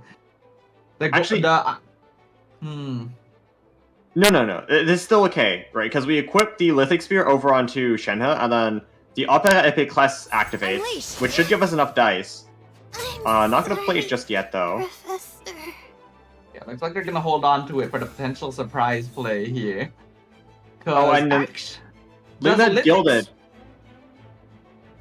Does Lithic with Icy Quill and Shenhe Burst do enough damage now on Azda? It's 5 damage. Azda lives on 1. Okay. Xiao would have been so good right now, because Burst would have one-shot Layla, applied 3 damage over to Ajda, and then a skill would have taken him out, leaving Ajda with Cryo, Nuvalet with Cryo and down 2 HP, or 4 HP. And the next time we just freeze with Yelan, but I cannot believe Doom have enough dice in order to kill Xiao there. That's crazy. Yeah, Doom found an excellent line there with the Layla burst. So it looks like staying on Layla for a slightly extended period there in order to delay the swirl. Target this time. Paid off here for Doom because they were able to get that burst out with sufficient energy. Cosmos actually going to choose not to go for another attack on Shenhe here. Instead switching over to Yelan, unfortunately doesn't have King Squire either to potentially get another attack out. Ooh, I mean, Ajda's gonna freeze Yelan here, I think, no matter what. We have 4 stacks on the stars, and we have enough Hydro dice as well to do that Hydro skill. I am expecting Yelan to get frozen instantly, so we don't even need to worry about the King Squire, but just the fact that our Xiao got taken out last year was so critical, and now the magic combo is coming in as well. The second Gilded here from Doom being played to get them back up to 6 dice, which means another 2 potential actions here from Doom, which will do severe damage to Yelan. I think it will almost actually take her out as well with the Shatter proc, so Cosmos needs to make a decision here. Thankfully, we do have Lithic Spear that What exactly is the free Lotus Crest effectively just being equipped right there, using all of the stacks on Master Zhang and Wagner as well will allow her to live just that little bit longer and hopefully the remainder of Doom's magic. Cosmos right now going to be hoping that Doom doesn't have enough Hydro dice to get another skill out on Azdaha, since Doom wouldn't have predicted going for it initially. But that is, again, more dice generation coming in from treasures, from Lumen Stone. It is insane how much magic is able to generate nowadays. Doom had like 2 dice before this, by the way, so just 4 dice out of nowhere, just like magic, generate something from nothing. The unlucky thing is that none of them ended up being Hydro, but with 2 Omni, it'll be very easy for Doom to just tune 1.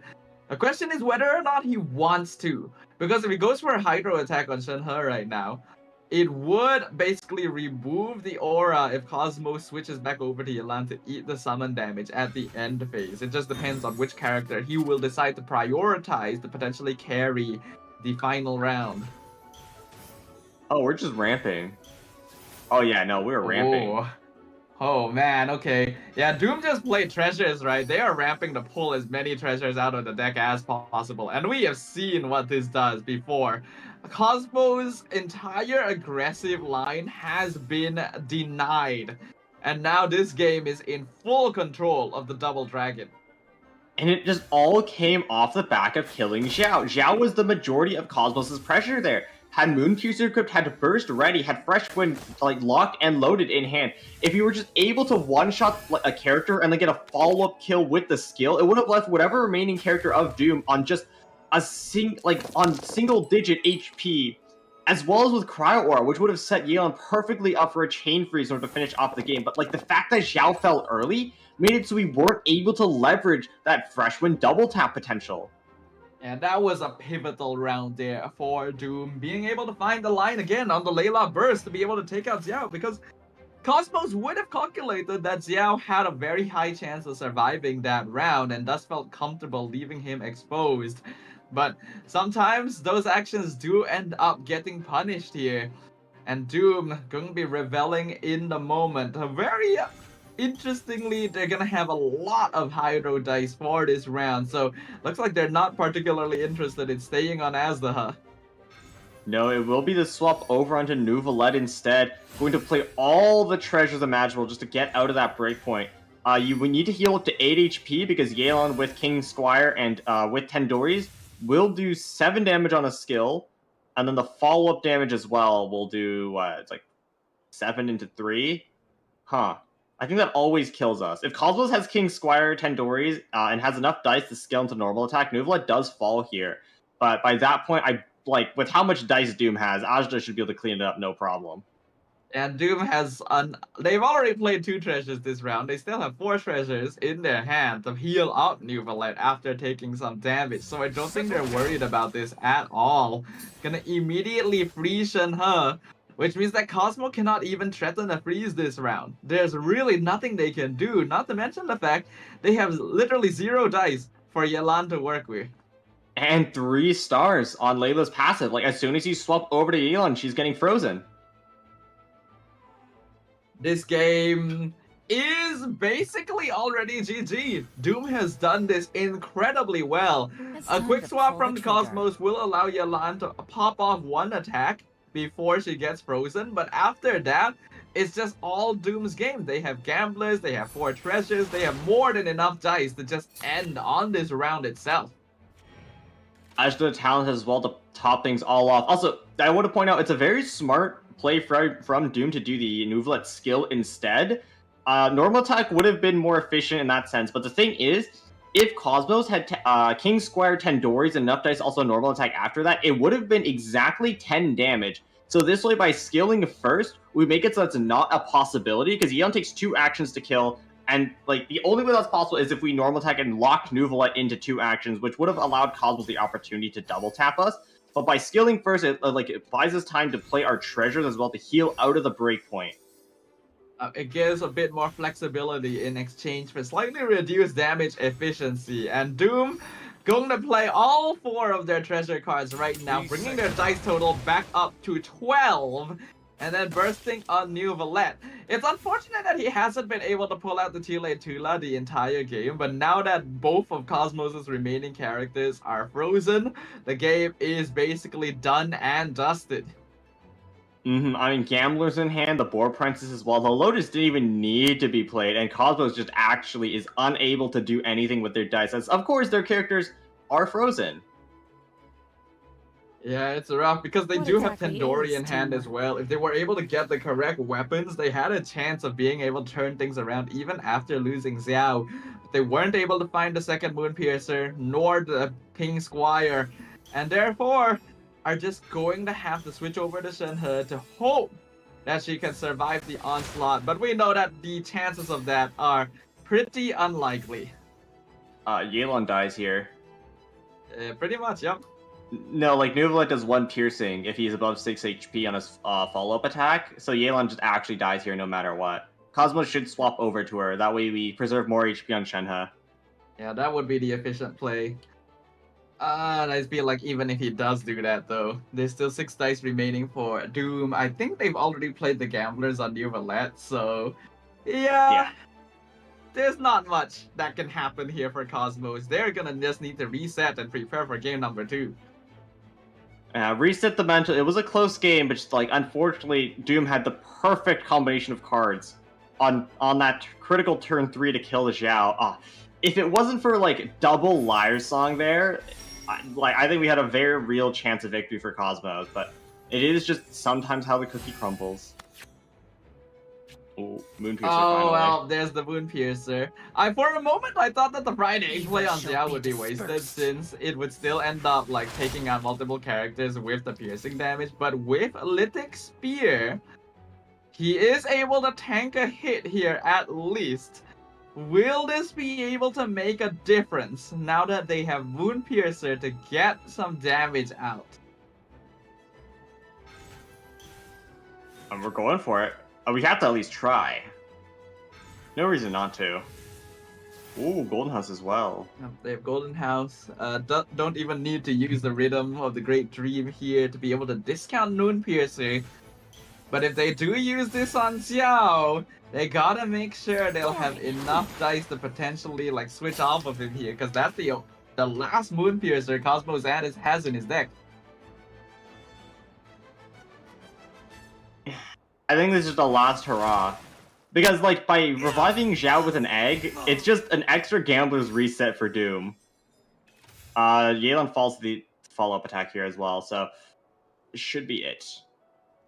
Yeah, it was a good attempt. We will see Cosmos go ahead and switch over here to Yelan just to, like, get a bit more damage efficiency out. But that's another Gambler's reset, and Cosmos cannot do anything else this round. Therefore, Doom should be able to clean this up very, very easily and come out victorious in game number 1.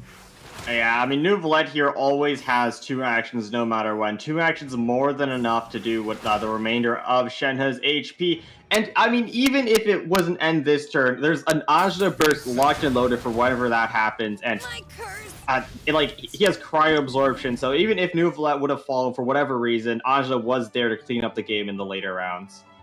Sometimes all it takes is one single play to reverse the momentum of an entire game. And that's exactly what happened when Doom was able to find the line of the Layla Burst to take out Xiao, who Cosmos had left quite greedily in a vulnerable position, and come out on top in a matchup where they would normally have the disadvantage. This is definitely going to be very good for them going forward into game number 2. probably one of your hardest matchups out of the way if you are Doom. You don't have to worry about that anymore.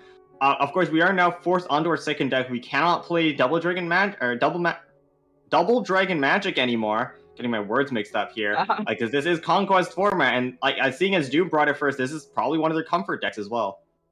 I believe their other deck should be the Herald Claymore with Chongyun and Sayu here. Not too sure if I'm remembering that correctly, but we will get to see that very, very soon. Also, a deck that leans a little bit more towards aggression, so if we see Cosmos sticking towards Lear Armory, it will be a very interesting matchup to watch.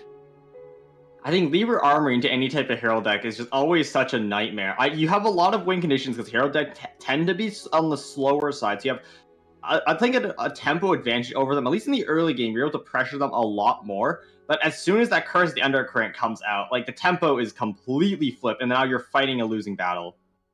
We saw a lot of different sides of the coin yesterday, where Herald decks oftentimes would be able to close out games if they were able to get Curse of the Undercurrent applied, and would just be at huge advantages if they were up against decks that could immediately lethal Herald before they were able to pull out the talent card. And Lear Armory is definitely one of those decks. So now we can see, yep, it is indeed going to be Herald Claymore versus Lear Armory. So Doom once again in a slightly tricky matchup. We saw quite a lot of similar matchups over in Group C. Typically, it was a treasure delivery deck, but both decks do use Herald. From what we've seen, Lever Armory really does have an early tempo aggression advantage, like just staying on Shenna, equipping the Moonpiercer, and just endlessly pummeling the opponent with that skill. But like we said this before, but as soon as the Curse the Undercurrent comes on, your tempo really slows down, and that's the opponent's chance to even out the damage advantage. It was literally this particular deck matchup that we saw on day one, where a player was able to just two-shot Sayu with Shenhe empowered by Moonpiercer. So it can be very dangerous to go up against this deck, even though Herald usually provides a good degree of safety and survivability. We'll see whether or not Doom will be able to make Lightning Strike twice here, because a clean sweep would do wonders in moving them forward in their Prince Cup journey. Here is Doom's Herald Claymore deck, though, the Double Wolves Gravestone, as expected, running a ton of draw, a ton of dice generation, as we expect in the current Hyper Magic era. Countdown to the show, as this is like a very ramp-heavy deck, you really do want all of your chess pieces, and only running one Curse the Undercurrent. Ooh, only one Herald talent. We've already seen players have difficulty in the past pulling out the Herald talent, especially against more aggressive decks, because you need it really, really early on. So the fact that they're only running one copy here could end up costing them if they're unlucky. Yeah, I think, like, especially against Lever Armory, getting that Herald talent early is a huge part of your game plan, because otherwise there isn't really anything to slow down the ever-present aggression of the opponent's deck. Yeah, you do have freeze, but the thing is, you don't have anything like a Mona, so it is very, very hard to apply that consistently. It's gonna be fun to see. It's been an interesting deck to watch, because when it's able to pop off, you can see how powerful it is. But I think more recently, this deck has been having a lot of difficulties, precisely because we are seeing a much more prevalent use of Lear Armory in the meta and more other aggro decks that just really disable Herald right from the get-go. Yeah, like a lot of aggressive decks have been falling off these days in popularity, mainly because a lot of decks just have tools to deal with them now, right? Like, a lot of decks are running freeze, which just heavily hampers the game plan of aggressive decks like Lever Armory. And they also have like sustain tools as well now with Treasure to mess with the breakpoints, but like somehow it just still works. It does definitely still work in the correct circumstances, and that is the thing about Genshin TCG. You always will be able to find a path as long as you're able to keep your mind open. Cosmos, we've already seen their deck list here earlier, and they got really unlucky in their game by not being able to get that second Moonpiercer nor King Squire at a time where they desperately required it. The Tevat Fried Egg came in handy in the last round, but didn't really make that much of an impact. So we'll see if it's going to be different for Game 2. Something I would like to point out versus the Libra Armory of nowadays versus the Libra Armory all the way back in Group A brought by Amato is that they're not running Lotus Flower Crisps. A big part of the deck in its early conception was the fact that you had the Lithic Spear and the Lotus Crisps for 4 extra, for 3 times 4, for 12 extra HP to work with. And like now we're kind of leaning more into a more aggressive dice generation thing, where they're playing more for a Moon Piercer and more for a King Squire as opposed for that extra sustain. I think a lot of players realize that because of how much damage potential this deck has, trying to go for a jack of all trades situation by having extra defenses ends up limiting the potential aggression they can actually go for. Not to mention that most of the decks they'll face in the current meta are going to be slower than them anyway. I think investing fully into damage is a very natural evolution to this deck list. Yeah, I think you're right as well. Like a lot of the decks in the meta right now are more combo focused. So you are just able to manhandle them however you want within the first 2 rounds, and even a little bit on round 3 as well. But like I think just looking at last game and a couple other matchups as well, that extra Lotus, that extra HP would have been so huge. Because if we had a Lotus and played on that Xiao, he would have lived. We would have had Fresh Wind. We would have a Burst. And just, I think sometimes not having the extra healing because we are replacing the majority of our deck for extra dice really hurts us. A lot of things can hurt you nowadays. The meta has become more competitive than ever before, which means that every single move requires so much forethought. Doom looks like they're gonna play for that Herald Float 8 that we have been talking about recently, going for the countdown straight into Timaeus and Aliven for full scaling round 1. A very risky choice considering that they do not have Herald talent and he could just get one shot if Cosmos has the right combination of cards. Unfortunately here, Cosmos does not in fact have the right combination of cards, isn't able to get 3 actions out this turn. There is no Golden House, there is no Master Zhang, there is no Unseen Razor to speak of. We do have Rhythm of the Great Dream to help even that out a little bit, but we did spend one on the strategize, so it's effectively as it's not there. Yeah, it's just gonna be even anyway. It's a perfect opportunity for Cosmos to take out a very important character early on, but yeah, they don't have the right cards to do it. So I think the best thing they can just do here is set up for Shenhe Burst in round 2 and do as much damage as possible. Yeah, it's still coming out as we would expect. Follow-up normal attack. I mean, Herald would have fallen to either normal or a skill, so no reason to tune just yet. And now put on 4 HP. Unfortunately, this does mean Burst isn't actually enough to kill him. It will require a skill, which means Burst might be delayed if Doom stays on this Herald right now. Doom honestly will feel quite comfortable going for it as well. But what would have been really ideal for them is if they drew the Herald talent this round. I don't think they got it earlier. Yeah, the 2 cards they just drew as well. Unfortunately, no Herald talent. If they got Herald talent, Doom could just play it right now and sacrifice Herald to apply like Hydro onto Shenhe and slow down Cosmos Burst. But since they don't have that yet, it could be a bit risky to choose to stay on him when they don't have a way of applying Curse of the Undercurrent. We do still have a Lumen Stone though. There is still a way to search for. We have 0-cost cards to play as well. The one problem here is that you really do want to apply 1 instance of Hydro, but if we stay on Herald, a Shenhe's skill is more than enough to lethal. Yeah, looks like Doom is just gonna end up sacrificing Herald here for that Hydro application. It would slow down Cosmos because they have to use a skill instead of a burst. But we've already talked about this. If the Herald goes down before applying his talent, this deck loses a lot of power. Oh, wait, Cosmos is actually in a pretty tough spot here. Because you really do want a skill in order to just kill that Herald before the second hit of his repair skill and also deny the talent. But the thing is, Herald just applied Hydro to you, right? If you go for that skill instead of the burst, you're going to get immediately frozen by Chongyun, and then like the extra crowd damage infusion is going to be just delayed for another turn. Oh yeah, you're right. Most likely Doom did actually consider that possibility here, so most likely that's why they went for this line. Cosmos could just avoid it by going for the burst on Shenhe anyway, thereby keeping the Herald alive. But then they risk the chance of the talent coming out at a later point. They will decide to switch over to Yelan instead, and she will indeed do enough damage, especially with King Squire, to take out Herald. It needs to be a Rhythm of the Great Dream Gamblers, otherwise we won't also have enough dice to swap back over the Shenhe and Burst as well. But yes, this line is able to accomplish both of our goals. One, it eliminates Herald before Curse the Undercurrent comes out. That is a huge anti-pressure tool just denied now from the side of Doom. And then we should also, in theory, be able to get back onto Shenhe and Burst as well. Doom actually can deny us still, though, by going over to Chongyun, but nope. Okay, Sayu skill. Going over to Sayu to set up the swirl here.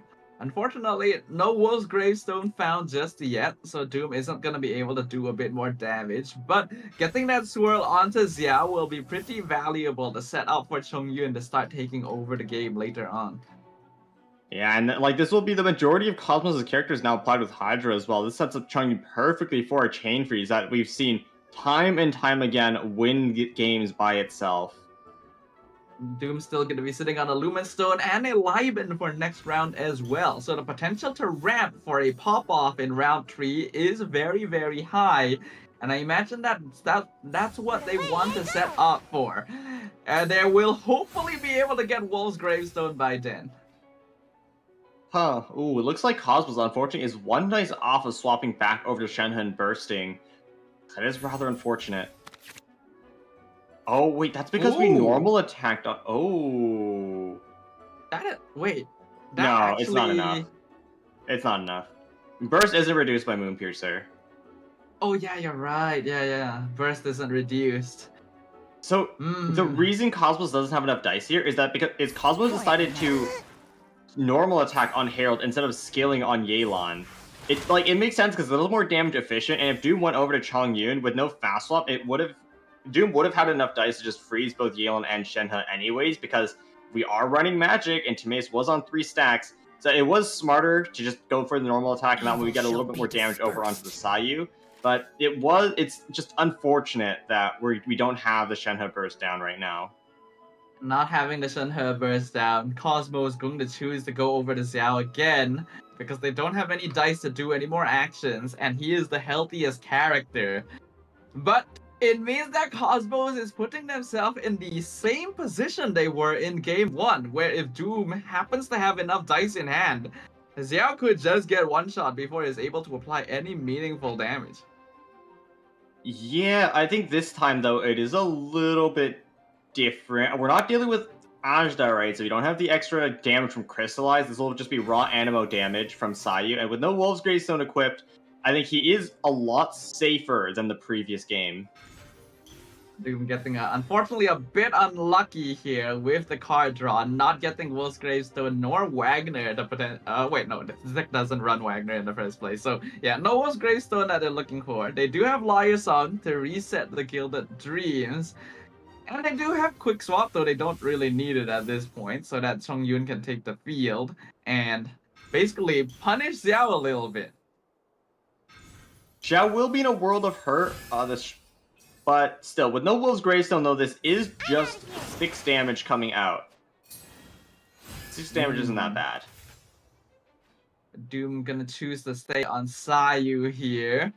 So, continuing to attack on Sayu means keeping the Hydro application. It does a little less damage than switching over to Chongyun and immediately proccing freezes, but I think Doom realizes they're not going to end the game this round anyway, so keeping Hydro applied will be more valuable overall.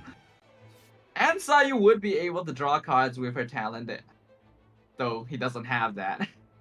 Yeah, no, Doom isn't running Sayu talent, which is rather surprising. Most decks that run Sayu do bring 2 copies of it. It's just so valid. It gets you so many cards, but this deck does have a lower elemental reaction rate compared to other decks, because unlike Mess and unlike other Sayu decks, there is no foul swap with the Mona, right? You are kind of just reliant on your opponent playing into the reactions themselves instead of trying to deny it from you. So it does make sense that we aren't running the talent, because we are not getting swirls as often as we would with Mess. I think it is just a little bit unfortunate, though, that we're not getting a lot of our draw right now, because maybe we would have found our Wolves Gravestone by now, but with how heavy our hand is in ramp, we might just overdraw because of it. Yeah, if Doom is able to get Wolf's Gravestone by next round, though, I think they can just end here. There's Hydro applied on all 3 characters, and they are all very low health, and we know that this deck does not run healing, nor do they have any copies of Lotus Flower Crisp. There is the ag to potentially play around it a little bit, but yeah, I think you're right. If we are able to find the Wolves... Oh, wait, Xiao's dead. Not enough dice to play that Gamblers. That would have been really nice to have, but Xiao is dead here, yeah. No, it does have enough. We have Boar Princess. Oh, yeah! Okay, you are right. Yeah, I forgot about the Boar Princess. Okay, this is very bad for Cosmos. Oh, yeah, no, we just lose. Oh, we actually just lose here. It is actually just over, yes. Who's our target this time? Yeah, no, we just lose. For the second time in a row, Cosmos is forced to leave Xiao to tank damage. And for the second time in a row, Doom has the Liar Song gilded to pull out enough actions to punish him for it. This is not a good feeling. To be fair, Cosmos didn't have enough dice to swap stall, and also, like, all of it, like, no matter what character Cosmos swapped to, they would have died anyway. Xiao was 10 HP at the start of this turn, right? So Xiao was always dead no matter what, or like one of Cosmos' characters was always dead no matter what. It just so happened to be the Xiao this time as well. At this stage, there's not really much they can do anymore. They switched over to Yelan.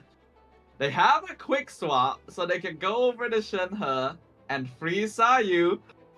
But Doom also has quick swap, so if he does that, Shenhe goes down and then the game is just over. But I don't really see any other path out of this for him anyway. I think Doom has done it again.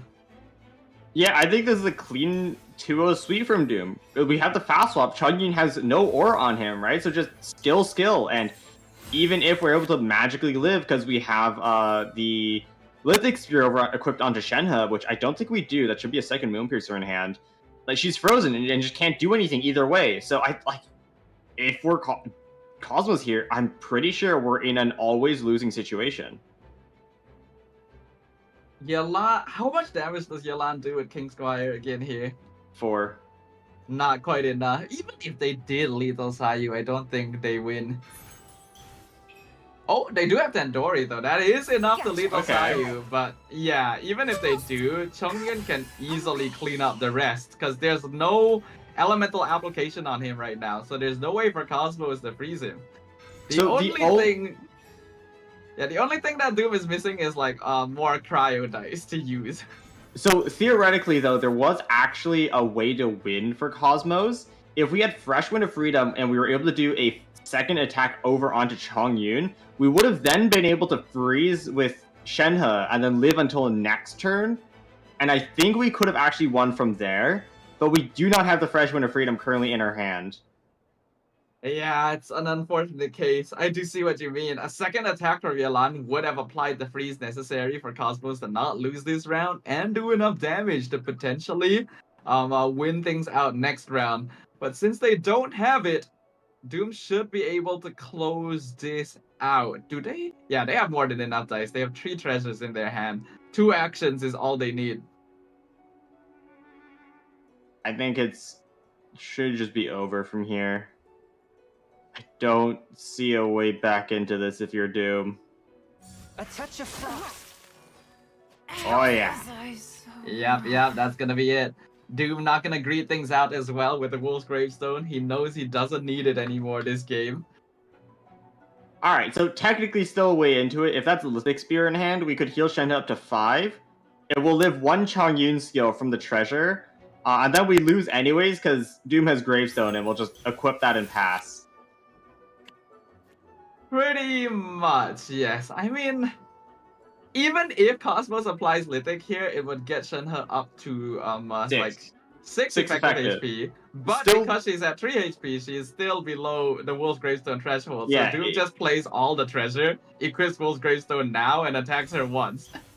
Yeah, it's 3 HP, 3 shield, which is, I mean, Gravestone is 6, like, actual HP, so yeah, Shen is always within Gravestone range. Ooh, 6 damage, that's really nice. Yeah, it really does a lot. Like, Shenhe does a lot more damage than people expect. That's how she was able to 2-shot Sayu in a previous game. But yeah, Doom now will have enough treasures to play that Wolf's Gravestone and go for an attack. And that will be more than enough with Freeze to finish off Shenhe on the spot and clean up the series. 2-0 for Doom. I mean, congratulations from Doom. Pick the right decks and like pick the right matchups as well, and taking it over Cosmos, knocking him down to the lower bracket. It's honestly really impressive gameplay here from Doom, because as we mentioned before, both of these matches on paper were actually unfavorable to him based on deck. So being able to find the lines and push Cosmos into positions where they had to leave characters exposed and being punished for it through really excellent use of magic calculations solidified them and allowed them to move on to the second round of the upper bracket.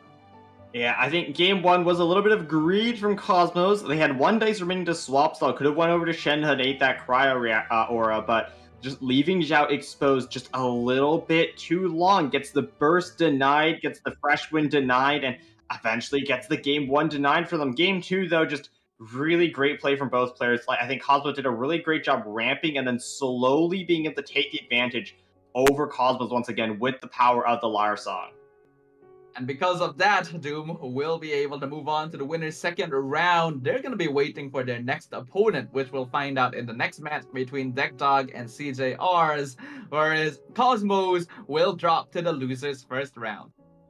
Yeah, we'll wait for the loser of the match between Deckdog and CJRs, but that's going to come later. But, I wonder what decks these players will bring. We haven't seen them play yet. Do you think they're going to just go for the standard, like, Conwhale Handshake ban, and then either bring a combination of Herald Claymore, Double Dragon Magic, Treasure Delivery, and Lyra Armory, and just pick 2 of those? I think, based on the trend of the recent match we've been seeing, that is the most likely option, because a lot of players, especially in Group C, have been leaning towards these more aggressive decks like Lyra Armory as well as the Herald Claymore. But I think players will still sometimes go back to comfort picks, decks that they're more familiar with using. So Double Dragon is still possible. Some old decks could still resurface. I just feel a little bit sad that Conwhale is taking that like fixed ban slot every single time. So it does end up being a little bit more boring. But for now, before we jump into our final match of the day, ladies and gentlemen, we're gonna take a short break, and we will see you guys right after a few minutes.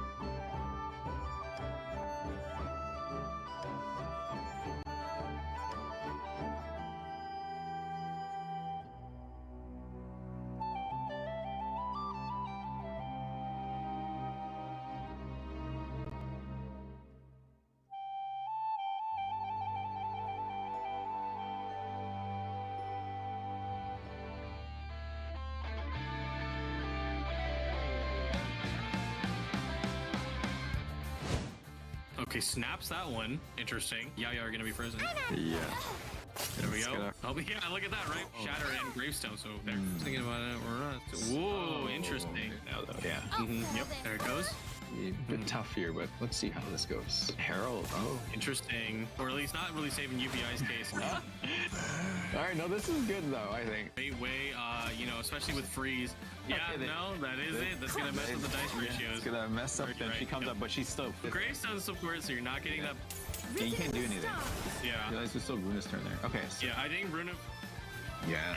I don't think they only have one treasure that they could probably pull. That's their. Yeah, there we go. Wow. See, yeah, there's the burst. Yeah. Still, yeah, that's exactly to the very end. Right to the end, yeah. 4 damage right there. You could do something with her burst, but I feel like she serves the same purpose. To the hands of the Hu Tao. There goes the Gilded, generating 2 Dendro die. There goes a 3rd die. Yeah, Nahida's ult being up is going to be at painful damage to Raiden. Looks like we're not going to see that though. It is just going to be a tune. Exactly what we're going to see here. First, proc veterans and Dice Generation negated. We were quite looking forward to that. That's never going to come up. This is going to overload Nahida. -9 as exactly what Ting needed. Oh, is it time for me to join you? I think this might be it. Yes. Play the treasure. Fire, pants on fire! Doesn't even need to. Already got the energy point. To redeem its fallen brethren that was tuned away. Oh no. Mayoi needs to find a way to slow them down. So I think, yeah. And, you know, pretty significant damage coming out. Ooh, man. All right, there's the cryo application. Klee abilities are getting cheaper. Zero could do right now. Pop honestly. Yeah, they did, yeah. That takes away all the cryo. Not survived. Wouldn't be able to get it. Well, here comes yeah, that's true. There's the skill. Okay, it does.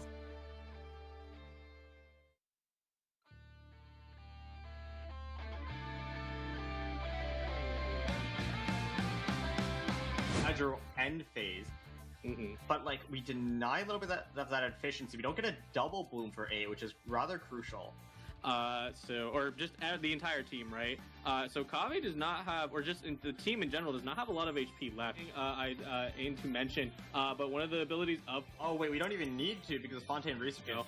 For Ring of Talent card, only because it's a card you still have to deal with the drawing. I never thought having good dice would be a problem, but here we are. Easy mechanic where you have to start playing different strategies, or intentionally low is definitely not the one I expected to ever come up, right?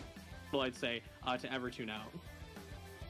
Normal attack do only 1 unaligned dice, freeze. Came just a little too late. That would have been able to push them into. Unfortunate thing though is that Gamblers just came 1 turn. Lesmatic wind cycling coming down.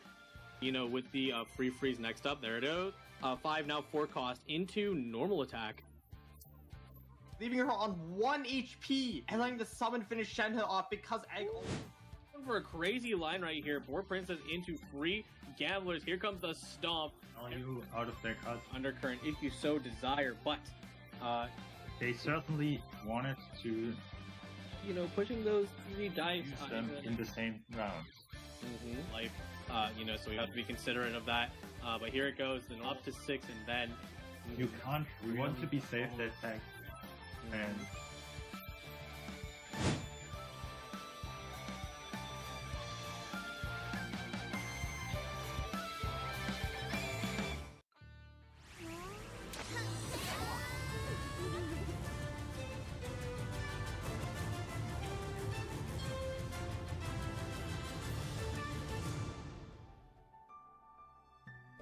Travelers, it's time to close off the day and the week with a bang. We are on our 5th match of week 4, day 2 here at the Prince Cup 2024 regular season for the Pacific region. My name is Stafa, and I'm casting for you today together with Sumi.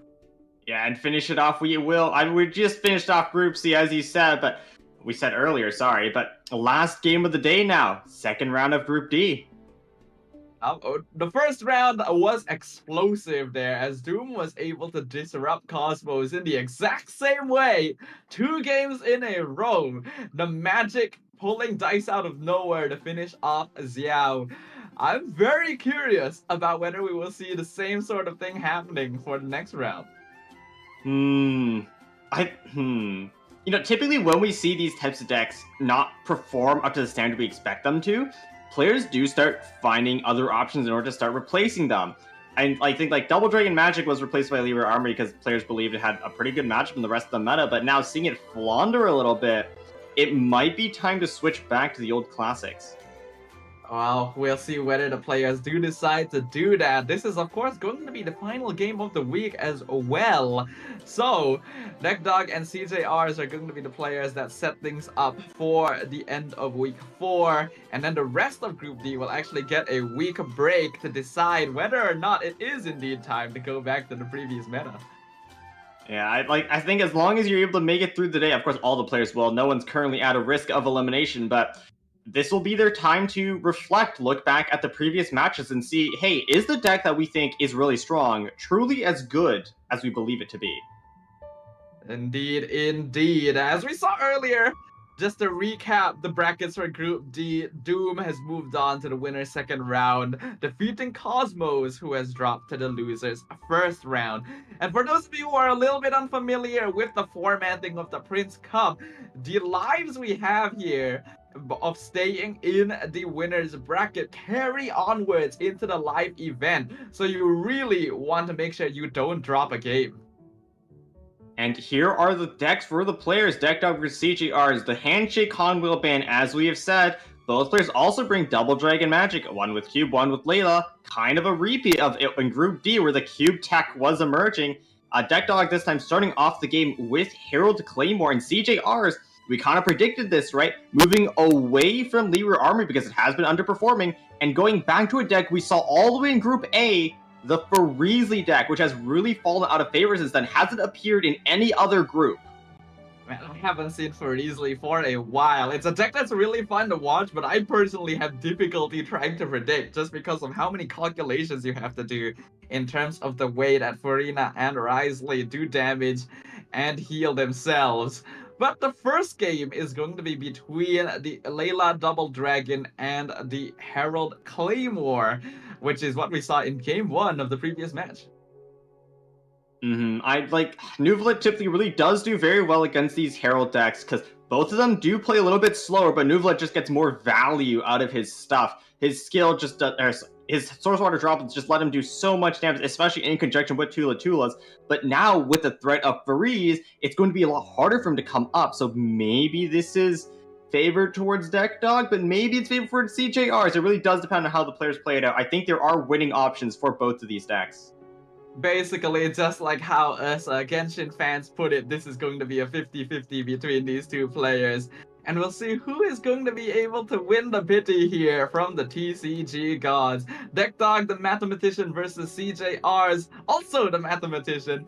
So maybe we'll have a pretty evenly matched duo here. I think the mathematician tag really does fit CJRs. Bring the Freesley back. Like, this is a deck we haven't seen since Group A. Players do not believe this is a strong deck, or at least matches up to the competition. So bringing this back here must be a very calculated gamble for CAGR. They maybe know something about the deck that we don't. Maybe they build it in a way to counteract the meta. We'll have to see what happens. Here is DeckDog's Herald Claymore deck, though, bringing the very standard list we saw earlier in the week. One Salute talent for the draw, one Herald talent to delay your opponent, and also bring the Golden Troop, which we didn't see Doom bring. We have seen players use Golden Troop, equipping it specifically onto Chongyun, since he will usually be on standby for the first couple of rounds, so that they will be able to get a free skill out later on in the game. Running the Sayu talent as well, which was not seen in the deck previously played by Cosmo, is a very useful card for being able to draw more cards out of your deck. It's gonna help search through DeckDog's hand a little bit more. Maybe find like Walls Graves a little bit earlier. We did see Doob struggle with that a little bit. Thankfully, though, it did come just in time to finish the round. But something I would like to note, though, is that running Countdown plus the Sayu talent, I mean, this is a ramp 8 deck, right? So if you play the Sayu talent at a wrong time, there's actually a very real risk of you overdrawing. Yeah, we've seen it happen not as often these days as compared to when Treasure and Lumenstone first became popular, because I think players have had a lot more time to get used to the fact that their hands are going to be quite full a lot of the time, so they will be on top of things to make sure that they do not overdraw. Whereas on the other side of the board, we have CJRs bringing in the Layla Double Dragon magic here. Double as the talent, the single copy of Tule Tula, as well as one copy of Passing of Judgment. Oh, that's a blast from the past. Like, Passing of Judgment was the premier arcane card back all the way in the Prince Cup Atlantic. Here in Pacific, though, a lot of players are opting not to bring it. But CJRs is running it back once more. We actually did get to see a single Passing of Judgment being played on day one, where it was used specifically to deny a player the opportunity to quick swap, and literally nothing else. So even though it's not as efficient of a way of playing it, it is a very good way of making sure that your opponent won't be able to use quick action cards to deny you from your game plan. I mean, the Herald Claymore deck being quite popular nowadays, this is actually a very interesting tech choice, because of course that deck doesn't have a free fast swap with something like Mona. You will need to play the Leave It To Me in order to get that instant freeze. And playing playing a character like Nuvola that is locked into a follow-up attack, if you do use the Source Water Droplet, this could allow you to get that extra damage out without being disrupted. Yep. So there are a lot of interactions that can be considered here, and against a slower deck could really even up the odds here for the side of Layla Double Dragon. Being able to come out victorious in game number one will allow for a good bit of momentum. And as we already highlighted earlier when we were looking at the brackets, every single one of these players wants to make sure that they do not drop to the loser's bracket so that they can keep their 2 lives intact into the live event. Yeah, like that extra chance, especially when the competition is so fierce, it will be even more crucial there in the live event. If you thought the competition was tough here, just wait until we see the winners of the winners. Ooh, I am so excited to see what's going to happen next. But we will kick things off here, ladies and gentlemen. This is going to be round 1 of our final match of the day between our 2 mathematicians up on screen, Deck Dog and CJRs. Deck Dog running the Herald Claymore deck and CJRs with Double Dragon Magic, the Layla version, the old classic, running a very Atlantic-ish deck as well. What a throwback. I personally have more recently preferred seeing the Ice Cube variant of this deck, but I can definitely still see value in the Layla version, such as earlier when we were able to see Layla finish off Xia with a burst, as well as the ability for Nuvola to be able to freeze on demand using Layla's skill instead of having to switch between him and the Ice Cube. I very much do believe this Layla as a reaction into the rising popularity of Libra Armory. The extra sustain from that shield makes it that much harder for Shenhe to just instantly burst her down and then force the remaining 2 characters to deal with freeze.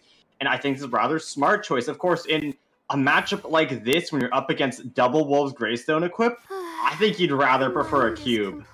Blank. Ooh, one thing I noticed though is that Deck Dog has actually managed to draw Herald talent in their opening hand. So we've seen a lot of cases recently due to increased aggression where Herald just goes down before Curse of the Undercurrent is applied, but Deck Dog will not be at risk of that this time. They also have Countdown and Timaeus, so there is a possibility of going for heavy ramp round 1. This is a ramp 16 deck, so of course you're going for heavy ramp round 1. Like, this game plan of this deck is to stay on Herald, to utilize that revive, to keep him alive for at least 2 turns, so you just have the time to play everything and gain such a significant dice advantage over your opponent that you simply can't deal with it. But against Nuvola, who is already so dice efficient, yeah, you might have the dice advantage, but you really?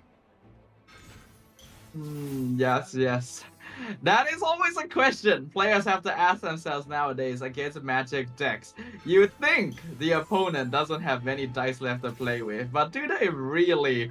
Wolf's Gravestone also gonna be immediately applied to Sayu on round 1, as Deck Dog will end turn to get turn priority. CJR is going to match, actually playing Countdown as well. Ooh, not drawing as much ramp as Deck Dog. Unfortunately, no Lumenstone to play with this turn. Does have the Timaeus, though. The best use of the dice right now should just be a skill into the Timaeus pass. Maybe also playing the Heart of Cavarina at potentially Golden House as well if we're worried about overdraw. Yeah, I agree with you. Those are most likely going to be the lines that CJRs wants to play around, and yes, we will see the Timaeus come down. Gambler is probably a little bit early, but good to have for when the opportunity arises. And I think we will just basically see neither player really do much on round one. Even so, though, I will give the edge over onto Deck Dog. There is just more ramp over on his side. Layla is like kind of a not really a threatening character, just like how she is in the lore. A sleep-deprived student. I can relate to that, but not going to be the big threat. Whether you're a student now or you were a student in the past, we all can relate to Layla.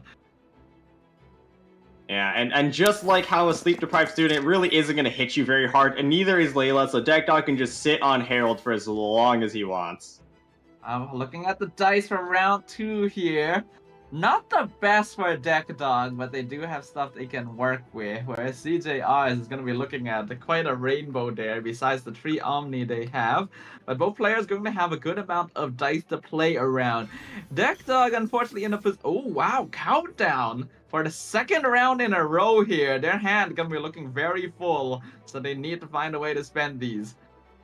Yeah, we 100% do. Like, our hand is so full right now. A lot of these cards is part of our magic, so do we go in this turn? But if we go in this turn, we kind of need to forsake a little bit of ramp, but I think that's fine.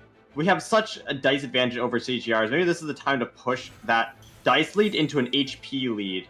We really do need to start playing our cards, though, because we are at a very real risk of overdraw. I agree.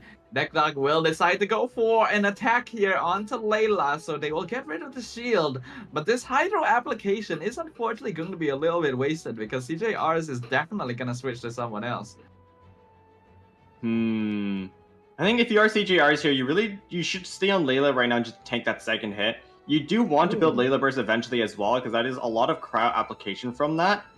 The stars are very slow in the Hydra app comparison to Cube. I mean, you do have a potential instant freeze if you are able to stack it up, but you are lacking in the crowd department without the burst. Yeah, actually thinking about it, yes, there is a follow-up attack, so staying on Layla makes more sense than switching as of right now, and this is where CJRs will want to switch to make sure that both instances of Hydro application do get wasted from the Herald.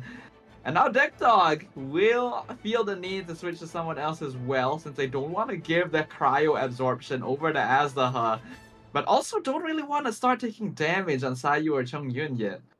The thing is, though, you really do need to go in this turn. Look at how full our hand is. I think it's like 9, potentially even 10 cards in there already. Lumenstone's about to activate as well. We need to start thinning that out a little bit. Thinking about it, Deck Dog does have the Gilded Double Liar Song. This is a combination that allowed Doom to really mess with Cosmos in their match earlier. So Deck Dog definitely having a good amount of dice left to play with this turn. Going to switch over to Sayu. And like Lumenstone's about to activate. Timaeus at 3 stacks. That's a free free Gilded equip right off the bat. Ooh. That's the talent. Yeah, I mean, it'll even up the dice a little bit, but I think Deck Dog should still have more than enough to do 2, potentially even 3 actions, depending on how things turn out. Yeah, normally the value of Azdaha talent in slower decks is that because it does pass around, it's a very good way for you to maintain dice economy without needing to do anything. Because you don't even have to spend the 1 dice to swap characters, just the delay. And CJRs is doing this to make sure that Deck Dog doesn't have any dice left to play with in this round, so that they can go for more aggressive actions. Deck Dog, though, does have that Gilded, so this will be information for CJRs about what they want to do next. The thing here, though, for CJRs is that you are denying that swirl, so it'll be less damage on your side. You're going to not spread the Hydro.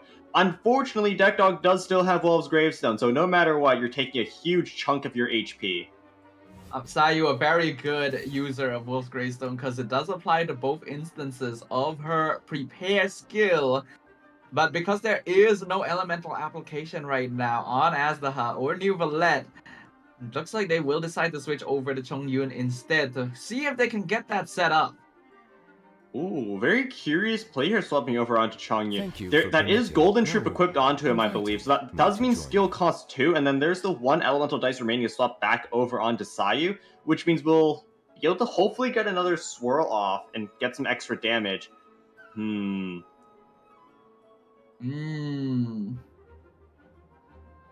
Nuvolette Again- swap here, though, is just mainly to deny Aura. I think CJ just wants to go on Ajda this turn right now, so swapping over onto Nuvolette to eat the Cryo, and then we deny swirls from Deck Dog. We're expecting Deck Dog to have more dice. You would ordinarily avoid allowing elemental application to go onto Nuvolette this early on, but yeah, I think CJRs wants to mainly play around Azdaha for a while, so he's actually okay with eating this cryo application. Especially since the only one that can actually freeze with it is Herald, and he's not really set up in the best positioning right now.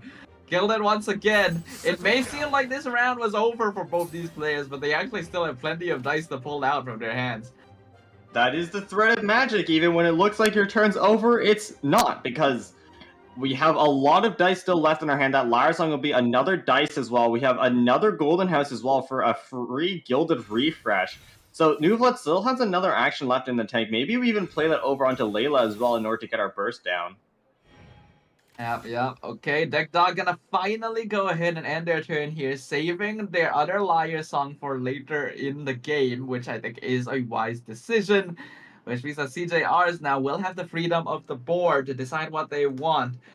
Deck Dog has elected to leave Chongyun exposed here, but that means that even if CJRs goes back to Azdaha, they cannot absorb Cryo. So this is not a bad spot. CJRs has quite a few options as well. We could lure the Gilded onto Nuvolette in order to do a normal attack and do 4 damage over onto Chongyun. Alternatively, we can swap over to Layla in order to get burst out. It appears we will choose to go over to Ajda instead, though. Oh, Azdaha comes out, Lyre Song to reset Gilded one more time for an additional attack. Not going to be able to absorb Cryo, but absorbing Hydro is still going to be useful because it adds 1 extra damage onto Azdaha's burst, which will become a genuine threat once he's able to get an extra element on top of it, and actually top decking an extra Lyre Song.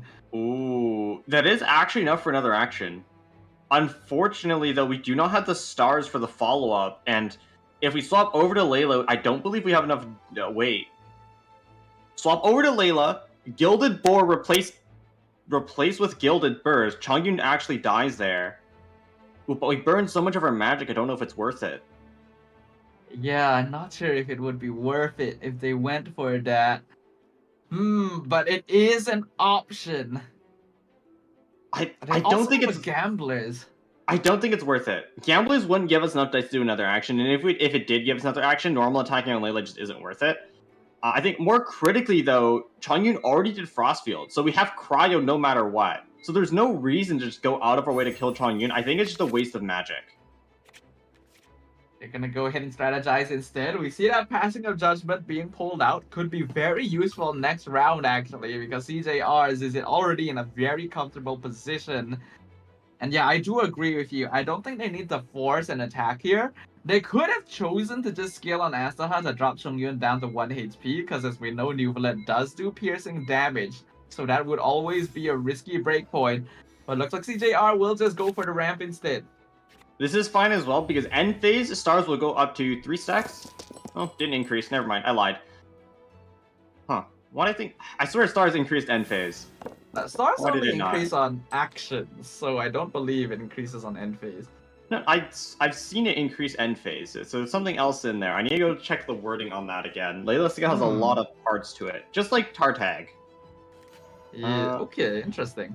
I will keep that in mind. Let's look at the dice rolls here. Deck Dog having a lot of animals, so they're clearly intending to play on Sayu this round, which is definitely a good round for them to start playing on her with. CJ Arslow, on the other hand, not having really the best dice rolls to work with.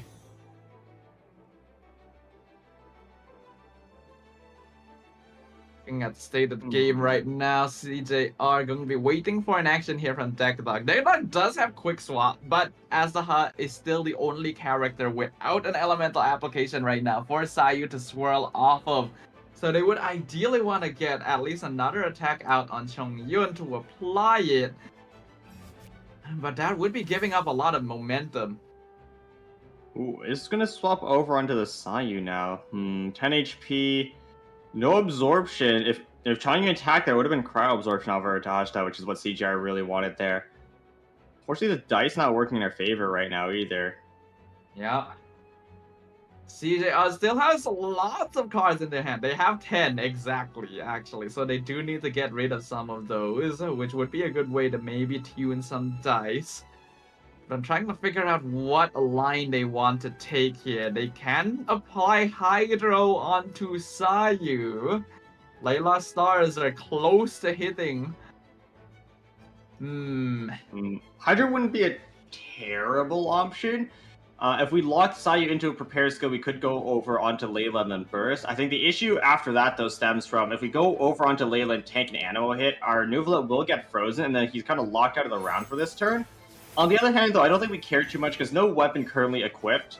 We're missing a lot of our setup currently, so I think it's perfectly fine if we do just go for that burst setup and then hopefully draw Tulas later on. I think CJS would not mind at all if Nuvolet gets frozen by a swirl here, because once they remove the elemental application on him, he's going to be able to freely take the field once they do have Tula available. We will see the Gilded being played once more to tune some of that dice so that Aztha can get an extra attack out.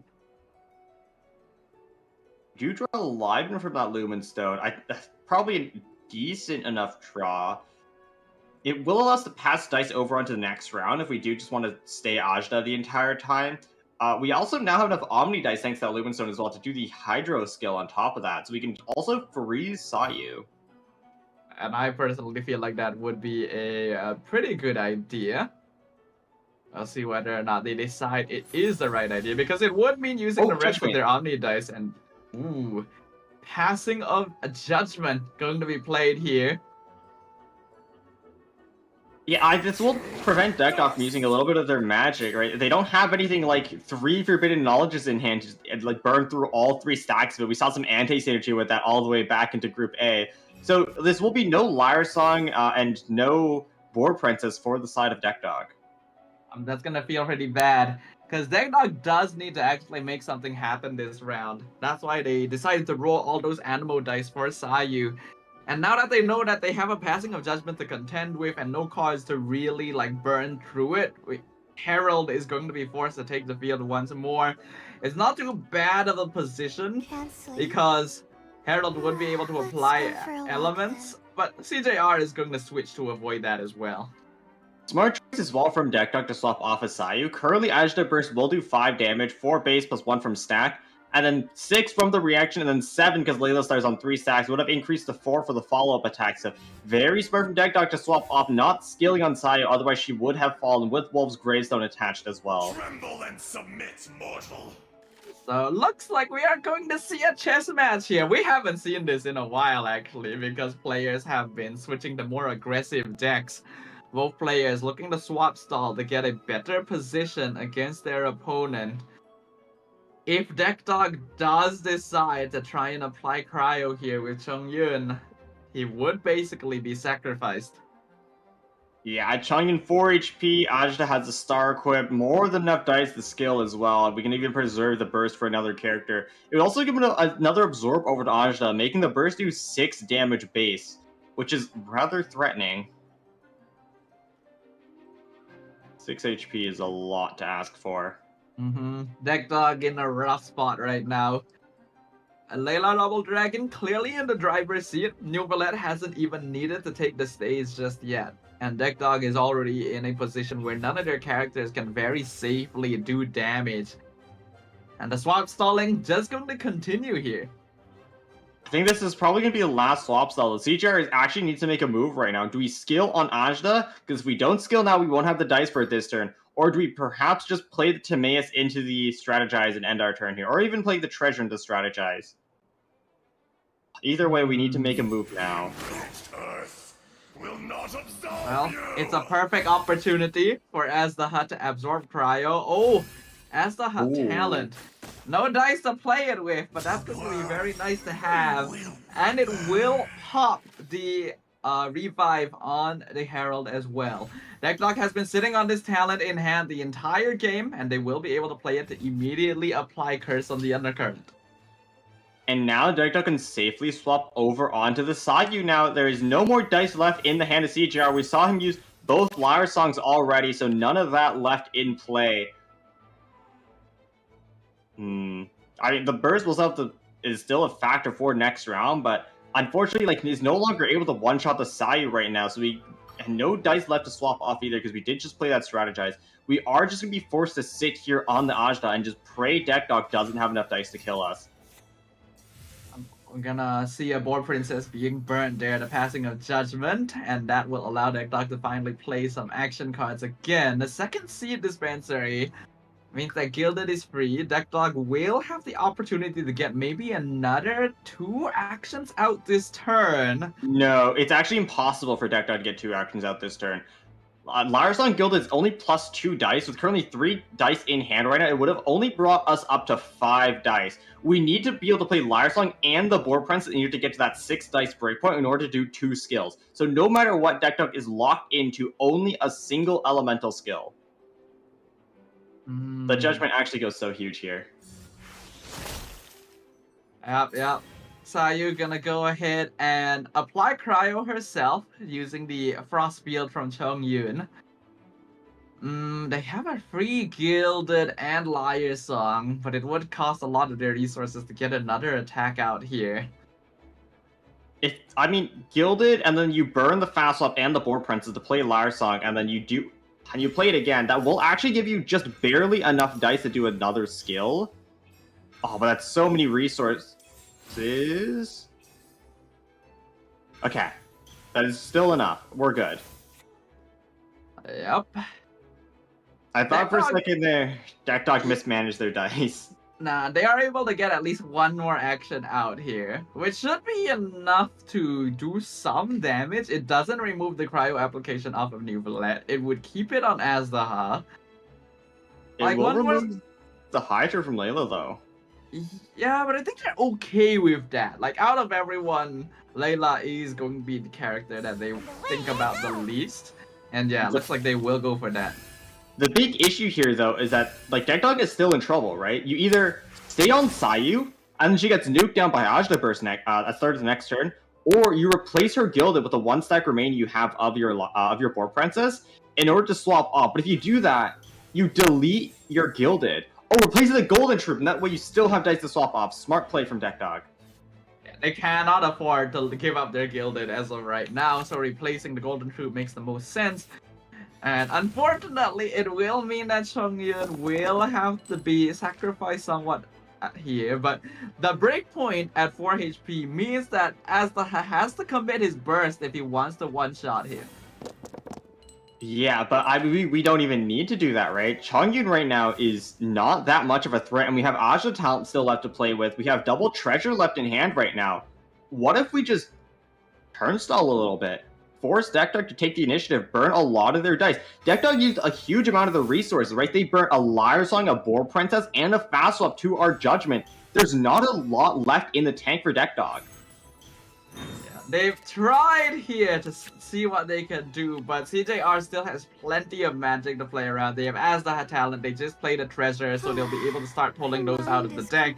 Our characters are still pretty healthy. So as of current, I do still agree that CJR is looking to be in the more advantageous position overall.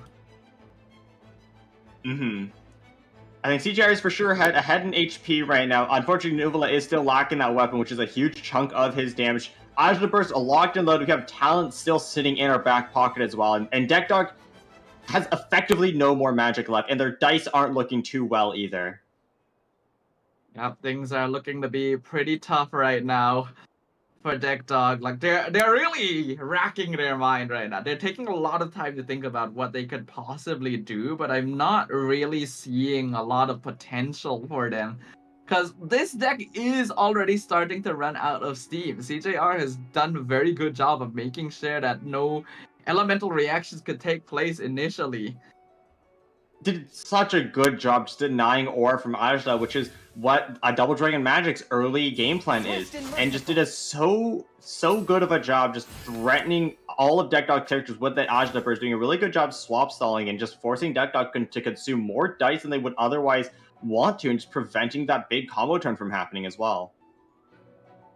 Yep, it's a rough spot to be in. I would not want to be in Deck Dog's shoes right now, because this is clearly a situation where CJR has an advantage. Dice they have left over as well are not really in favor of them making something happen. Not to mention that Gilded and like multiple Liar Song procs have already been used this game, so yeah. It's not going to happen soon, but I feel like Deck Dog losing this game is becoming more and more of an inevitability. Still, though, CJR does still have to deal with that curse, the undercurrent, and it'll also get refreshed as well when that Herald dies for a second time. So there is still a way back for Deck Dog. CJR has to fight through minimum a 3-dice debuff. Swapping over to Nuvolet right now, okay. I mean, no Calx Arts to worry about for a Chong Burst, and Nuvolet is above that 6 HP breakpoint for the Gravestone passive. So rather safe right now. A little bit ambitious to swap over to Nuvolet early, but I think this is probably the best play CTR has available right now.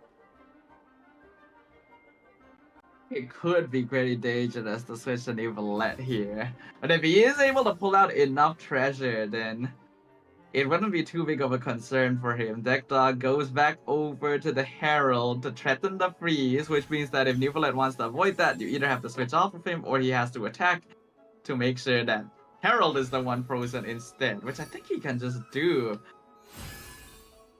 Yeah, we are going to attack into. We have that Source Water Droplet critically, right? So we are able to do quite a lot of damage and also avoid the curse of the undercurrent.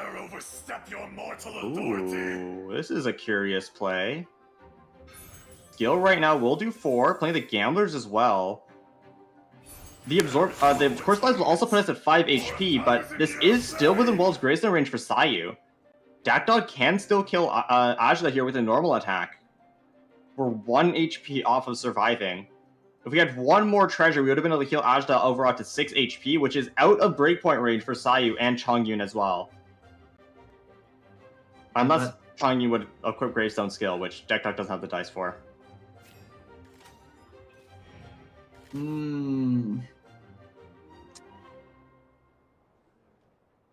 Deck Dog goes over to Chongyun. I don't think Chongyun does enough damage to Little Azaha here. With no Gravestone, there's no way. Chongyun does at max 3 damage here. And like as soon as you're left on just a Sayu solo, there is still Layla to consider, and also the stars as well. Like next turn, CJR comes onto Layla and burst, and even if that doesn't happen, Nuvolet will be able to stack up those stars to 4 stacks eventually in order to free Sayu, and after that, it's like you're just sitting there waiting to take damage. Yep. That's basically what's happening here. We see an attack come out from Chongyun. Basically the final attempt here from CJR. It is still kind of an awkward spot because Azaha can only do 3 damage with skill, so a burst would be needed to finish off Chongyun, but I don't think CJR is gonna feel like a desperate need to do so right now, especially since they're able to get even more dice out with the Azaha talent. So they can just slowly finish things off here. Yeah, I mean, finally passing the turn priority back over into Deck Dog, forcing him to end as well. This will be a Layla burst coming out shortly. That means Chongyun will fall into the end phase, leaving it just on a Sayu solo as we feared. And we know that Sayu, as a character, will have some difficulty soloing, especially against 3 characters. So despite Deck Dog's best efforts to prolong this game and keep themselves in the running, I am pretty sure that we are going to see CJRs come out on top in game number 1. Deck Dog did such a great job in the early game, pressuring CJRs with the Herald, applying the Cryo, swirling the elements, but the critical part about Herald Claymore is that there is no way to consistently guarantee a swirl, which means we're lacking a lot of our elemental application, and it just makes us really hard to just do damage unless we're just hitting them with the Wolf's Gravestone base damage. We're not getting our reactions in order to get extra efficiency from that. And, I mean, perhaps Deck Dog was playing too much into the reactions, not going into Sayu early enough, and we just see that backfire horribly. They just weren't able to do enough damage before CHR got full setup. It's a tough spot to be in. I think DeckDog tried their best, but because they weren't really able to accelerate things initially, and CJR did an amazing job of making sure they were able to balance out and avoid swirls or freeze in the initial few rounds, they were able to take control of the game right from the beginning. I think DeckDog tried a little bit too hard to be efficient with their damage. I think a lot of these decks it's all about how much extra damage can I get for 3 dice. In this matchup, I don't think we need to greed for that extra swirl. I think we going to that Chongyun early, like just skilling the extra times on him instead of just going on to side with a Wolf's Gravestone was actually a net damage loss because we have the Wolf's Gravestone attached, right? Even if we don't get that swirl, it's still a bonus +2 damage no matter what, even if they're above the 6 HP breakpoint. If we just went on Sayu earlier and just skilled anyways, we would have been doing a lot more than forcing that swirl because eventually Ashta would have been below 6 HP and CGRs would have been forced to swap off. And then that's when we get our swirl anyways. Yeah, I agree with you here, Suvi. I feel like there was definitely play that was a bit too passive on the result of the player wanting to greed out and get maximum efficiency in terms of DPS. But because they were slowing down the game so much to get themselves in a good enough position to do that, it allowed for CJR to get set up, get energy on Azlaha burst, avoid elemental reactions very safely, keep their characters healthy because there was really no aggressive pressure coming out from the other side of the board. And yeah, the game ended up being pretty one-sided. Yeah, I mean, DeckDog had Wolf's Gravestone for his earliest turn too. Sayu had no aura on her. Why didn't we just go in?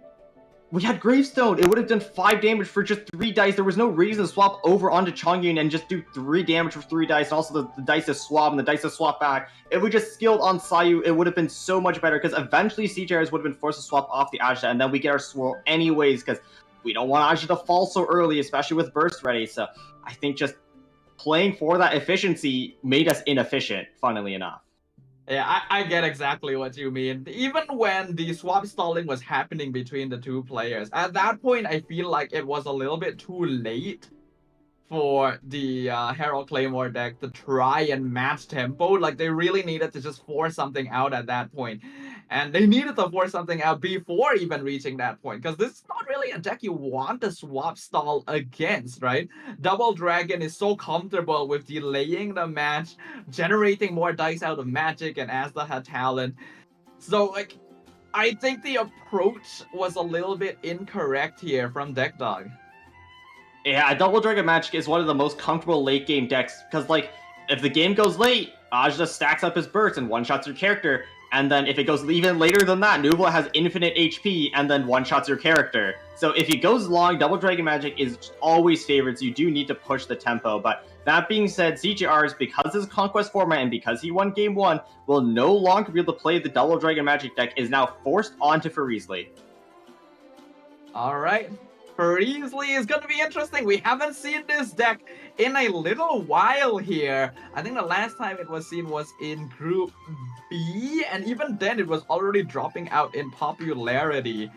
So we will see how it actually performs, since at the time when Farisley was still popular, we hadn't actually seen Herald Claymore pop out yet.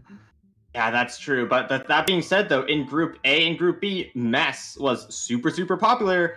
And Mess kind of annihilated Farisley. Of course, this deck is slightly different. There is no Mona to guarantee that swirl, but there is still Sayu with Wolf's Gravestone.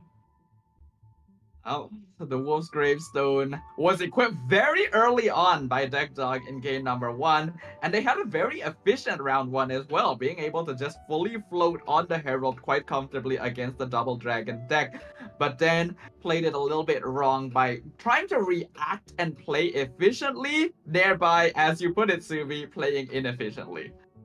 Yeah, I think for this matchup, just going in is the key. Rively needs a lot of time to set up. Farina needs a lot of time to set up. I think it's still fine if we go for a round 1 ramp play, because that lets us draw into our Gravestone and gets enough dice in round 2 to actually be threatening. But as soon as we have that Gravestone equipped, that's our go signal. There's no need to wait for the swirls. There's like no need to wait in order to try to get freezes. Just go in on that Sayu and punch, punch, punch, punch, punch.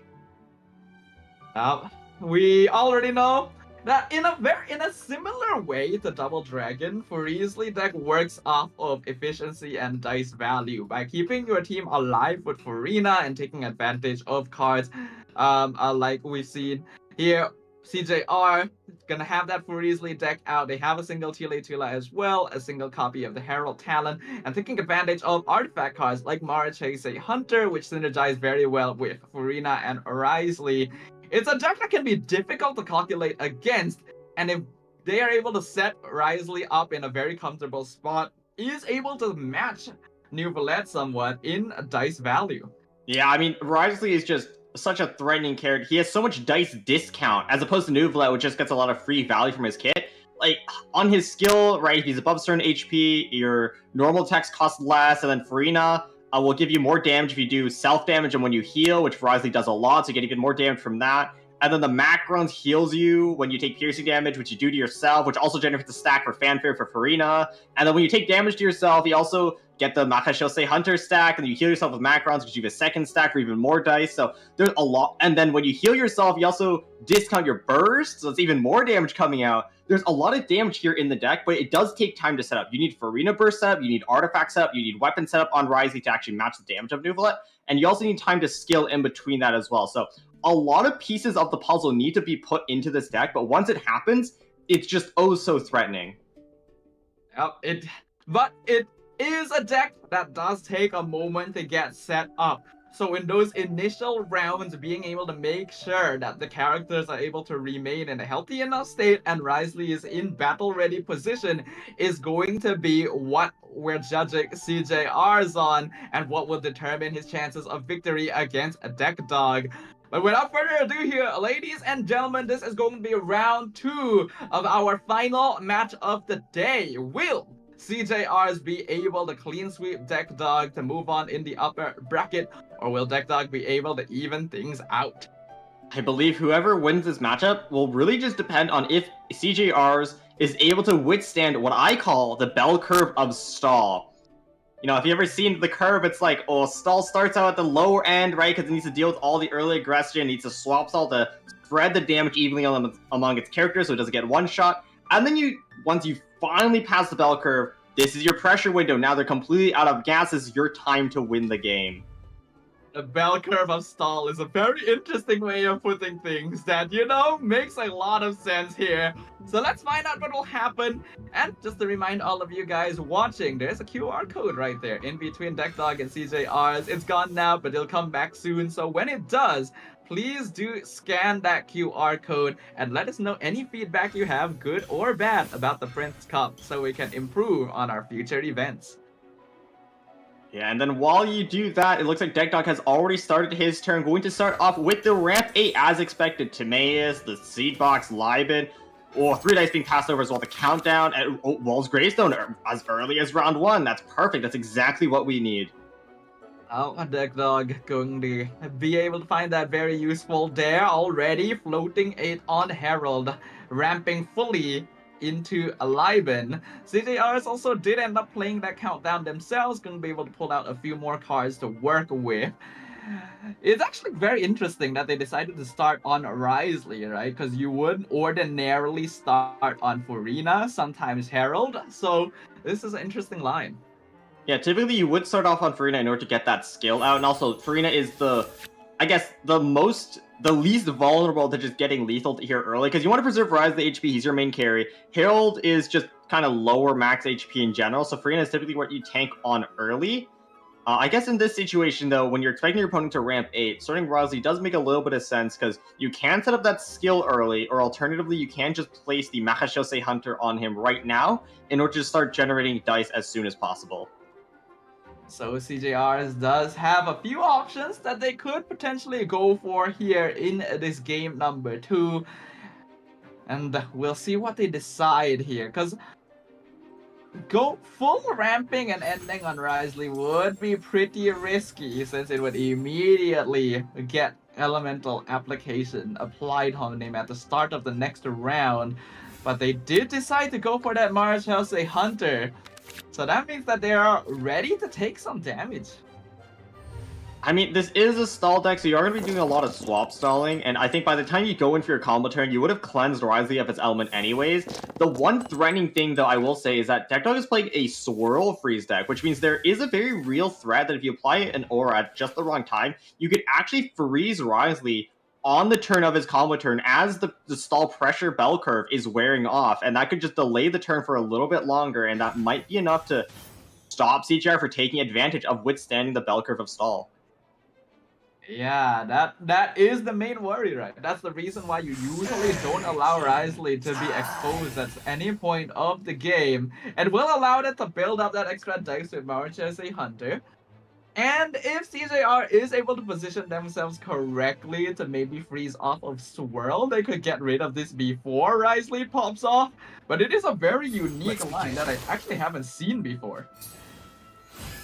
Typically it is the Farina Star, as we said, but I think like when you're playing against a ramp 8 deck, being able to set up the Wisely skill earlier is a huge advantage. We get the dice discounts coming earlier, which means we're able to get our normal attacks done a lot easier, and we need to spend less dice on our combo turn to get that set up. Yeah. Deck Dog does have a quick swap. They could quick swap the Chongyun and immediately freeze Wisely. It would take away the opportunity to swirl Hydro to the rest of the cast. But this is basically the main target here. Like, I'm really surprised that CJRs is leaving Wisely exposed for this long. They do have turn priority now. So something CJ needs to be worried about is if he normal attacks right now, Wisely is above 6 HP, which means he will do self-piercing, put him down to 6, which will allow Deck Dog swap over on Chongyun, equip Wolf's Greystone and Skill, which will do, at this point of the game, 7 damage to one-shot the Wisely, because Wisely will self-piercing to 6 HP, which is within the Wolf's Greystone range, and then Wisely will just die turn 2. CJR knows this, though, and will swap with Farina to play safe. Yeah, I think it had to happen. I would be really, really shocked if CJRs decided to stay on Wisely for one more turn, because that is basically just a death sentence. Compared to some other decks like Double Dragon, where Asdaha can still carry the game somewhat, this deck really heavily relies on Wisely. You cannot afford to lose him, especially this early on. Ooh, CJ is turning that second countdown. That's going to be a lot less draw in the deck now. We did play one earlier, so our hand is rather full right now, but with that gone, we could struggle with dice generation in the future. Also needs to tune one more in order to skill. I wonder what card is going to go away. A lot of value here in this hand. Ooh, Rip Timaeus. Gonna get rid of the... I guess... I would feel like Timaeus would still have some value here, because I don't think they pulled out Gilded just yet. This deck doesn't have Gilded. It's it's 2 Makashose, 2 Veteran's Visage, and then 2 Kafarina. We already have Farina equipped with 1 Veteran's Visage, and then Makashose is on Wisely, so we don't actually need the extra searching. We don't need the artifact equip either, because like we're already full equipped at this point. Yeah, that is fair. Alright. So we will see the attack come out from Chongyun onto Farina here. Now in the past, we've actually seen players go ahead and switch that Farina summon over to the healing version, especially against decks like this that do a bit more damage early on to just keep everyone topped up. It has a good synergy with Herald as well because of the way that his max HP works. So I'm wondering whether or not CJRs will decide to switch this, and yeah, looks like he will. Ooh, and gonna play the Lumenstone first. Very, very smart, because that Farina card does actually count toward the Lumenstone stack, which will give 1 extra dice for CJR to swap over onto Herald and start applying Hydro as well. So CJR's going to be looking to play the long game, which is exactly what Farisley wants to do. Deck Dog does want to look for an opportunity to punish the slower gameplay coming out of CJRs. Unfortunately, they don't really have the ingredients needed to pull off the magic recipe right now, so looks like they might just decide to ramp this round. 3 dice remaining. Yeah, all gonna be fed over to live, and ooh, okay, gotta swap off. That's -1 dice. Still should be fine though. Yeah, should be fine.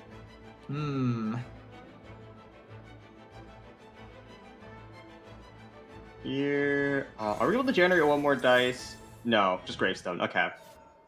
Yeah. no point passing over just 2 dice to Living because we're not going to be able to take immediate advantage of it. So Deck Dog instead choosing just equip the World's Gravestone for 2 cost over onto Chongyun. Typically it is a Sayu though, because she is able to benefit more from it, as it is a prepare skill. You get to double dip on its damage, but I think Chongyun here is fine as well. You get a little bit more base damage to maybe one-shot CJR's characters a little bit more effectively. Deck Dog has beautiful dice. Oh Like, yeah, that's those great. are actually insane. CJR's though only has 3 Hydro to work with, and then the rest are like, not the best. So they'll have to work around this. Early treasure. Okay.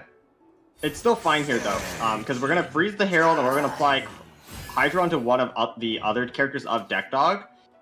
Can't even go Sayu right now if you're Deck Dog, because there's currently no element. We really don't want to Swirl right now, because we didn't pre-equip the World's Gravestone. Yeah, it is just Chongyun coming out, but... Ooh, 6 HP. It's just a 1-tap. Revive immediately triggered. Yeah, this is a 1-tap. It will pop Curse of the Undercurrent though, so that will reduce the potential actions Deck Dog can take next round. It will basically only be 1 more move.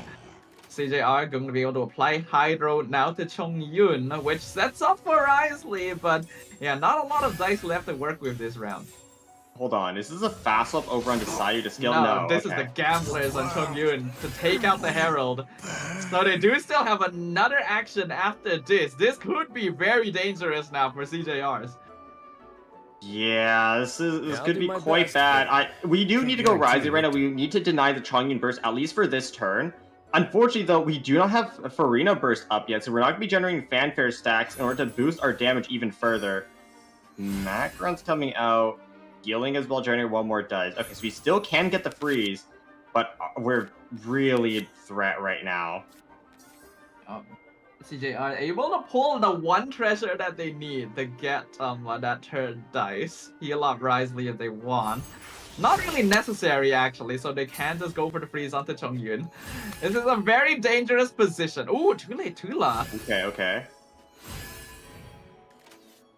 That's going to be good to even out a little bit the HP, but the thing is, it might be too little too late. A lot of the damage from this deck does come from the Farina Fanfare. Risley by himself doesn't actually do that much damage, right? Unlike Nuvolite, he doesn't get bonus damage from Source Water drops or anything about that.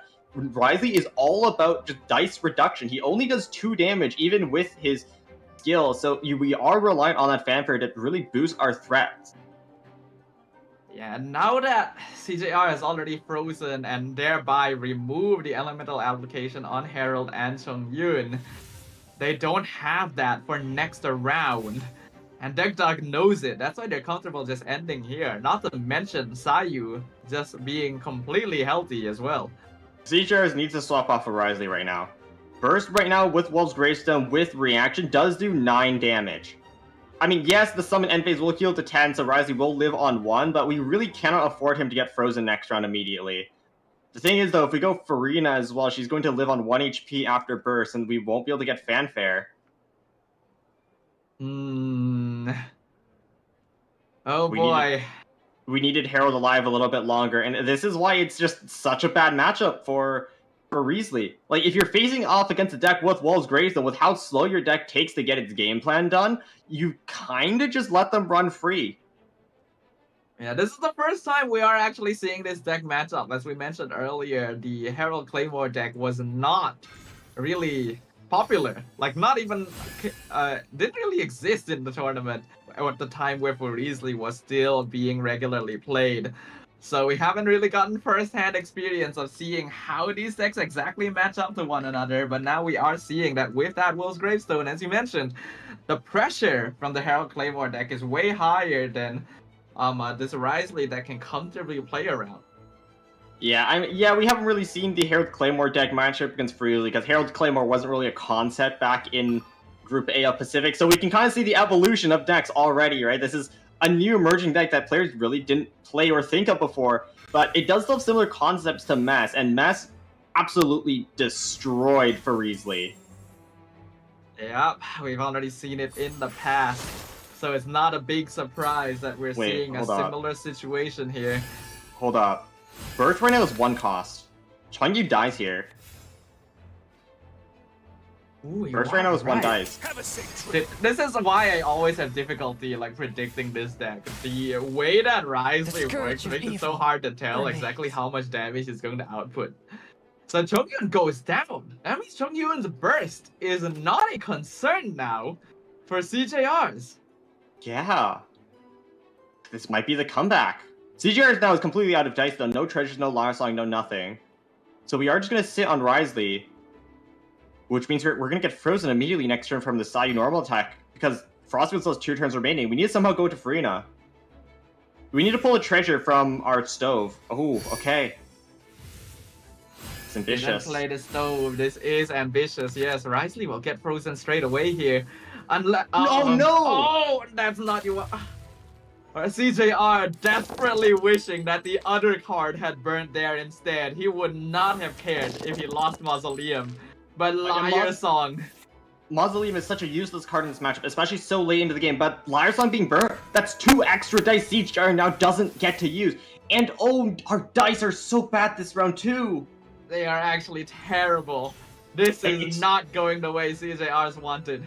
So what CJR wants this round is 5 Hydro dice. We want to normal attack into burst. Ideally skill into burst, but that requires 7 Hydro dice, which is completely out of our reach right now. And that way we get to set up we set up Farina burst, and we get us to build up fanfare stacks for next turn, and then hopefully by then, Risley can sweep. I think this might be the time for CJRs to just play another treasure and then stove to see how many of them they can pull out.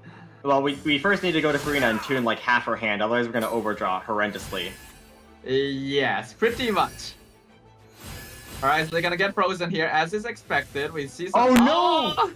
No, this is just bad. This is hard to watch, I'm going to say right now. It's horrendous. I'm gonna start tuning some cards here. Unfortunately, since they are still on Risley, they're gonna end up being Cryo, which is not usable this round due to the fact that Risley is frozen. We could still pre-tune for Tulatulas or something like that, because Tulatulas is 3 aligned, we can tune for that right now, although we already have 3 Electros, that's kind of a non-issue. That is true. Okay, but there's no way we stay on Risley this turn, that's actually just such a bad idea. The big issue is, if CJR switches over to Farina, Sayu can swirl the Cryo back onto Risley. And then one quick swap into Herald next round is all they need to freeze him again. And we do see quick swap in hand. It's there. Like, CJR is not going to get to use Risley for the next, like, 2 rounds at least. I mean, well, the thing is, do we even need to wait for next round? Wall's Greystone on Sayu, double Lyre Song in hand, Timaeus at 3 stacks. I'm pretty sure we have a Gambler somewhere as well. What if we just win this turn? It's not impossible. It is definitely not impossible. Farina, unfortunately, doesn't really do a lot of damage herself. So, what do you even do in this position? I think you just have to try and build up for that burst. Hydro Resonance will keep them topped up for now. And they do have ways of keeping the turn going with Marichose and Veterans. I will say, though, the one saving grace here for Deck Dog, for CJRs, no Gamblers yet on Deck Dog. So we can't win this turn. We do not have enough dice for it right now. But we are still immensely threatening. We have double Lyre Song still, the free Gilded yet to be equipped. We have at least 1 skill remaining, Wolf's Greystone. That's going to really, really hurt. And the next turn as well, we can freeze Risley again. And I think at that point, it should be game over. Although we can never count this deck out just yet. There's still a lot of healing left in the deck for CJRs. We might be able to heal past the next round, and then after that, Deck Dog will be completely out of gas. If we can live 2 more rounds, the game is ours. Yep. Let's get to work. It has definitely gotten a lot closer than we Oh, wait, hold on. Oh, wait, but we already absorbed just normal attack. Oh, it was the bait, the skill, and then we cleansed the Rise. Oh, that's actually so smart. Unfortunately, it didn't work out. Yeah, that is kind of strange. Were they just trying to avoid cryo application on Farina? I don't really see the necessity of it. No. So I think what CJRs was doing was to bait Deck Dog to do a skill and then cleanse the cryo from Risley. But that was the follow-up, right? I'm not sure. I think that was the prepare skill. So like, or am I now my memory is not working. No, it's not. It's not. It was a normal attack because It was. before this, Duck Dog was at 1 stack of Curse the Undercurrent. They're still at 1 stack, and also there's no okay. prepare skill status. So Okay, that was okay. Then yeah, Deck Dog did a very smart move there. And away I go! And now we see the skill come out, but if CJR switches over to Risley to try and cleanse it this time... We can't. He's just World's going Gravestone to is die, 5. yes. Oh So wait, he but Fast can't. Double Treasure. Fast Double Treasure. Ooh. It would be risky, but it could Fast pay off. Fast Double Treasure, we live on 1 HP. And then we die anyways because Sayu swirls us next round. Yeah, Furina's just gonna need to eat a bunch of damage here. Which she can. Yeah, she can. She's still rather healthy. CJR would have ideally liked to have the cryo swirled off of Risley here, but Deck Dog not going to fall into that very obvious trap.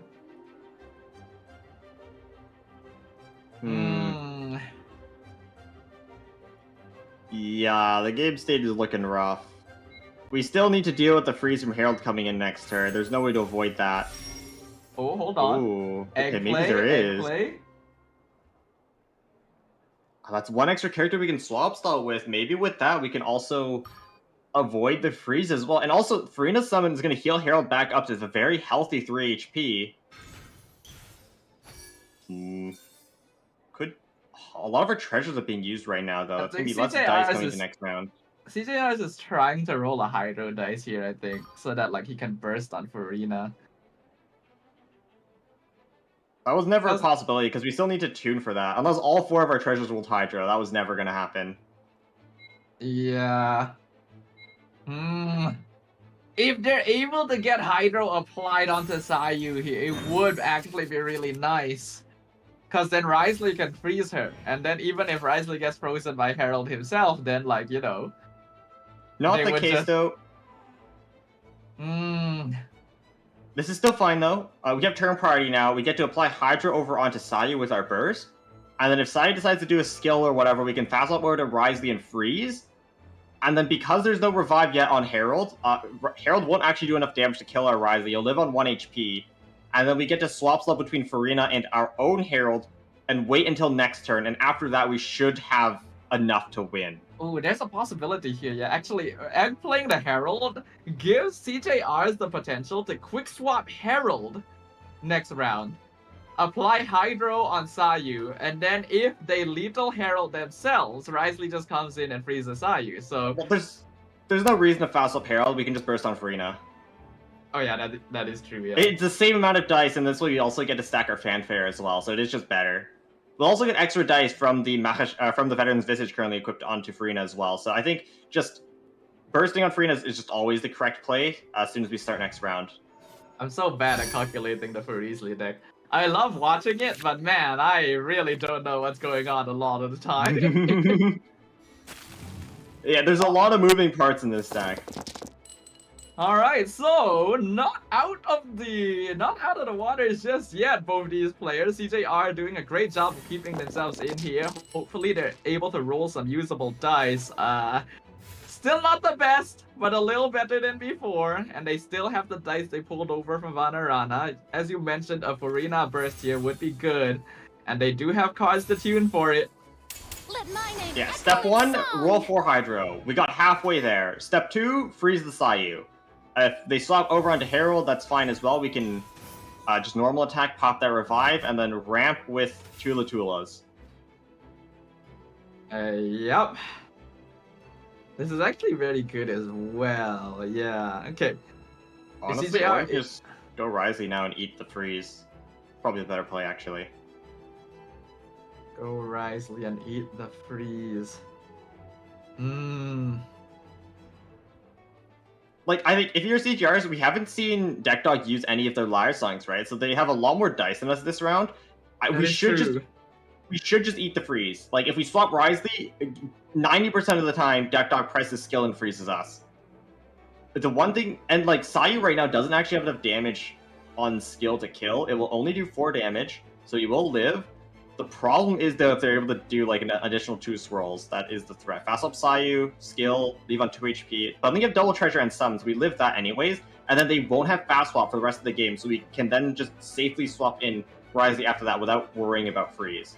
I think no matter what here, I think swapping Wriothesley is the best play available. Swapping Wriothesley does mean that like CJR is at risk of Deck Dog potentially swirling the cryo onto the other 2 characters as well. That's fine. Furina doesn't need to do anything for the rest of the game. We already bursted to build fanfare stacks. That's all that matters, and we don't need to go over onto Herald right now either. Fast swap being played. Curious. Wonder what this is for. Might just be for extra time. The thing. Switch over to Herald, and I'm healing him back up with the treasure here, and then back to Furina. Huh. Was there a breakpoint that they were trying to avoid here? Herald does 2 damage on initial cast of skill, so this lets Herald tank 1 hit from that. Other than that though, I'm not entirely sure. Herald always dies to Sayu skill no matter what here. Basically, based on what CJR's is doing right now, they are not going to risk Wriothesley getting hit by another attack to cleanse the Hydro. They're attempting to set him up in a position where he will just close out the game. Oh wait, if Sayu attacks here, you go swap onto Wriothesley and freeze the Sayu. Well, yes, but the risk has always been that, like, that they would quick swap the Herald afterwards. Oh, that's fine though. If the quick swap Herald now, it doesn't matter, because we'll just eat the freeze this turn, and then next turn we're going to come in with all the dice in the world.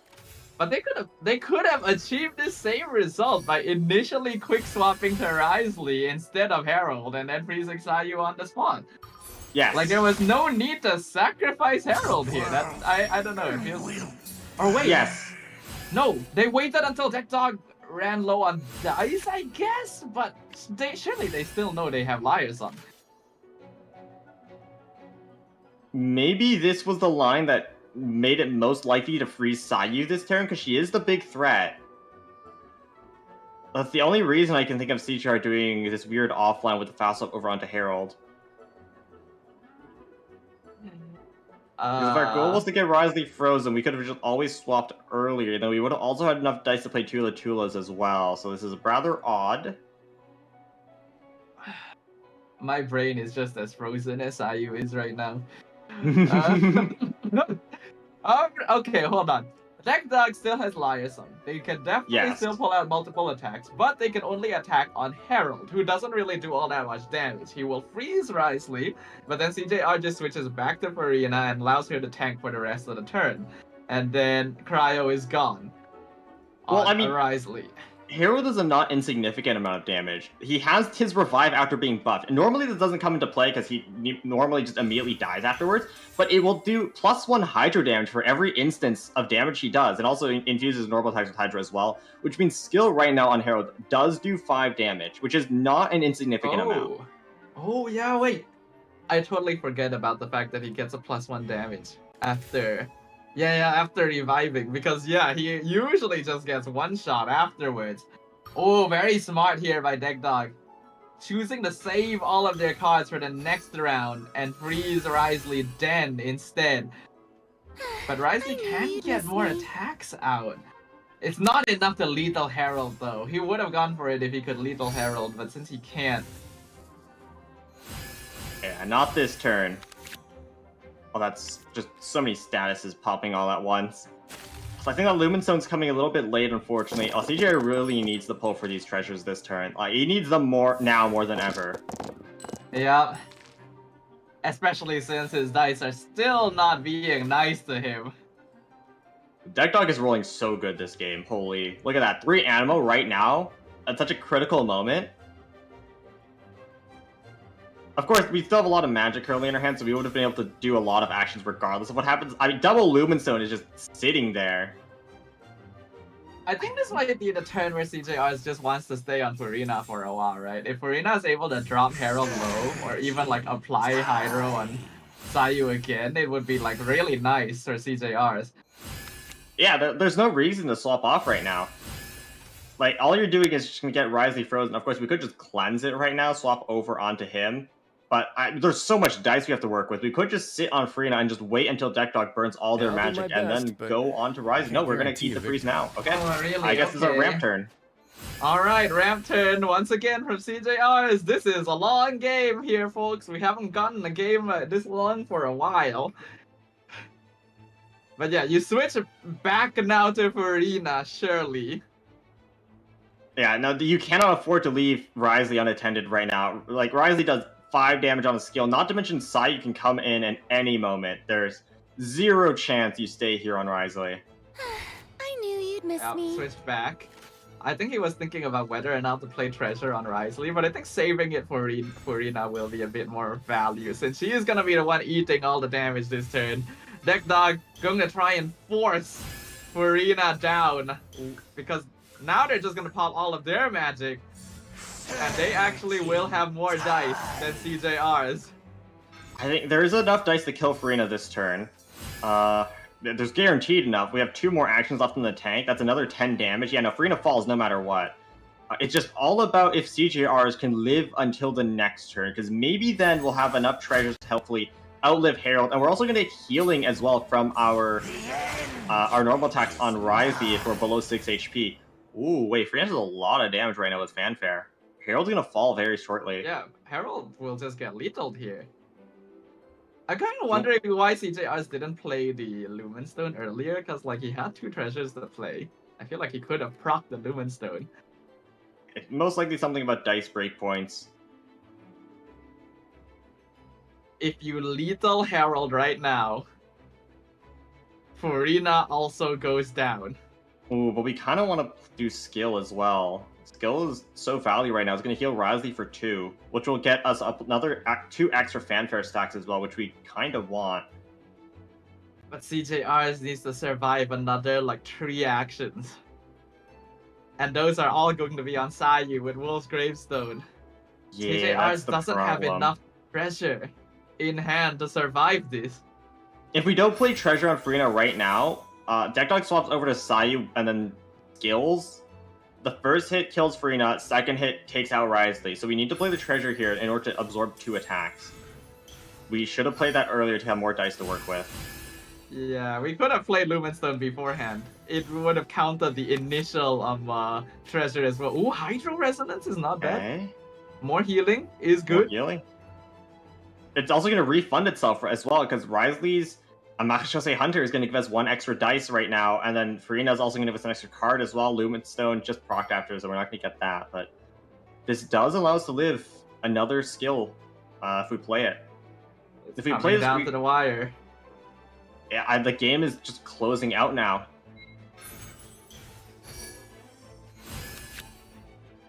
Another treasure, pretty good. Like good draws here. Another treasure, yeah, okay. CJRs has a possibility here. There is a chance. But do they lethal Herald? That is the big question. They can't really afford to. They can't give a free swap onto Sayu currently. Or can we?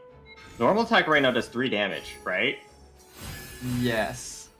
Sayu, we're out of Wolf's Gravestone range. Sayu has no healing. You are actually, yeah. You do just attack here because Farina is 2 attacks away from killing Sayu, and Sayu needs at least 2 attacks to take out Farina. Only has 2 attacks left. Wait, no, there's 3. There's 3 one more because Gilded they in still hand. have Gilded, yes. I think Deck Dog wins though. I don't think there's ever a world where CJR lives 3 attacks. I'm out of here. Or is there? No, because Sayu has follow-ups. We need 1 more dice. They need 1 more dice. We're 1 dice off. Oh, if we had that Lyre song we burnt earlier, we would have had 1 more dice. Oh my god, you are right. If we just had that Lyre song, we had 1 more dice and we actually win this. I think now, though, we just lose. Oh, you are right. Oh, you're right. Let my name echo in thing. Oh. Yeah, we're 1 dice off. No, not like this. 1 dice.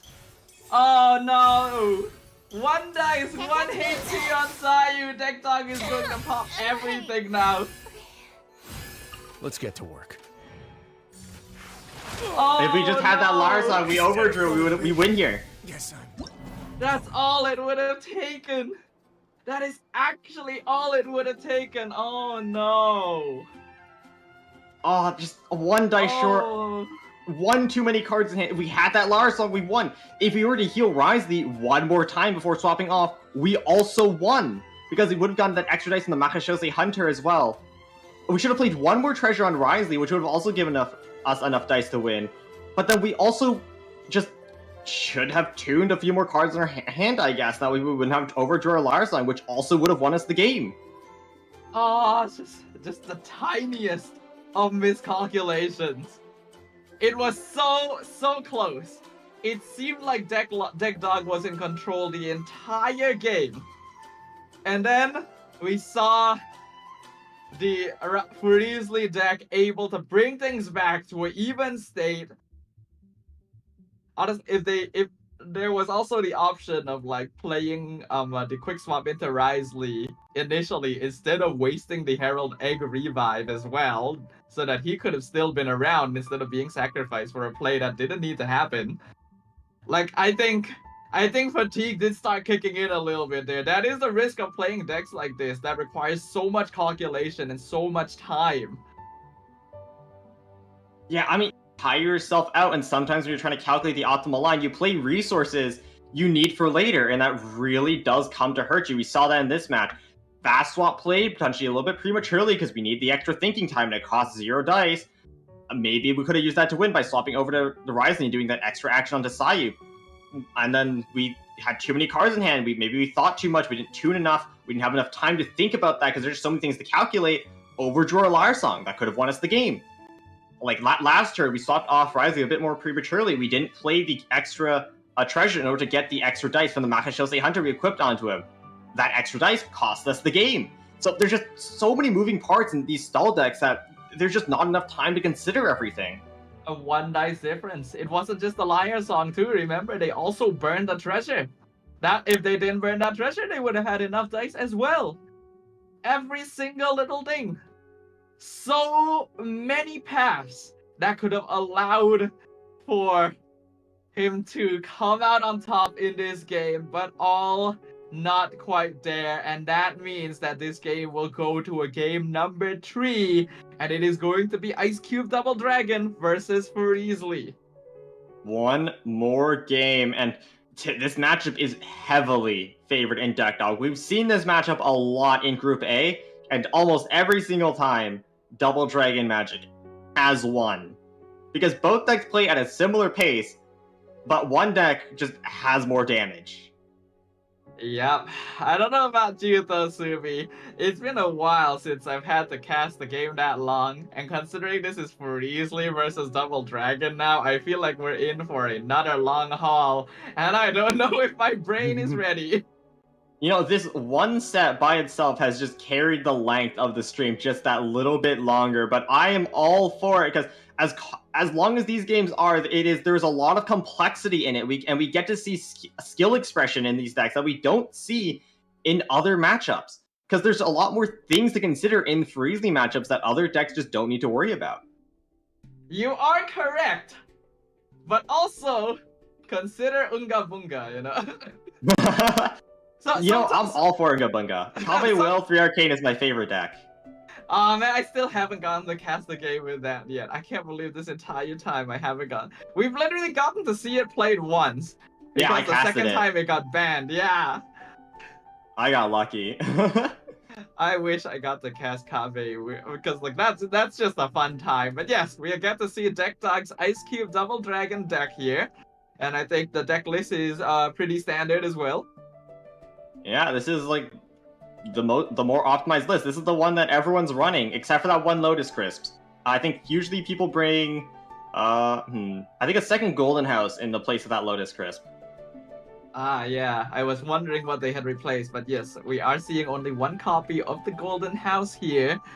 I think that should be fine. Having that Lotus Crisp will be very useful as well, especially when going up against Risley, because if you end up in a Nuvolet versus Risley situation, that extra 3 health shield will make a pretty big difference. Yeah, typically though, that Lotus Crisp is brought in for like big burst damage, big nukes, like in Treasure Delivery, you're playing that for Adeptus Kuki Burst, Adeptus Kirara Burst. It would be less relevant in this matchup because Furisley is very much a death by 1,000 cuts type of character. Even so, the extra healing could be rather useful. Anything can be useful though. We've already seen that in the previous match. So many cards that could have won CJR's the game and just weren't exactly played in the correct time or burned in some way or another. So these players need to be a little bit more careful. I'm hoping that CJR's is still going to be able to operate here because it's clear that they are under some mental strain after a very long game too, and now they need to reset themselves to keep themselves in the upper bracket. Yeah, I mean, to go so long through a game, be so close to victory, just one dice short, and then lose it all, it must really, really hurt on the mental side. So CGR is just hopping into a game immediately right after a devastating matchup. We'll need to see if their mental can keep up. I hope my mental can keep up going into this. Well, ladies and gentlemen, we are now jumping into what is officially our final game of the day and of week 4 here at the Prince Cup Pacific. Let's go ahead and find out who is going to be our next winner. Yeah, both players are probably going to be mulling for a lot of ramp early on. Oh, CJR is getting unlucky. No countdown or Lumen Zone to work with. Deck Dog not in the best spot either. Only a double strategized. Hopefully pull something good. Yeah, double strategize, double Boar Princess as well. So that's not a good opening hand for sure. CJRs could potentially punish. They have Mausoleum on round 1, and this is going to be a pretty useful card against a double dragon deck. If CJRs is going first, something I really would like to see is just play the Mausoleum immediately. Because the opponent really does like to play Countdown round 1. They really do like to play Lumenstone and things like that. And they also have Dwarf, so if they have Dwarf, you're going to counter anyways. There's no point waiting for them to show that card. And then, if they do have Countdown, right, you play the Mausoleum, and then it instantly gets 5 stacks in the end phase, and it's like, gonna shove a lot of cards in their deck. You may as well just drop the Mausoleum when you have it this early on. Deck Dog, very nice dice to kick off. 6 Cryo potentially. For the Cryo Cube to be able to use. CJRs actually did decide to start on Risley again this game. Yeah, I guess this is like the new meta line for this deck. In Group A, we saw mostly Farina starts to get the skill out immediately, but CJR is going for something different. We'll see whether or not this something different will make a difference. I think it did actually help CJRs quite a lot in game number 1, because otherwise I think they wouldn't have been able to bring it that long, considering they were already kind of behind in momentum early on. But against this matchup, I don't really know how well it'll work. Yeah, I mean, this matchup doesn't have any swirl to worry about, so even if you do get Cryo Aura onto you, as long as you just don't swap in Risley when Nuvolet is on field, you won't have to get worried about freeze, right? Because unlike the Herald Claymore deck, there is no Sayu to worry about. You cannot get frozen off field with a swirl. Yep, so that's always going to be useful. Not even the Layla variant, so CJRs will always only have to be worried about Cryo Cube and its summon. So that does make it a little easier to play this around, since you won't be left in a situation where if Risley is 1v1ing Nuvolet, you have to deal with those on-demand freezes. Ooh, and we are just going to skill, as we saw in game 1, going to get his Ice Fang Rush status immediately for the enhanced normal attacks. Deck Dog does go for that Ice Spike attack as well. Gonna do piercing damage to the rest of the board. And now comes the question. Does CJRs decide to stay on Risley? Because when they reached this health threshold previously, they then switched off to Farina. We'll have to see what CJR does, but just like how we're going to wait to see what CJR will do with their Risley, if you want to see improvements to the stream, be sure to scan that QR code that's going to pop up very, very shortly. just let us know what we can improve. Let us know what you want to see. We're here for your entertainment, and so we, of course, will listen to the feedback and to try to make the stream all that much better. We will try our best to make it better for you guys. And if you guys can drop some suggestions there that tells the players to maybe not play quite as long decks, I would appreciate it personally. But we still have to go ahead anyway. We do see the Tula being drawn quite early on by CJRs, but their dice are atrocious. Yeah, dice not the best. The early Tula is actually be really, really nice for CTR. Last time we saw them draw it very, very late, I think like round 5 or maybe even round 6. They didn't have an opportunity to play, and maybe if they did, they would have had that extra damage they need to finish off Sayu. So drawing it early is always a plus. Ooh, the Carta Kavrina draw is going to finally activate the Mausoleum King Deshret, shuffling 2 Forbidden Knowledge into Deck Dog's deck. So now Deck Dog has to be careful about drawing any more cards this round, which means that playing that Lumen Stone is probably going to be unlikely. Interestingly enough, CJ are still staying on Risley, even getting another attack out on the Ice Cube, which means he's already down to 5 HP. New Valette going to take the field very early on, and CJR is just going ham. Ooh, Burst now fully charged up as well. I don't think it's discounted currently. Deck Dog is just swap stalling very, very well. Furina finally going to take the field. I assume she'll go ahead and summon her healing summon here to get their side of the board topped up. I'm honestly impressed. I'm really surprised that Risley got so many attacks out and was able to heal himself back out to a pretty healthy amount too. And that is that is the power of Risley. That's the power of Chilling Penalty, right? And when you're above 6 HP, you discount your normal attacks because you spend less dice. When you're below 6 HP, you heal yourself back up to that point in order to withstand the enemy's attacks. It is actually the skill coming up for Furina, as you said. I was actually half expecting the Tula's equip. Yeah, that would have been a potential line as well, but I think CJR is in a position where they don't really need to focus on playing around that yet. Because I think if they can get the Tula out at a time where a Deck Dog has let their guard down a little bit more, it would have a higher impact than right now, where Deck Dog can prepare against it. That is something to consider. There is no rush to equip it, as you've said, right? It's going to swap the Furina Summon onto healing mode. But yeah, it is time for your combo turn. You're not going onto Risley right now, so there's plenty of time until we do need to equip it. And I mean, CGR did fine without equipping it last game as well, so we might not even need it.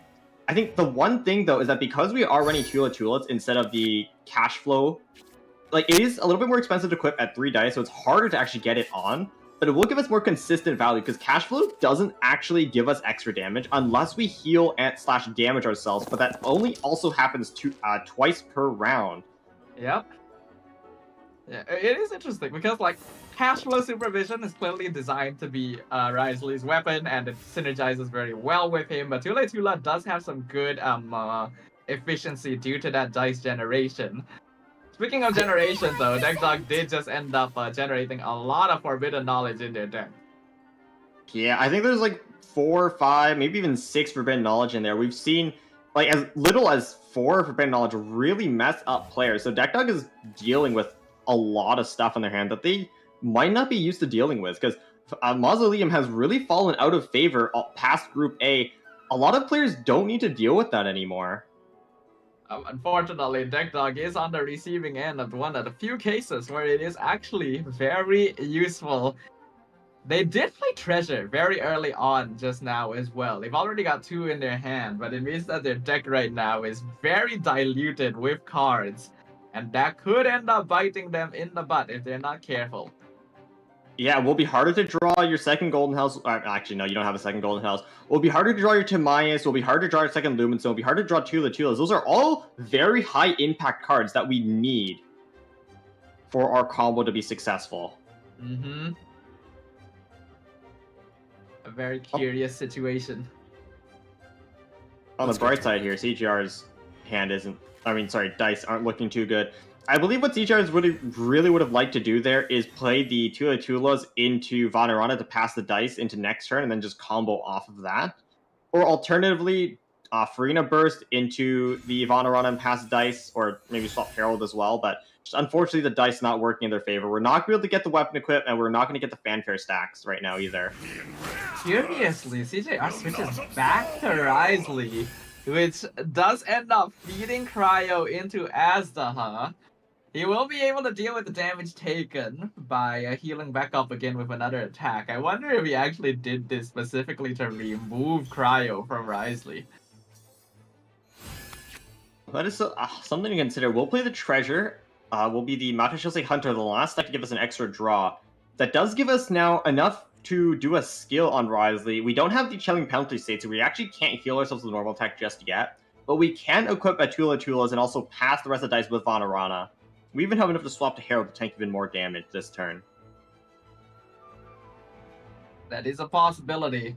I really wonder if giving Azdaha Cryo is a good idea, though. I really want to like dig into the brain of CJR and figure out like what exactly was the plan there. Because I can think of a couple of potential reasons, but it doesn't really seem worth it as a trade in the long run. Oh wait, are we comboing this turn? Is that burst discounted to? We just played Veterans in the Treasure. We're gonna see the Hydra as it's being played out. Burst is 1 dice. I think we're comboing this turn. Now this is interesting. This is a very different way of playing the Furiesly deck than we've seen in the past, which kind of changes the deck from a mid-range stall into more of an aggro. Because they are just like trying to attack on Risley as many times as possible. Yeah, it's like, I think there's 2 ways to play this deck. You either play it as mid-range combo or mid-range stall. Last time we saw mid-range stall, where you kind of swap your opponent out of dice and come onto Risley to finish them off. Very similar to what we've seen from a Ningguang stall deck or a Child stall deck, where you wait until your opponent's out of dice and then you come in to just do your full combo, you spam your burst, just do a bunch of damage, one-shot their characters. This time we're going in for kind of a more mid-range combo playstyle where we just wait until our opponent is out of dice, and then we just go in on Risley early, just play all of our resources, get a bunch of dice, and just pressure them early. Well, CJR has switched over to Herald now, and because of all the attacks on Risley, every character on deck dog side of the field is at risk of being frozen. So maybe this was the plan. Yeah, that is true. There's like a lot of cryo there, and Herald does a lot of hydro damage. No fast up on deck dog side either. Not that it matters because there's still the revive. Oh, Tula is finally equipped as well. Next turn, if CJR has enough dice, it could just be a chain freeze. And deck dog will be just forced to swap stall, waste a lot of their dice on their very critical turn 3 combo turn.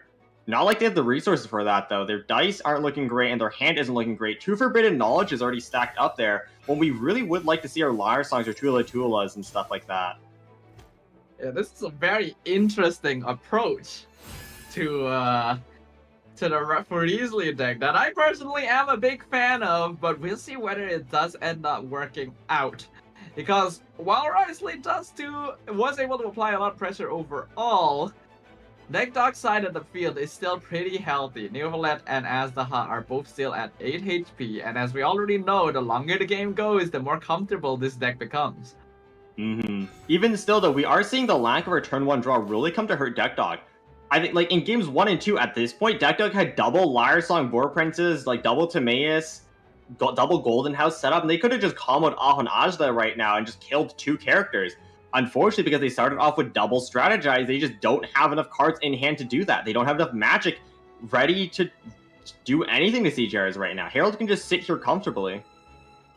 So next round is actually going to be really important for CJRs. They need to make sure they are able to dish out as much damage as possible before deck dog is able to get the rest of their magic and ramp up and running in their hand. Deck dog, what is going to be the best play for them here? They do have enough damage to lethal and break the revive on the Herald, but not quite enough to finish him off after that. So technically, with 6 dice, you could scale into burst in order to kill Herald.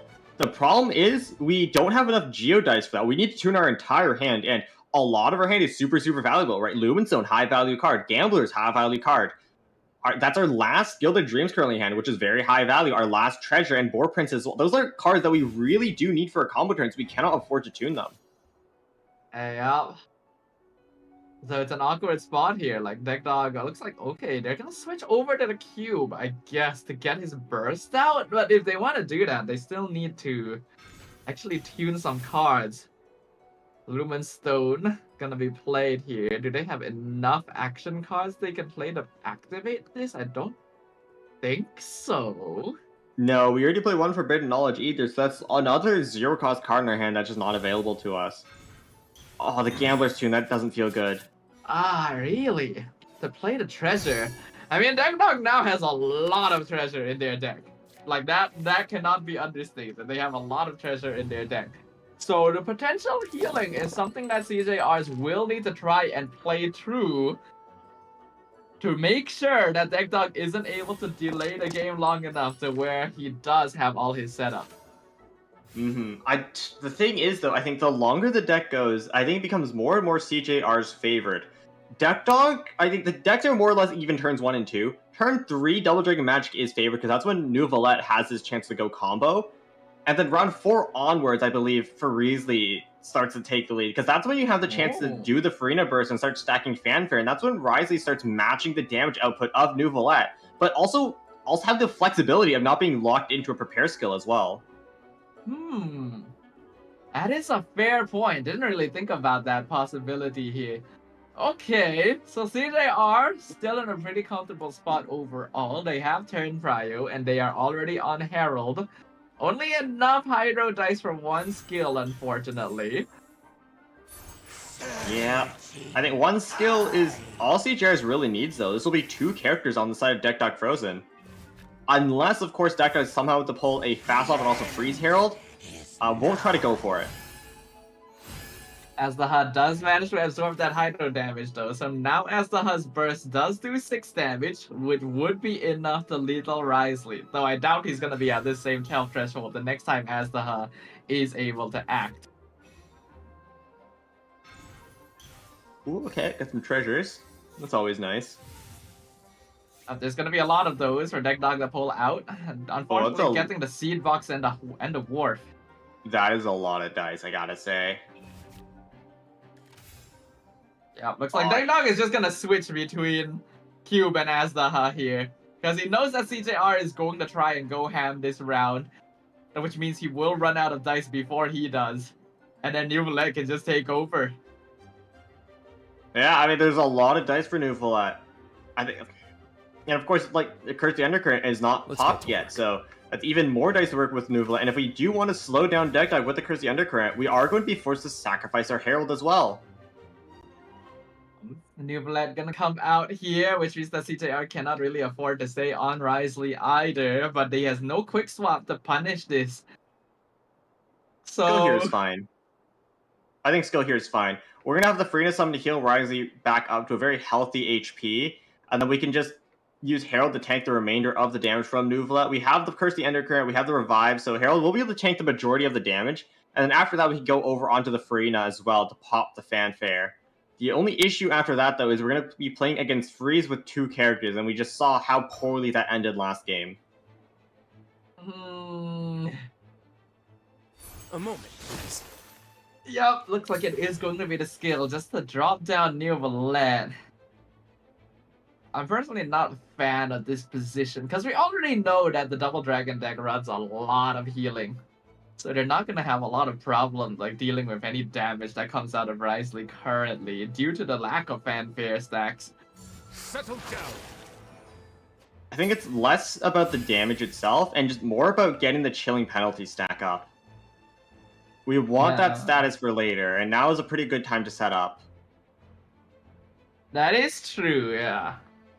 That is a consideration, getting those set up for next turn. Because CJR already knows he's not gonna be able to pop off this turn. He has to wait until next round, so being able to build those up makes sense. And now, looks like he's just gonna swap stall as well. And now allow Nouvelette to just cleanse the cryo on his side of the board. Ooh, unfortunately that will mean Herald's Revive is popped. The follow-up here will do 3 damage. unless we want to try to pull for some treasures, heal Herald to 4 HP, that will allow us to absorb one more attack. Although, no, I think we do want He's Crazy okay with Undercurrent that, to be popped, yeah. We want to deny Burst if possible. Like, the follow-up here will lethal Herald, and Deck Dog can't do anything about it. CJRs can just... Oh! I thought CJRs would end, because, like, he could catch the last 2 dice with Vanarana. He could force pop Curse on the Undercurrent. Well, one of those dice were Dendro dice, which we can't really use. So swapping Farina is fine. This will also get to pop our Burst as well and start building Fanfare stacks immediately at the start of next turn. And if Deck Dog decides to Burst here, without spending any extra dice, we'll be forced to stay on Neuvillette, which means he will be eating a freeze. I see. Okay. That makes sense, yeah. Also, we have one, like, Makashose Hunter right now and Risley is only at 1 stack, which means that Farina Summon end phase is going to give us another dice. So we'd rather carry over the Cryo. Oh. Man. This deck is too much for me. Yeah, I didn't even think about all of that. Yeah, like the Makashose Hunter will spawn another dice, so if you actually tried to pass the initial 2 into Vanarana, 1 would end up floating anyway. So this is still a pretty good position for CJR. So Deck Dog has now been able to work through a lot of the forbidden knowledge, and we can see treasures starting to populate his hand. We're going to see the power of Neuvillette very soon. The Chief Justice of Fontaine is almost ready to show us his true potential. No Tula equipped just yet, though, so we're going to have to wait a little bit longer on that. But still, like, Burst ready, 1 Source Water Droplet popped in the background, and Ajna Burst prepared as well. CGR's is in a world of hurt. Yeah, and now there's no more Hydro on Cube and Azdaha to keep them frozen. Deck Dog has played around the previous round very, very well.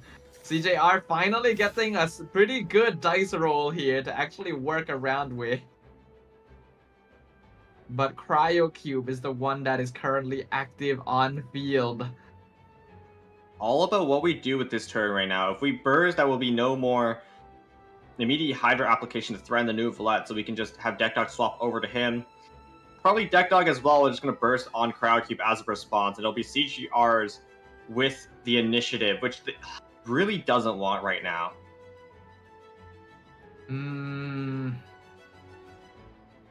I think you might just have to burst on Farina, because like you do want to get those Fanfare stacks set up. But doing this means that Farina will get frozen. I suppose after she bursts, she doesn't need to do anything else this turn, so that's okay. Yeah, we still have 1 stack left on the Farina summon, right? So there's no reason to skill again. We don't really need to do anything else on Farina, so we can just take this turn to ramp as well. Cryo Cube now on 1 HP, so we can finish that off at any point in time for just...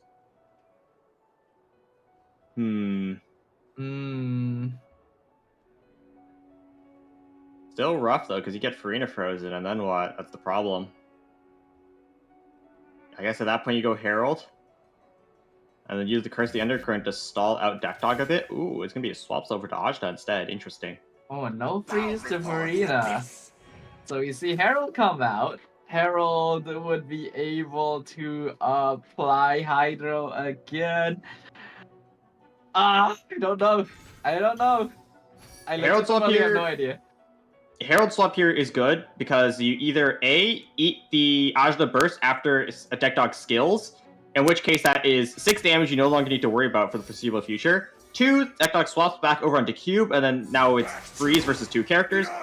Or Deck Dog swaps over onto Ajna or onto Neuvillette, in which case you freeze them. So all of these options are good. Swapping Herald here is pretty good. Is I think the best option CHR has available. Yeah, since the Curse of the Undercurrent will now finally be applied to Deck Dog's side. They have a lot of dice in hand still. They've got 3 treasures, they've got Gilded, they've got Boar Princess, but that Curse of the Undercurrent should at the very least limit them somewhat in what they can do for the rest of this round. But CJRs also doesn't really have a lot of dice left to play with. And CGR is going to have even less because they tuned a Gamblers as early as turn 1, so not going to be able to get a Gamblers reset off of the Abyss Herald. Oh, you're right, yeah. Yeah, this thing. You mentioned earlier that the longer the game goes, the better it feels for the Furiously deck. But I personally feel like Deck Dog is in a pretty dominant position right now, even though, like, health values don't look all that different. No, for sure. Deck Dog is in a very nice position. I mean, Ajda Burst is very threatening right now. Does 6 damage, 7 if you get a reaction off. Nuvolette has like Burst and also the Source Water Droplet all ready for an enhanced charge attack immediately as soon as it comes on field. Q Burst is just sitting in the background right now, ready to apply Cryo onto someone as a snipe. And there is Tua sitting in the back pocket as well. Deck Dog is in a very comfortable position, but if CGRs is able to bring the game a little bit longer, there is still a very real chance of victory as well, because Fanfare stack's now building, Wriothesley is fully equipped, and we're going to have treasures being stacked in the deck very soon as well. That is true. We are going to end up having a bit of a treasure duel here at the end of this. But as the game goes, I do again question whether or not the players are gonna undergo some degree of mental fatigue, because like this series has been lasting quite a long time, and we are expecting this game in particular to go for a little bit longer as well. So eventually they are going to start we are going to start seeing mistakes being made. Still though, I think this mental fatigue, if it is affecting the players, will be good practice for them, because if they do make it to the live event, they're going to be playing similarly tough matches with potentially even more rounds in a live audience in person. So that's even more pressure stacked up onto the players. And if they can deal with the nerves now, it will be better for them when they do get to the live event. That is true. That would be a terrifying experience, especially for a lot of the players that don't quite yet have experience playing on the stage. Nuvolette gonna finally get that Tula equipped and now starting to dish out some damage. By doing that as well, they've actually precisely broken the breakpoint, whereas the Burst would lethal Furina. So Deck Dog might be willing to just commit this. Yeah, but I think if you are CGIs, you're fine with this as well. Because after this happens, Furina does fall. It is unfortunate. We're going to waste a little bit of value on our Macarons. But still, that is Ajda Burst no longer in play for Deck Dog. Deck Dog had to use a lot of resources in order to get that Ajda Burst down. We should be swapping Herald here. Because one, we're going to apply a Hydro Ore onto Ajda. If they swap to Cube dies. They swap to Nuvolette, Nuvolette gets frozen. And if they stay on Ajda, that's fine as well, because that's Hydro Ore we can freeze with Wriothesley. Looking at the current state, CJR is honestly not that behind, especially now that the Azlaha Burst is gone. That is one of the biggest threats to Wriothesley, just taken off the board completely. Spending that on Furina is something that CJR is quite comfortable with. And now that Herald is out, Deck Dog needs to decide what they want to do next. Yeah, and I mean, Herald Revive now proc, which means he gets that little bonus status, and also Herald skill does 5 damage now. Yep, and it would apply Hydro onto Azlaha, which would allow him to be frozen and not be a major threat. Herald does need to be preserved ideally, because unfortunately Nuvolette has Cryo applied, not Hydro, so you need Herald still to be able to freeze him. Quick Swap will be very useful for keeping him around for that precise purpose. Treasure being played in the deck, Countdown followed shortly after, unfortunately not drawing Treasure, only drawing 1, no Larsson being pulled out either. We really do want to equip our Mahashase Hunter right now, that is so much extra dice as long as we could find it. We're drawing our Countdowns, which we really would have preferred turn 1, our Lumen Stone as well. Still though, there's still pretty high value cards to pull for Treasure later on, I suppose.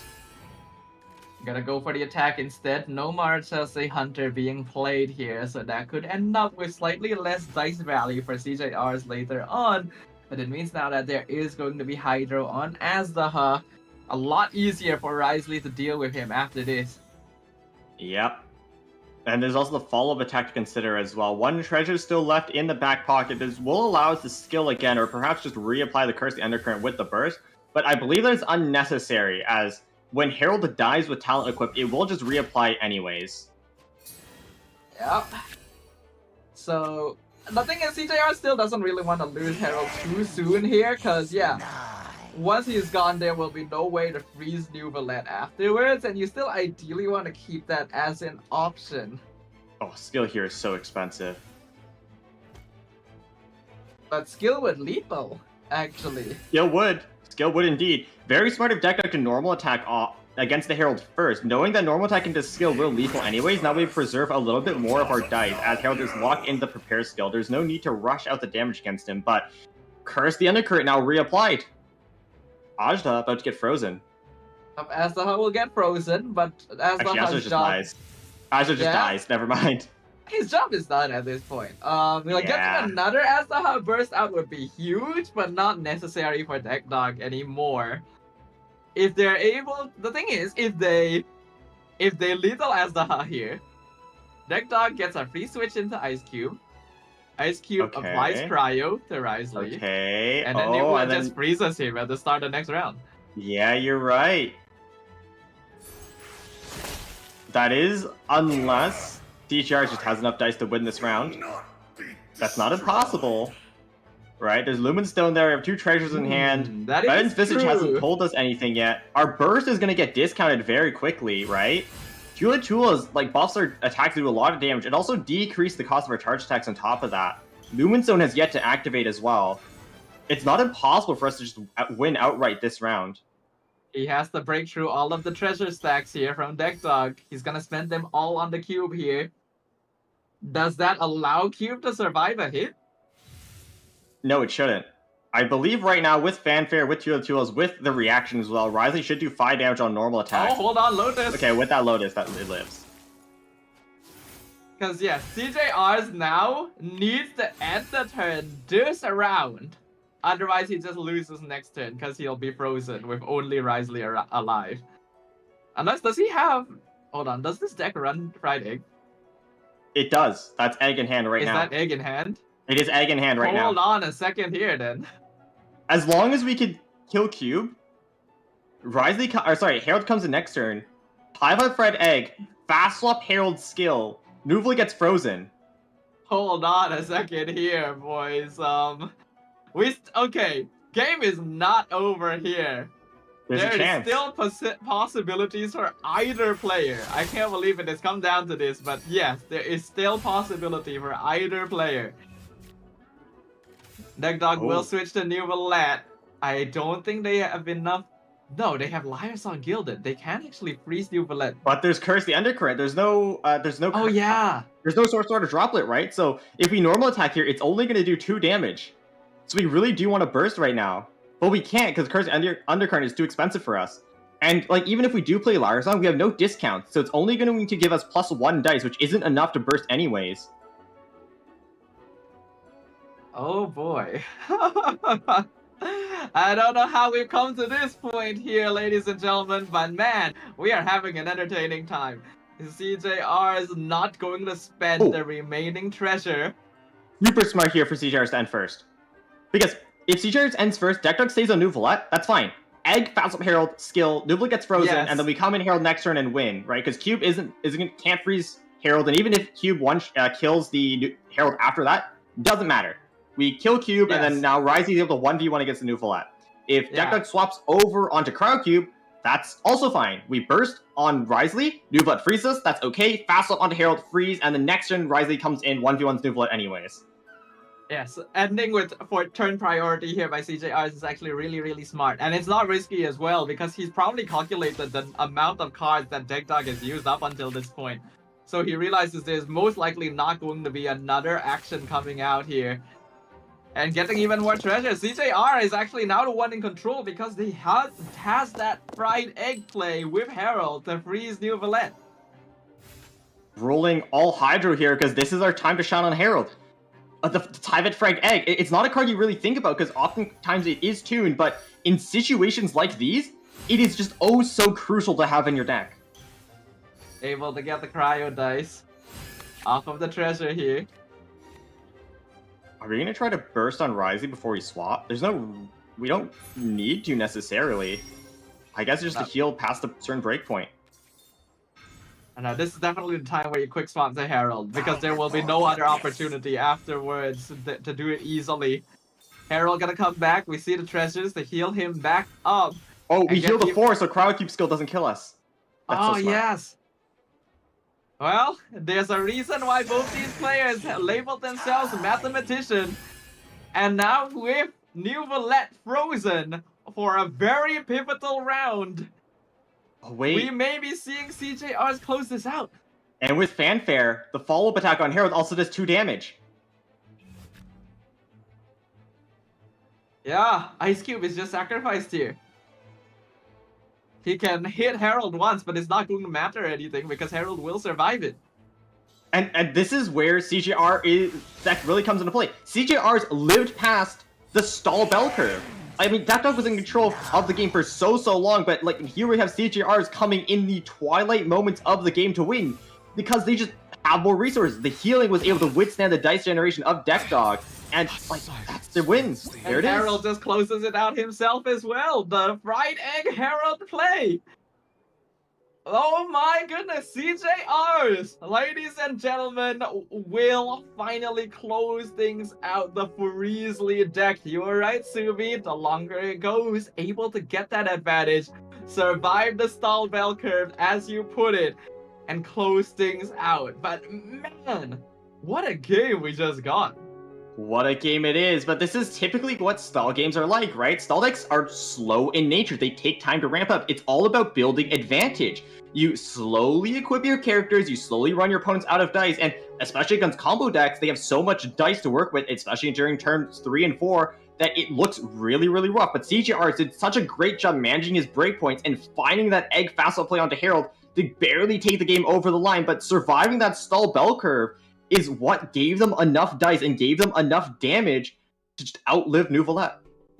We were worried after game 2 where we saw CJRs making a few mistakes that cost them the victory, that they might not have the mental capacity needed to really calculate a deck like Freesley going into game number 3, considering that the series has lasted pretty long thus far. But they proved that our fears were unfounded because they honestly played better this game than they did in game 2. Yeah, there wasn't as many mistakes. We didn't overdraw anything. We didn't really miss out on any dice. We did a really great job playing around our breakpoints as well. A great showing of the Freesley deck by CJRs, and this might be the start of its resurgence and back in Group D. Man, I sure hope though that Group D games won't go back to the length we were seeing in Group A and B. Well, we'll see what happens, but this is the updated bracket. CJRs comes out on top against Deck Dog to move on to the winner's second round, which means that Deck Dog will be facing Cosmos in the loser's first round. Yeah, I mean, unfortunately, Cosmos and Deck Dog were locked down to the lower bracket, but if you liked the decks they brought, and if you liked how they played it, they will have one more opportunity to show you why they deserve a spot here in the Prince Cup Pacific. Prince Cup Pacific is really heating up here. Just to remind you all again, this is the final group of the regular season. We've already seen 6 players promoted to the main event. And now only 2 slots remain for the 8 players you see on screen right now. Yeah, I mean, the chances to promote are slowly closing in on these players. They must be feeling the pressure, especially as they are now the last group. All eyes will be on them. All eyes on them indeed. You can imagine that all of the other players that already qualified previously have been doing all their preparation, doing all of their studying on the opponents that they know they will be facing next. So the pressure's on, and I cannot wait to see what happens next. But this is our last game of the day, so unfortunately no more games for today at least. But this does give players a 1-week break to research their opponent, to take a reflection of the meta, and reorganize what decks they're going to bring. Of course, we're probably going to see Conwhale, Handshake Band, of course. We're not actually going to see it played. What a pipe dream. But maybe we're going to see Leary Armory fall back to the wayside once again, as we saw in Group A with a resurgence of Ferezi, with how well it's been doing right now, and CJR is showing. We've always seen how tournament metas can develop anti-metas and responses to that, but this is a very clear example. Either way though, there's only 1 week left of the regular season, and that is going to be next weekend. That's going to be the end of today. Travelers, thank you very much for joining us here on the Genshin Impact Genius Invocation TCG Prince Cup 2024 Pacific Region broadcast. we will continue and close out Group D in the final week of matches next week. So make sure you guys join us then. We will see you guys next time. Bye bye.